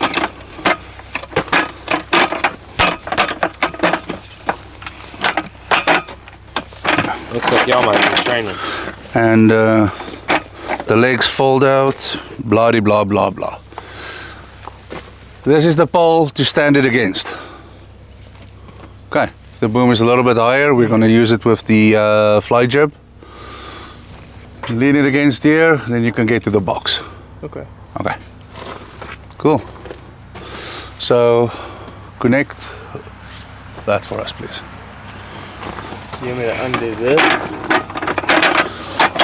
Oh, and you see it wants to come out.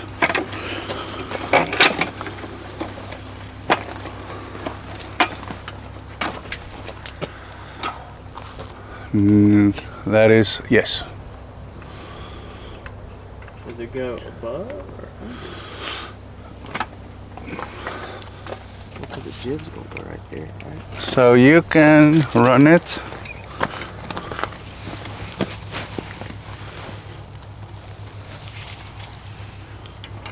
Through there. And these pigtails, oh, I don't know why they fucking did that. Normally you can hook it back there and then it goes into the pigtail. We'll just go in there.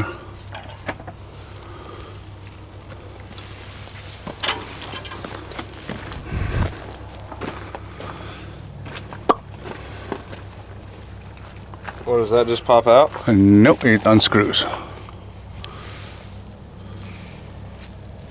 Oh, that piece unscrews.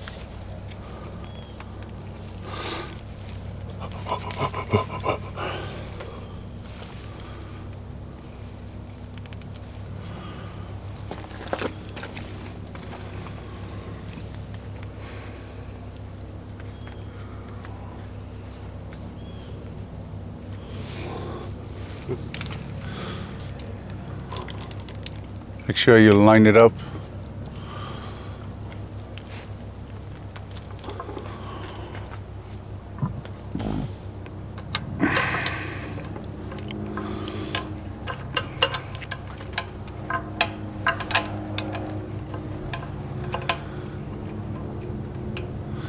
And then we screw the two caps together.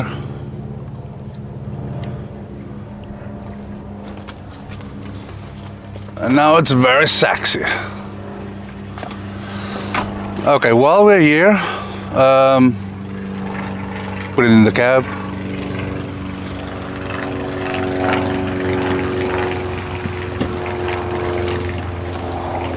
Yes, that needs to turn around. Does it turn around?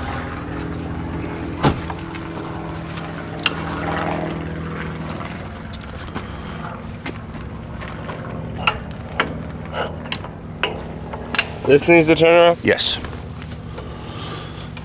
The side that you see the rope on must always face the operator. Okay.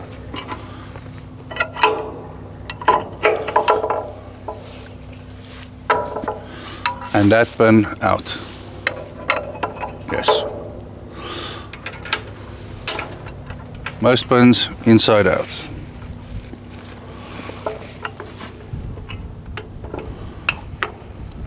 Done. Beautiful. Okay. Do we have a assist crane for the Rooster head? Yeah. Something small. We got a 110. Fuck yeah, dude. Bring that bitch. Yep. Okay, put on the airplane light. Airplane light.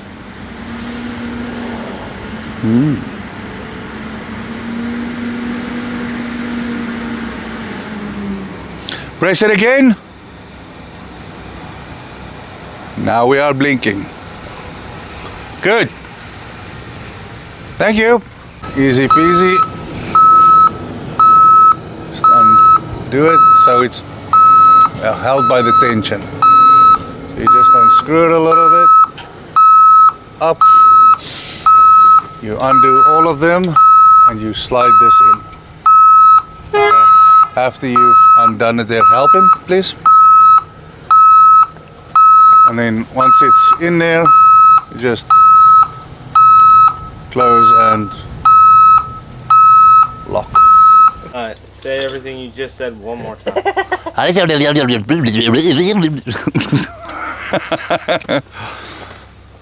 No, I mean, basically what we did is we flipped this into the working position. We took the anti-2 block from this position and put it on our rooster and put the weight on. Secured it. This is the pin that will go in here once it's spun around for transport. Good. And we took out the second part wide Yes. with the rope. Yes.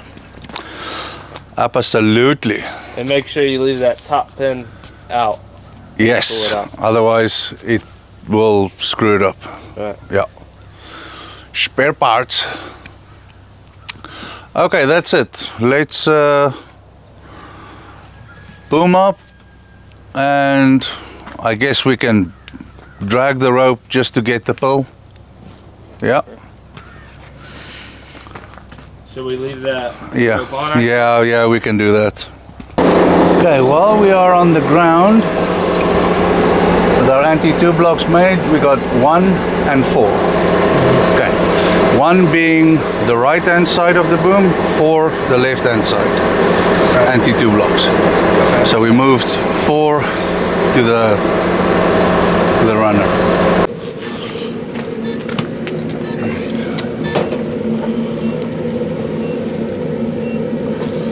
So on this page, reduction of load due to removed end section. So if you are only working with the jib and not the stinger, you leave it behind. Okay, so you leave it stowed there. Right. So there's a pin for it right there to leave it behind. And then you swing this out. Obviously, there's a clasp there that needs to be pulled before you swing it out.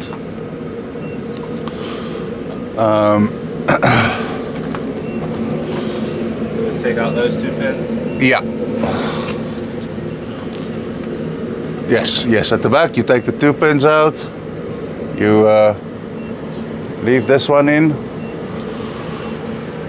and then you swing the other jib out. But we're not going to do that today. We're going to just test everything. Right. Okay. Otherwise, there's a reduction in the load chart. For having it on the side?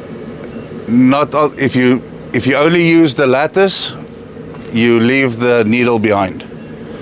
And if you use the full jib, you obviously use the whole thing. Right. Otherwise, it reduces your load chart. Okay. Okay. So it's additional weight. Then there's another aspect.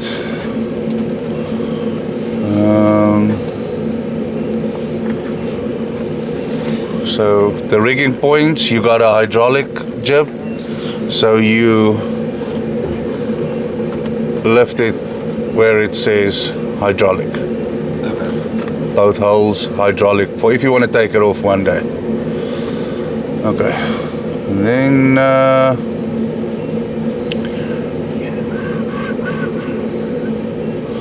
got the stick. Okay.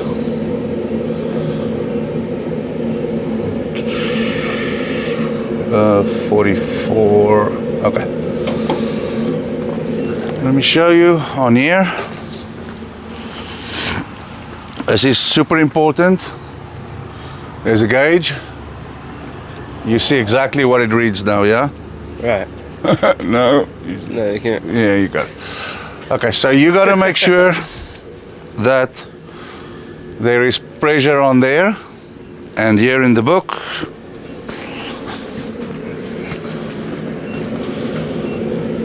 it states a minimum of 60 bar. Otherwise, when you fold the jib out, it can flop. So if you do not have that pressure there, you got to connect the lines, hydraulic lines, pressure it up, and then you can swing it out. With the hydraulic cylinder. Yes. I got you. So that hydraulic cylinder might have some. Yes, it might just flop out. Yeah. The 60 bar is to keep the weight. Gotcha. Yeah. Okay. Once you come off the arm, Yeah. it will just. Yeah, it makes sense. Okay. So that is the most important of the fly jib, is that has got 60 bar on it. Then you plug that in, and then you. No, no, There's a no, no. No, you have to plug in the reel.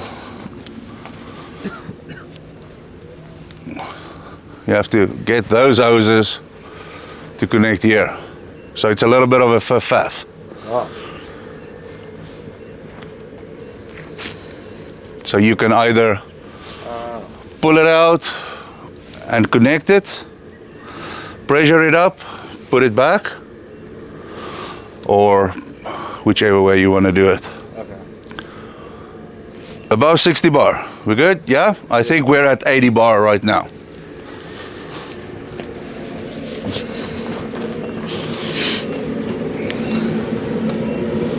So we're good there.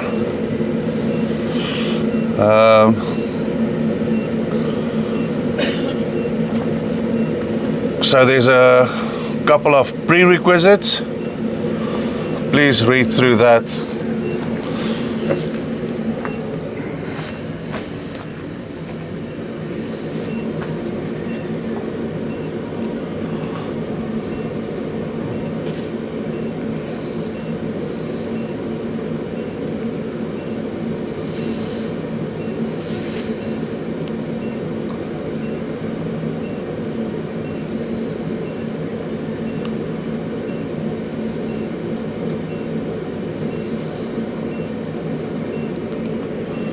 Chapter 5.02, section 8.2. That is the prerequisites. So it basically tells you your crane has to be level, boom, 0 degrees, your telescope in the furthest section, and all the sections pulled back. You'll see on the remote there is a icon for retracting the boom, the cylinder, to bring all the sections back for everything to line up. So if your holes don't line up, maybe you need to do that a little bit. Okay. And again, they emphasize on the 60 bar. So let's do it. All right. You and me, baby. So first off, we swing the arm. We can take out the pin. So we know we are in section 6. We are 0 on the boom. We're good to go, yeah? Right. Yeah.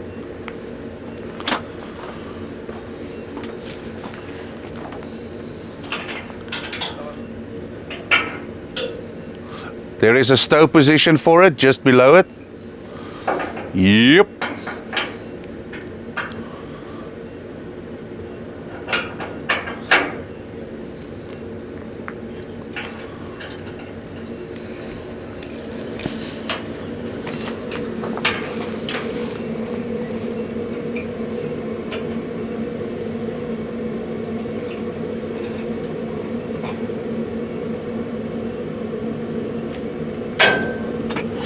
Snap-a-doodles.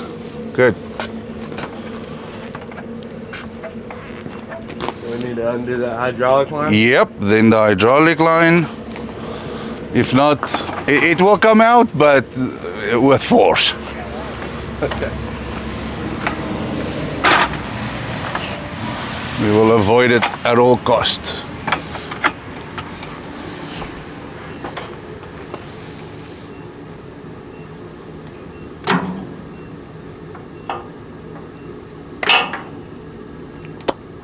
Sounded like this morning.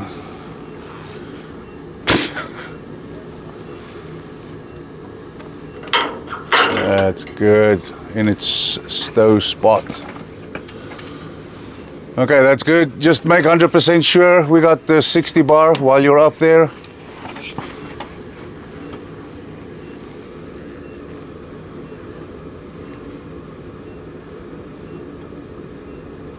Looks like we're at like 90, 80. Good. Perfect. It's upside down. I don't know why it's upside down. Because when the boom is up, it's the right way around. So you'll be able to see it. Yes, sir. You got it. Cool. Okay, we got the the wind speed meter disconnected. We're ready to rock and roll. Let's grab the remote, start the machine. We got the tag line connected. I'm not gonna hit any trees.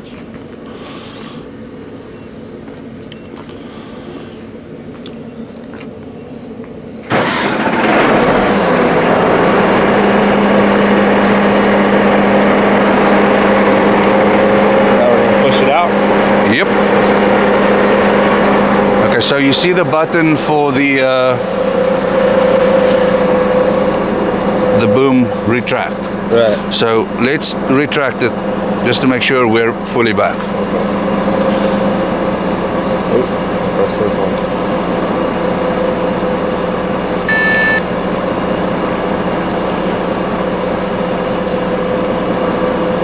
Just click it once or hold? Hold it. The hydraulics, yeah. We're done. Okay, I'll grab the tag line. You can push it out. Yeah, until it lines up. Yep.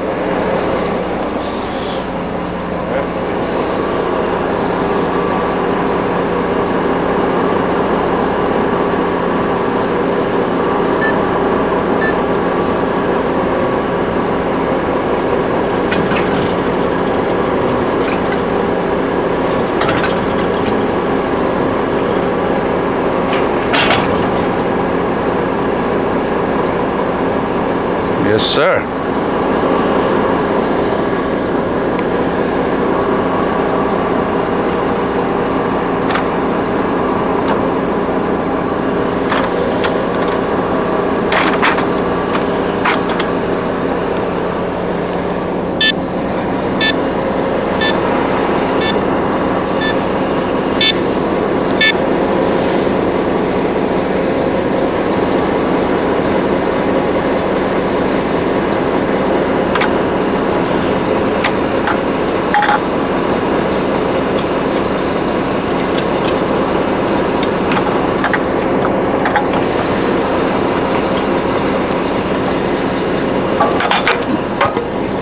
Miss. Sorry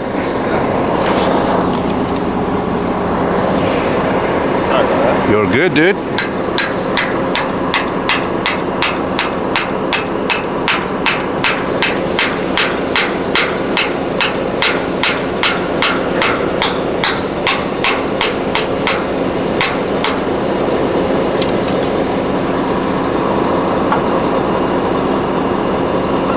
Awesome.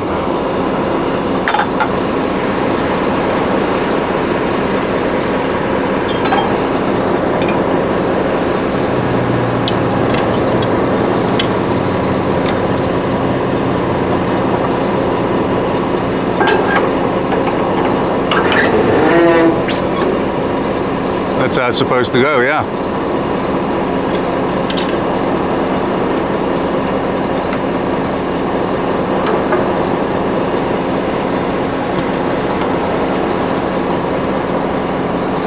Okie dokie. So, just to show you. So if your pressure was low, you could come here.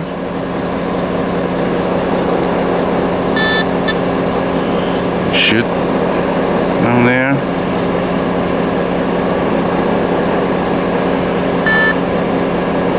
Okay, I think we're not set up for the fly jib yet. Okay. In the setup. If we were, you could have come in here and pressured the system up. Oh, okay. Okay, but we haven't programmed the fly jib yet. Okay, that's it. So we got that connected. Now we're gonna be here. So Guessing that's hydraulic. The pin that's holding it in? yes, so there's a latch holding it in place. So you're gonna remove that latch and push that arm up to release the pin holding it to the boom. Right. The over-engineered stick. We'll push this out. This way.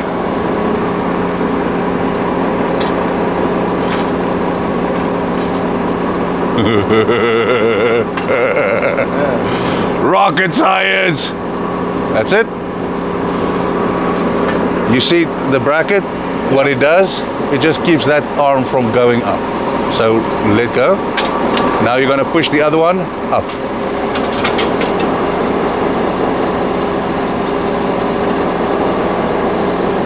Nope, nope, stop. You are bending it. Use the other side. Yes. That's it. Okie dokie. So now we're gonna come out with the jib. I'll grab the tagline and you go as far as the cylinder will push it.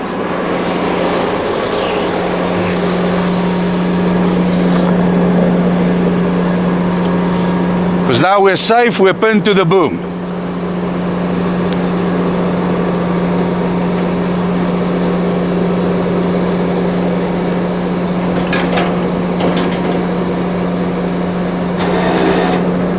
Okay, that's it. Now you disconnect the cylinder.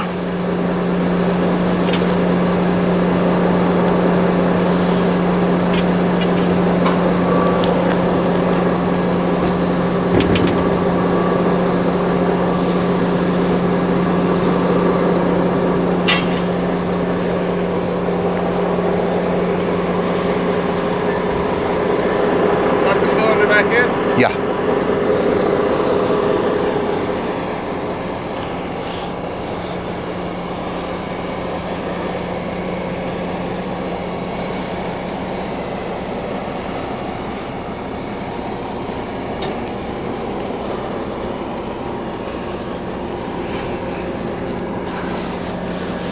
Okay, so on this one, you'll be able to get the bottom pin in.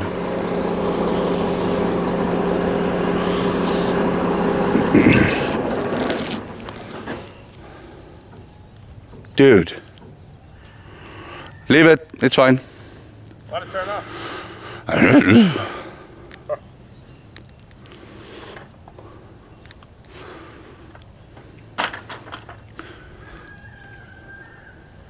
It's nice and quiet now.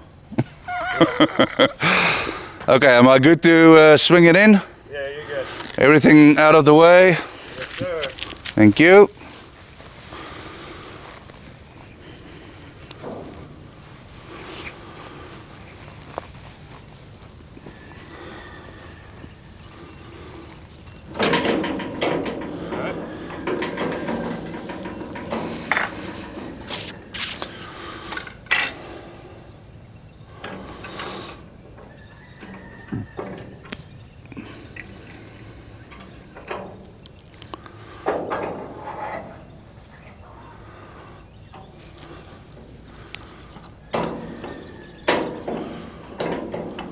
Leave it. No. Don't put this. You got the bottom pin in? Yeah, I got the bottom end. Is it locked?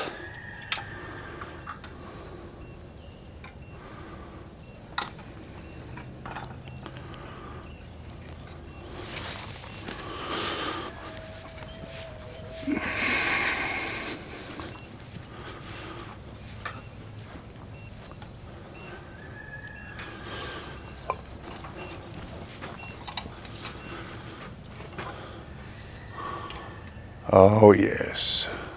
If you turn it just a little bit more. Yeah. Yeah. Oh, that hammer. Okay, so the top. You see there's a cylinder. Up, up. Yeah. Okay.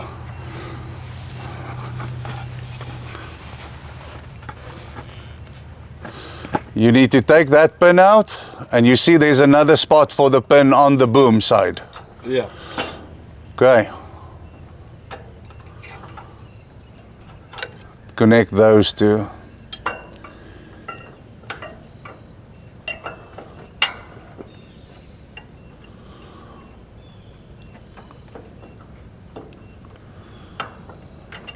Okay. Now with the hydraulic cylinder, this is the pump at the bottom here. Close the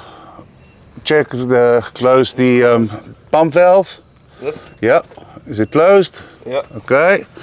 So now you look at your hole, you pump, you line it up, and that pin should just slide right in, dude.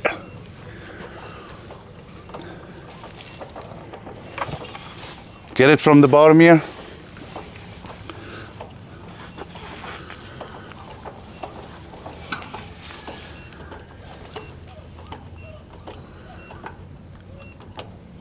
Okay, hold it there, put the pin in, and it should just drop in.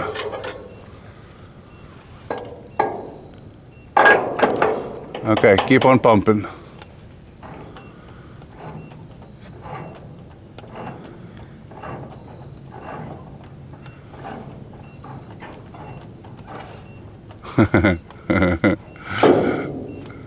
You like that? Yeah. It's very nice. Okay, now disconnect the cylinder. Release the pressure.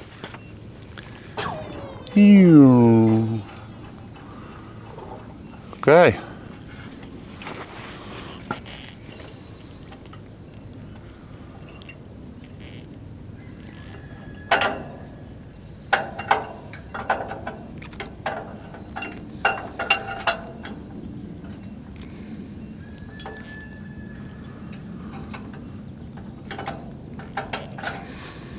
Okay, while you're up there, you can connect the electric.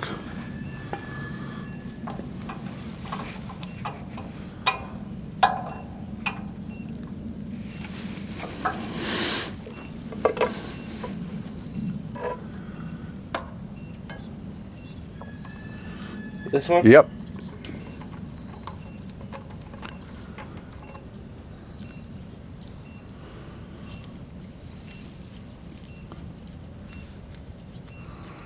And run it there through that pigtail again, please.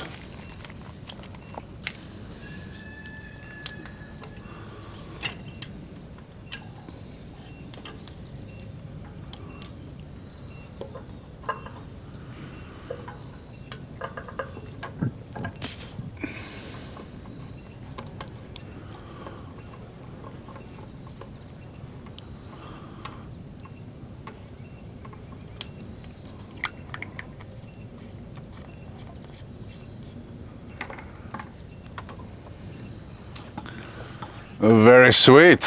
Okay. Next is the hydraulics. You can disconnect it from the stow spot and bring it forward.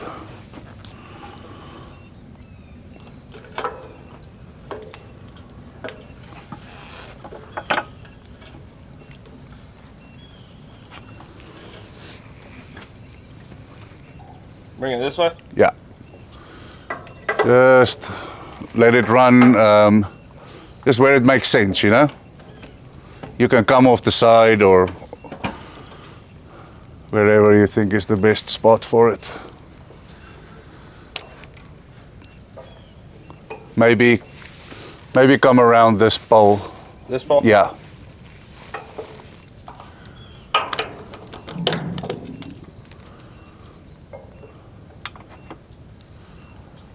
Oh yeah.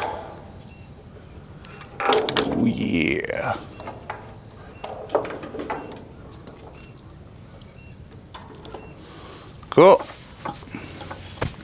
Now we gotta get the reel to there.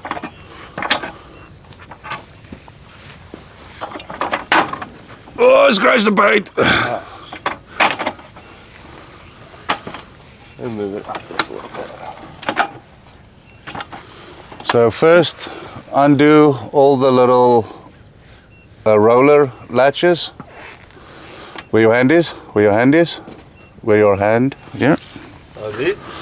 Yeah.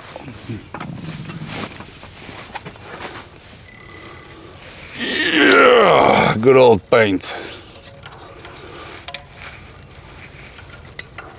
That's enough, yeah. Just a couple of twists and then it pops up.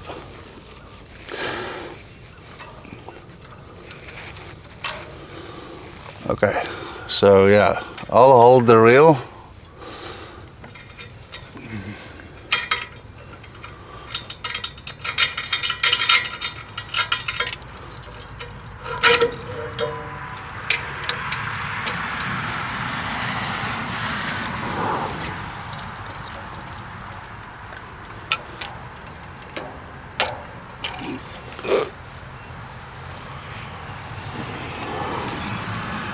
Okay, close that latch. Oh yeah, it pins there, yeah.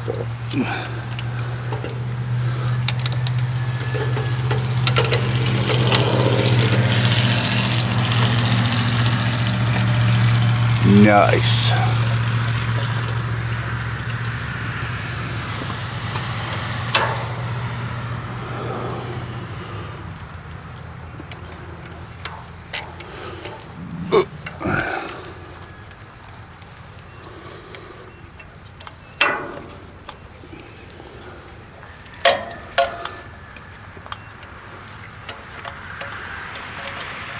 It's this roll on its own.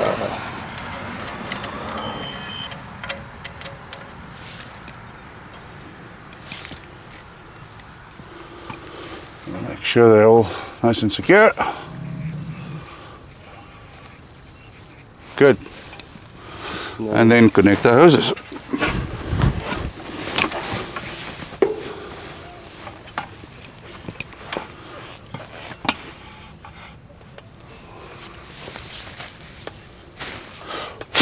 Bug.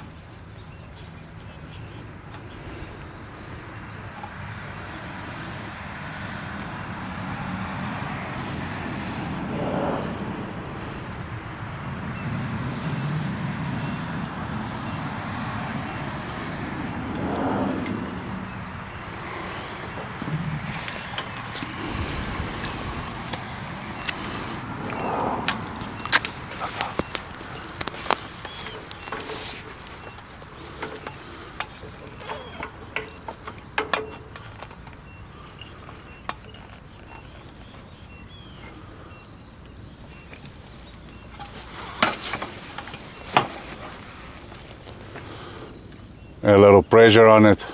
Yeah. Okay. I need a wrench. You got it, boss. I'll take that.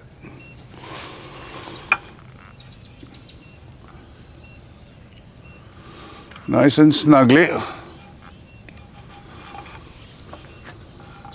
Please connect the caps.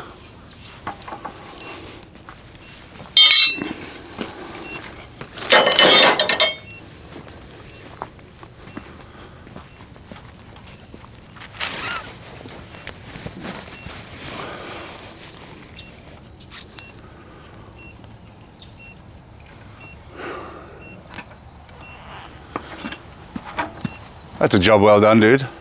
Looks good. It looks very sexy. Okay.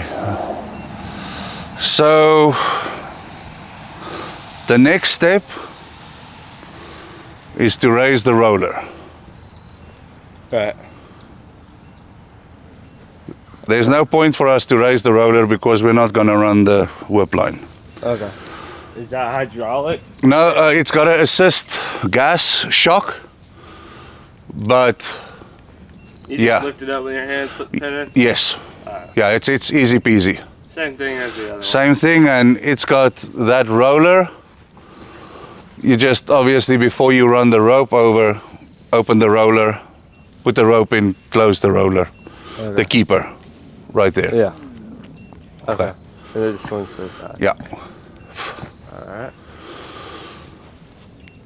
So just for being safe, we can lower that pin for if we go back, it automatically clicks in. So let's just put that pin back into its transport position, let's call it, working position.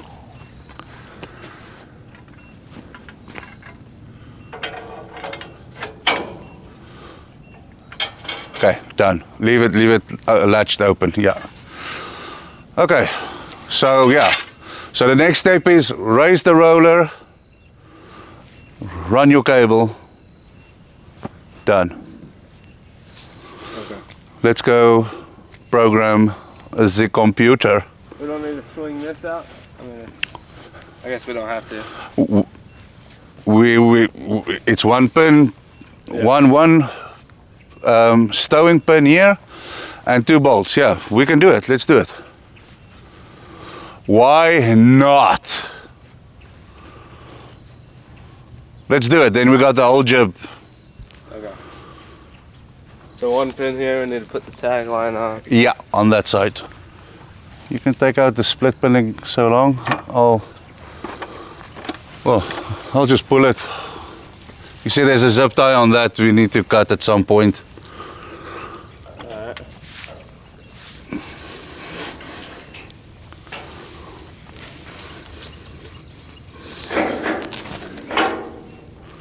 Let it go, let it go.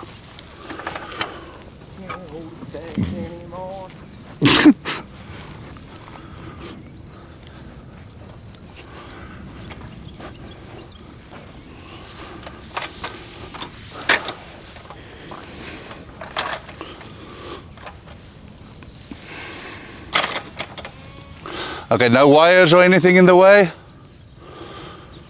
No, you look good. Okay.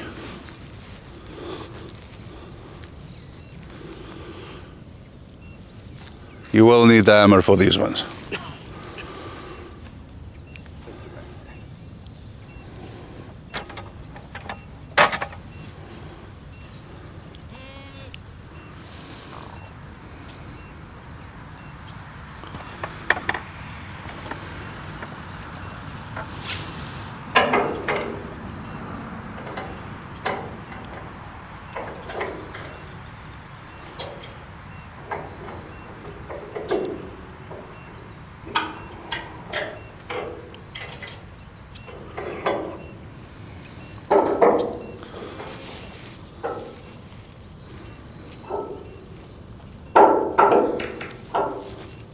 Oh, it needs to go back.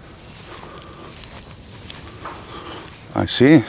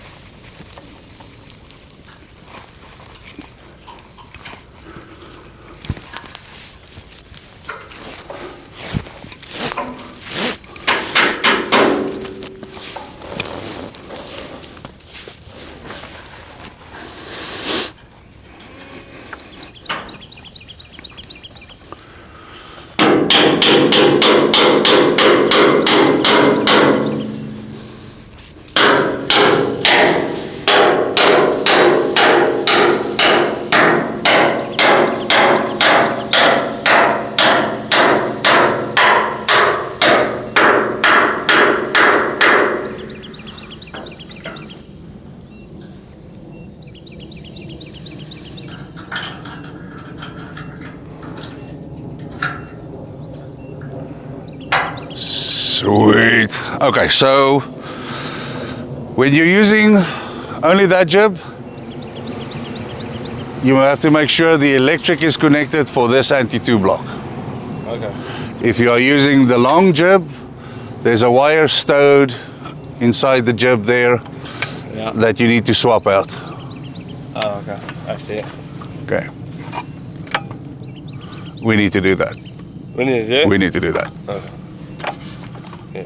Yes, sir. As long as you just don't throw me with it. It's, you know.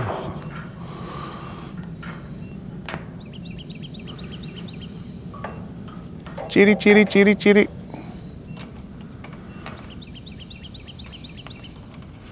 Chippy, chippy, chippy, chippy.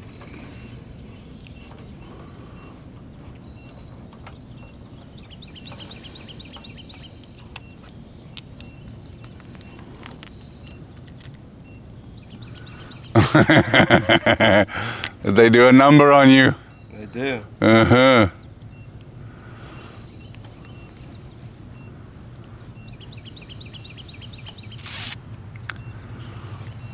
Makes no sense. You gotta line up the.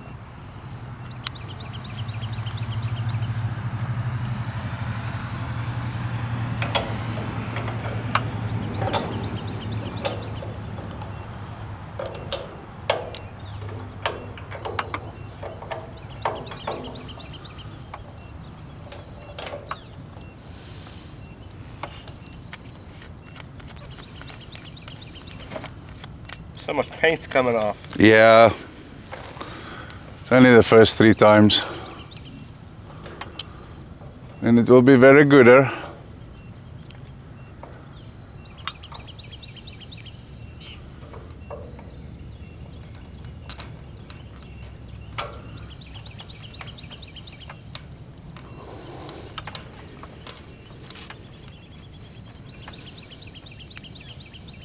Okay, nice. So then when this is complete, just put back that safety pin. I'll get the anemometer and we'll put the chain on there. Okay. Just to keep that happy.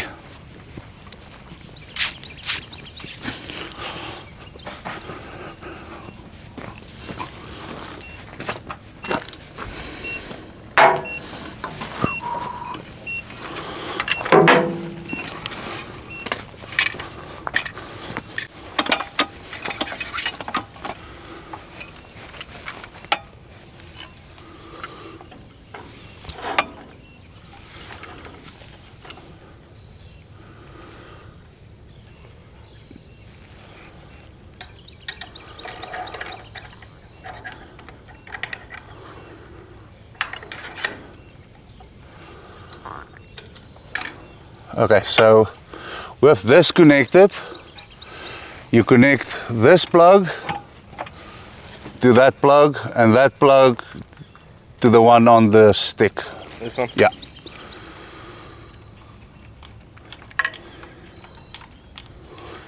Just to tie everything in together.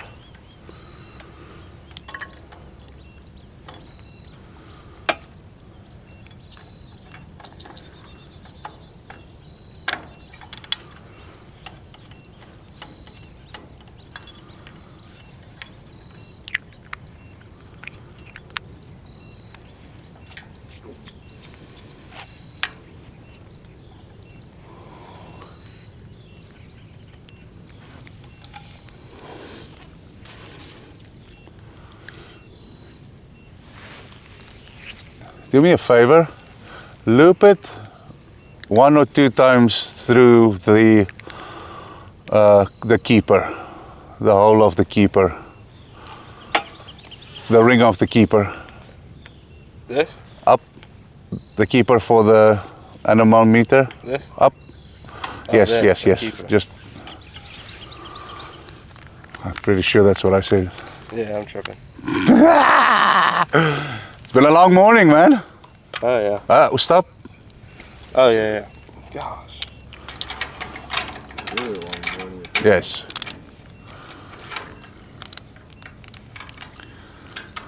Yeah, just. That's almost good enough. directly towards you.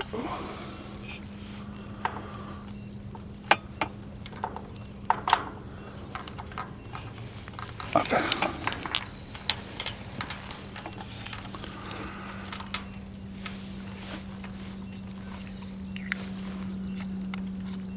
This is a long jib. It's useful for sure. That's why the offset makes sense. Yeah. Yeah.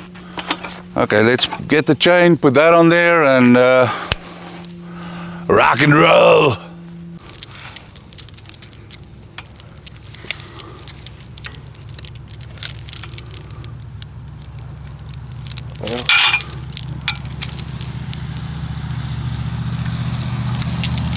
A lot of old beaters running around, huh?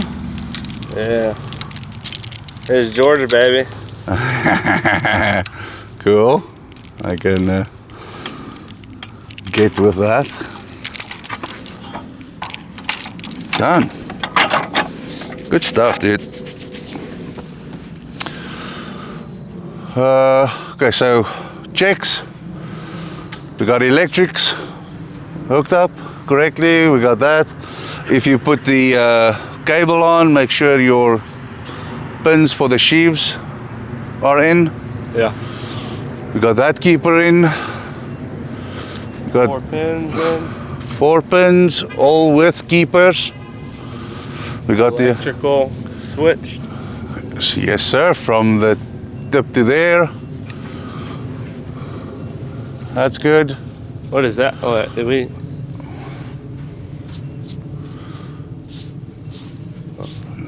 Tell me Tell you what. what it's for. You were gonna ask the question. Yeah, what it's for? Well, what is it? What's it for? I don't know. Did we use that one? Huh?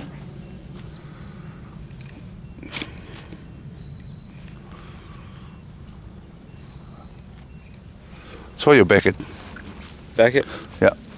It's for your when you run your hook up.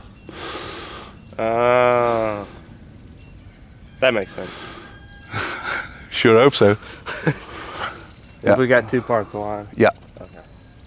Okay. Done.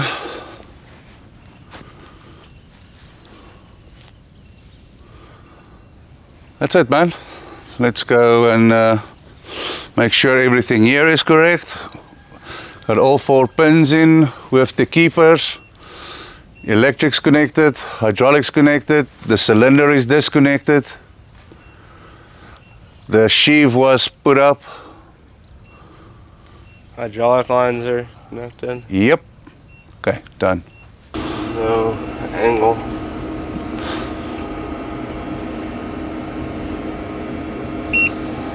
Enter. And okay.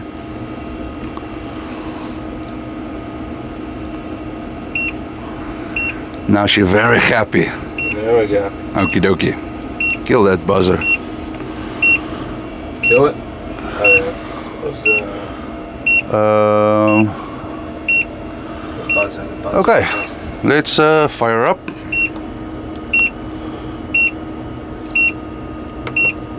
No, you don't need to for that.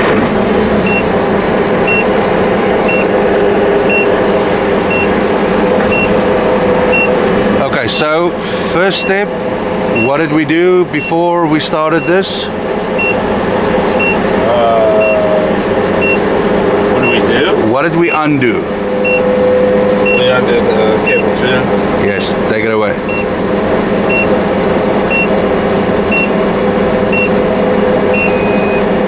Okay, now winch 2 is locked out. Okay, so if you use it for the runner or whatever, you know the story, yeah? Good, okay. So if winch 1 is plugged out, it will divert to winch 2. Okay, automatic. Oh, okay. Then it will assign winch 2 and that one will be question marks. With the double line. They're the same as this Yeah. on that side, yeah, okay.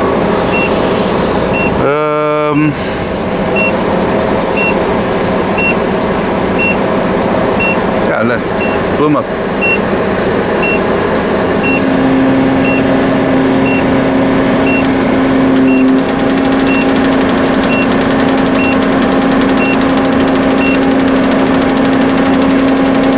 Okay, hold that for me.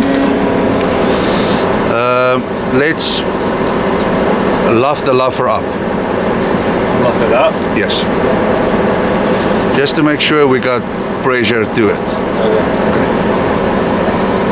Luff it up.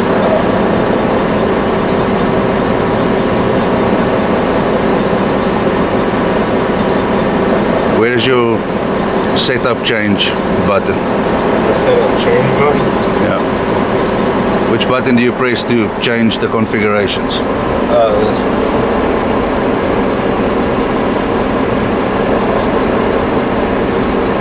That's it?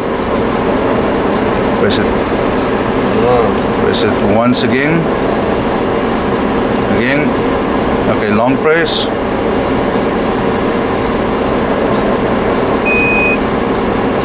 Okay, short press. It's on this one. Yeah, now I am trying to see if they would bring the luffer this side, but it doesn't. You can only do one function at a time. Okay, so take winch 2 away again. Okay. Press it once. Okay, so luff up.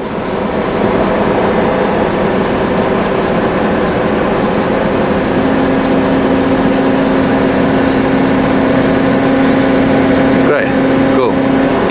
And now down.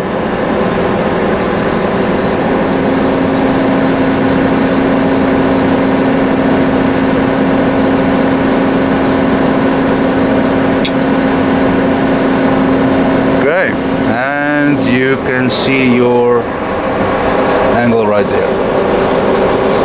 That's sick. Okay, and back up again.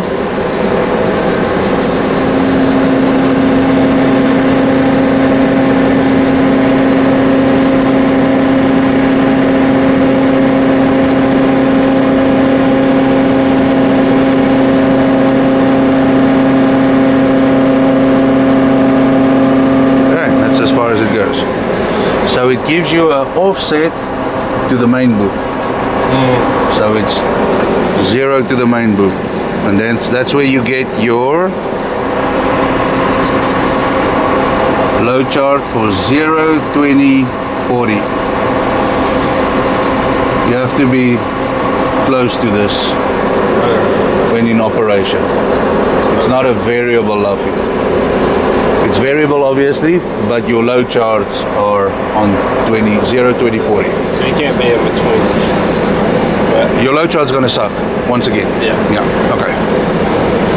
Cool. Up, up and away, Capitan.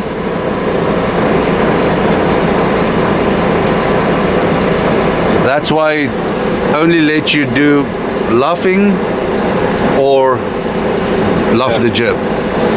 So you put the jib where you need it, 20, 40, 0, and then you switch to luffing up. Okay, cool.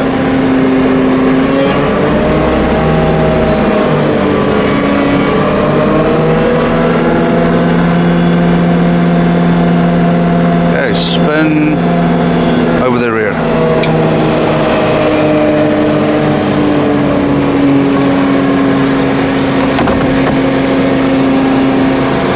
Bump you. Operator cabin. Let me try this. Okay, you got it? Yeah. Maybe get him to cable down or something. Just get the hook going up.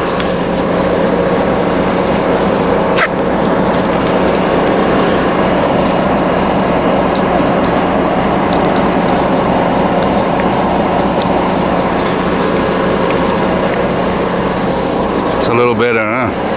Yeah.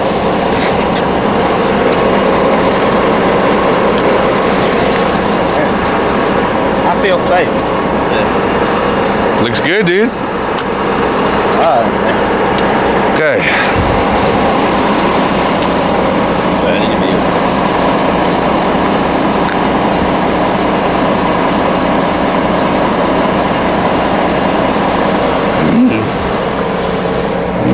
Break it again.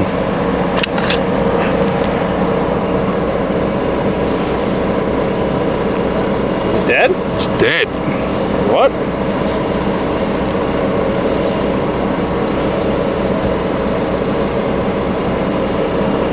Oh. Look. It's popped. Yeah. Hey. Which is a good thing, so I can show you now. So when you disconnect this or whatever the case may be, it's going to ask you for a code. So it's left, right, F1 and then F1 again. Okay. So left, right. Left, right, F1. Okay.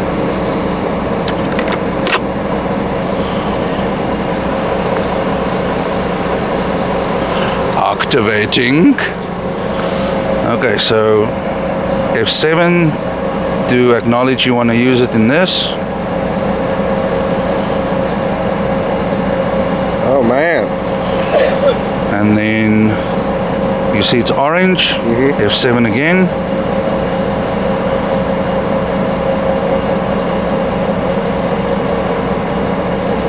Just like the screen up there. That's it, man. So you got all your info there. So on here you see it's on luffing. Press F2. It changes to that. And the same with telescoping in and out. Okay. So I probably need to luff it. Yeah, luff it to 0.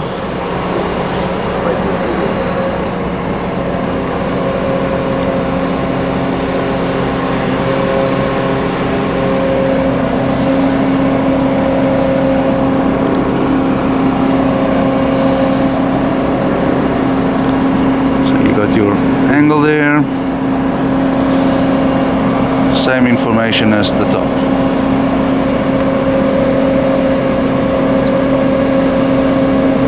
Got your level, got all that. If you press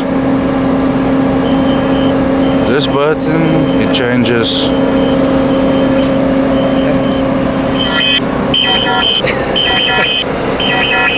want to be facing this way now? Yo, buddy.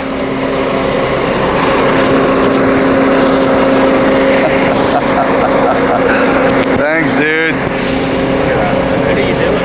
On it. Luffing it back here? Dude, we're never going to use the luffing on that other crane ever. Just letting you know. This would be a cell tower crane. We bid quite a few cell towers just recently. Does this other crane have a hydraulic luffing? Yeah, it does. That one does. Yeah. It's super easy to swing the jib and connect everything. Like this. It's like good. Is that one easy swing to do? We haven't done it. I haven't even scoped the thing fully out. How far have you gone, Paul? Like 150? What we have learned is you need to put pads down everywhere you go with it. Yeah. It's so dang heavy.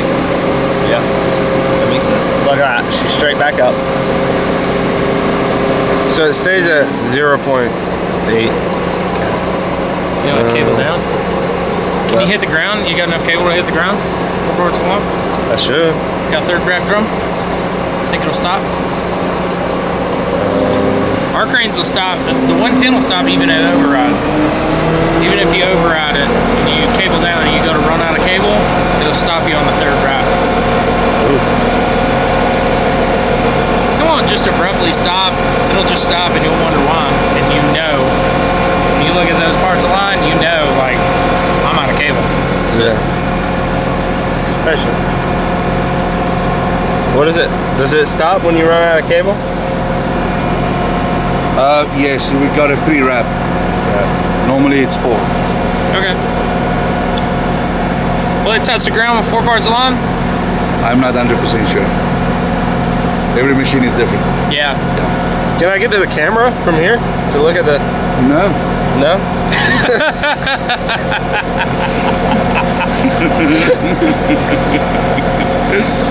I'm guessing it's the camera button. Press it. That's the horn. Dude, you can be way away from the crane. Somebody walk up to it. Dude. Yeah. Get away. Sitting in my We lawn can do chair. a video of that, like a funny video. Remote control, just sitting in the woods. Neat. Somebody walks up to it. Get away from my crane. Yeah. So how far can you be away from the crane with this? 300 feet. 300 feet. It used to be 300. I could sit on Start your walking. front porch. What happens when you walk out of range? You will lose your connectivity on this button. So you can fucking test it. Yeah.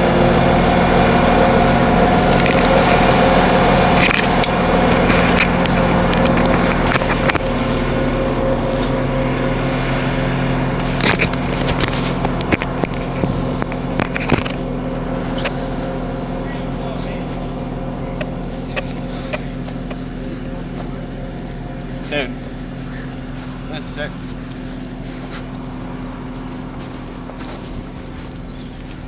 You're gonna be able to go all the way to like the dog cage, farther, right? 300 feet. I might go sit on Matt's front porch. Hey. Get Matt's kids out while you control the crane. Matt, can you break down the crane while I go take a busy bathroom? Here's the controller.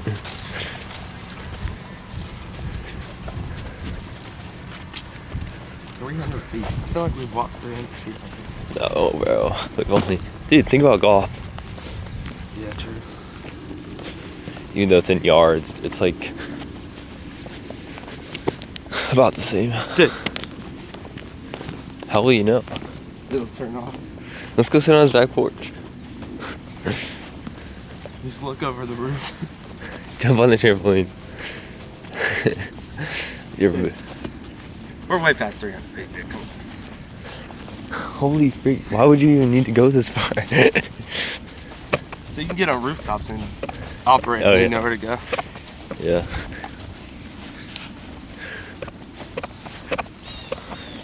Holy crap, dude. This is gonna be a short whenever.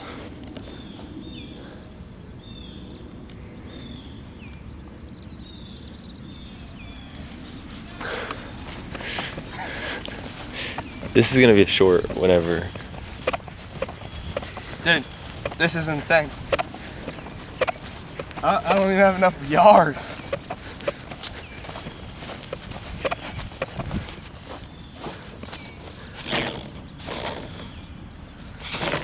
Still going up.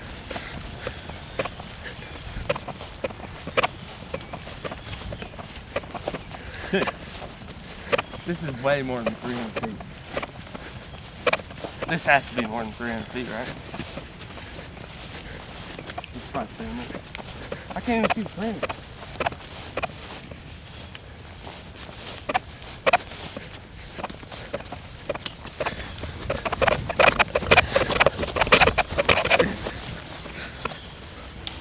This is crazy.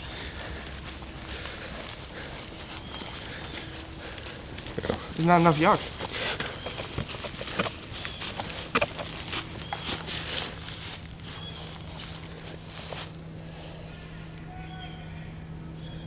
It's still going up. I can see it. Go in the woods.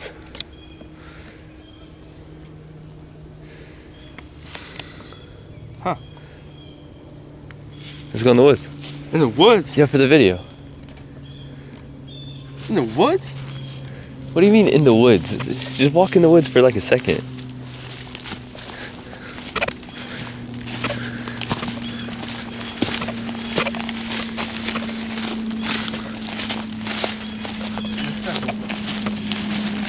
Huh? You gotta call that. Wait, you need to get mic'd up now.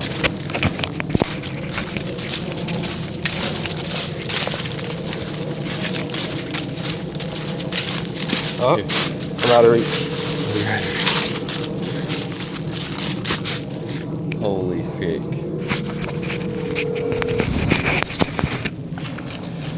Come on, Matt, pick up the phone.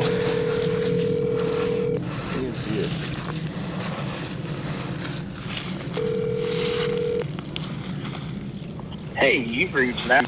Matt doesn't answer in this scenario. Oh man. Cable up. Cable up. Okay.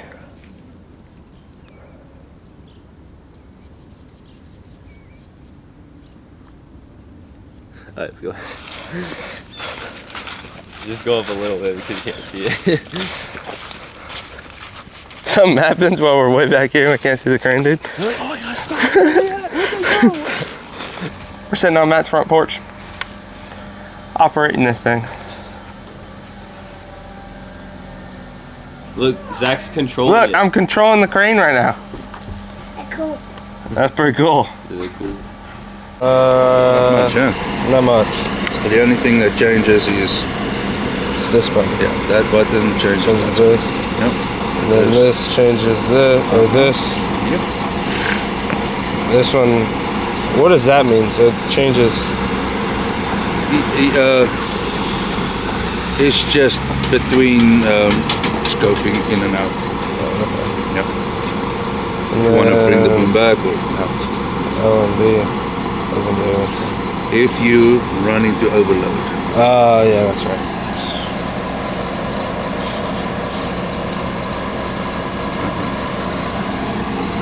Alright. So you even got your wind speed up there, dude. Oh.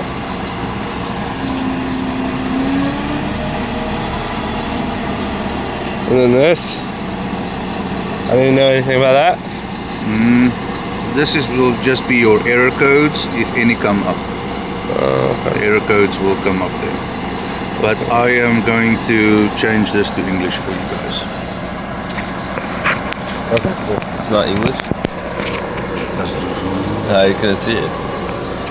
No, it's German for now. I will update the language on the system. I am prepared for this. Okay, Cool. Okay. that's what I got for you, dude. You want to put it back? I guess so.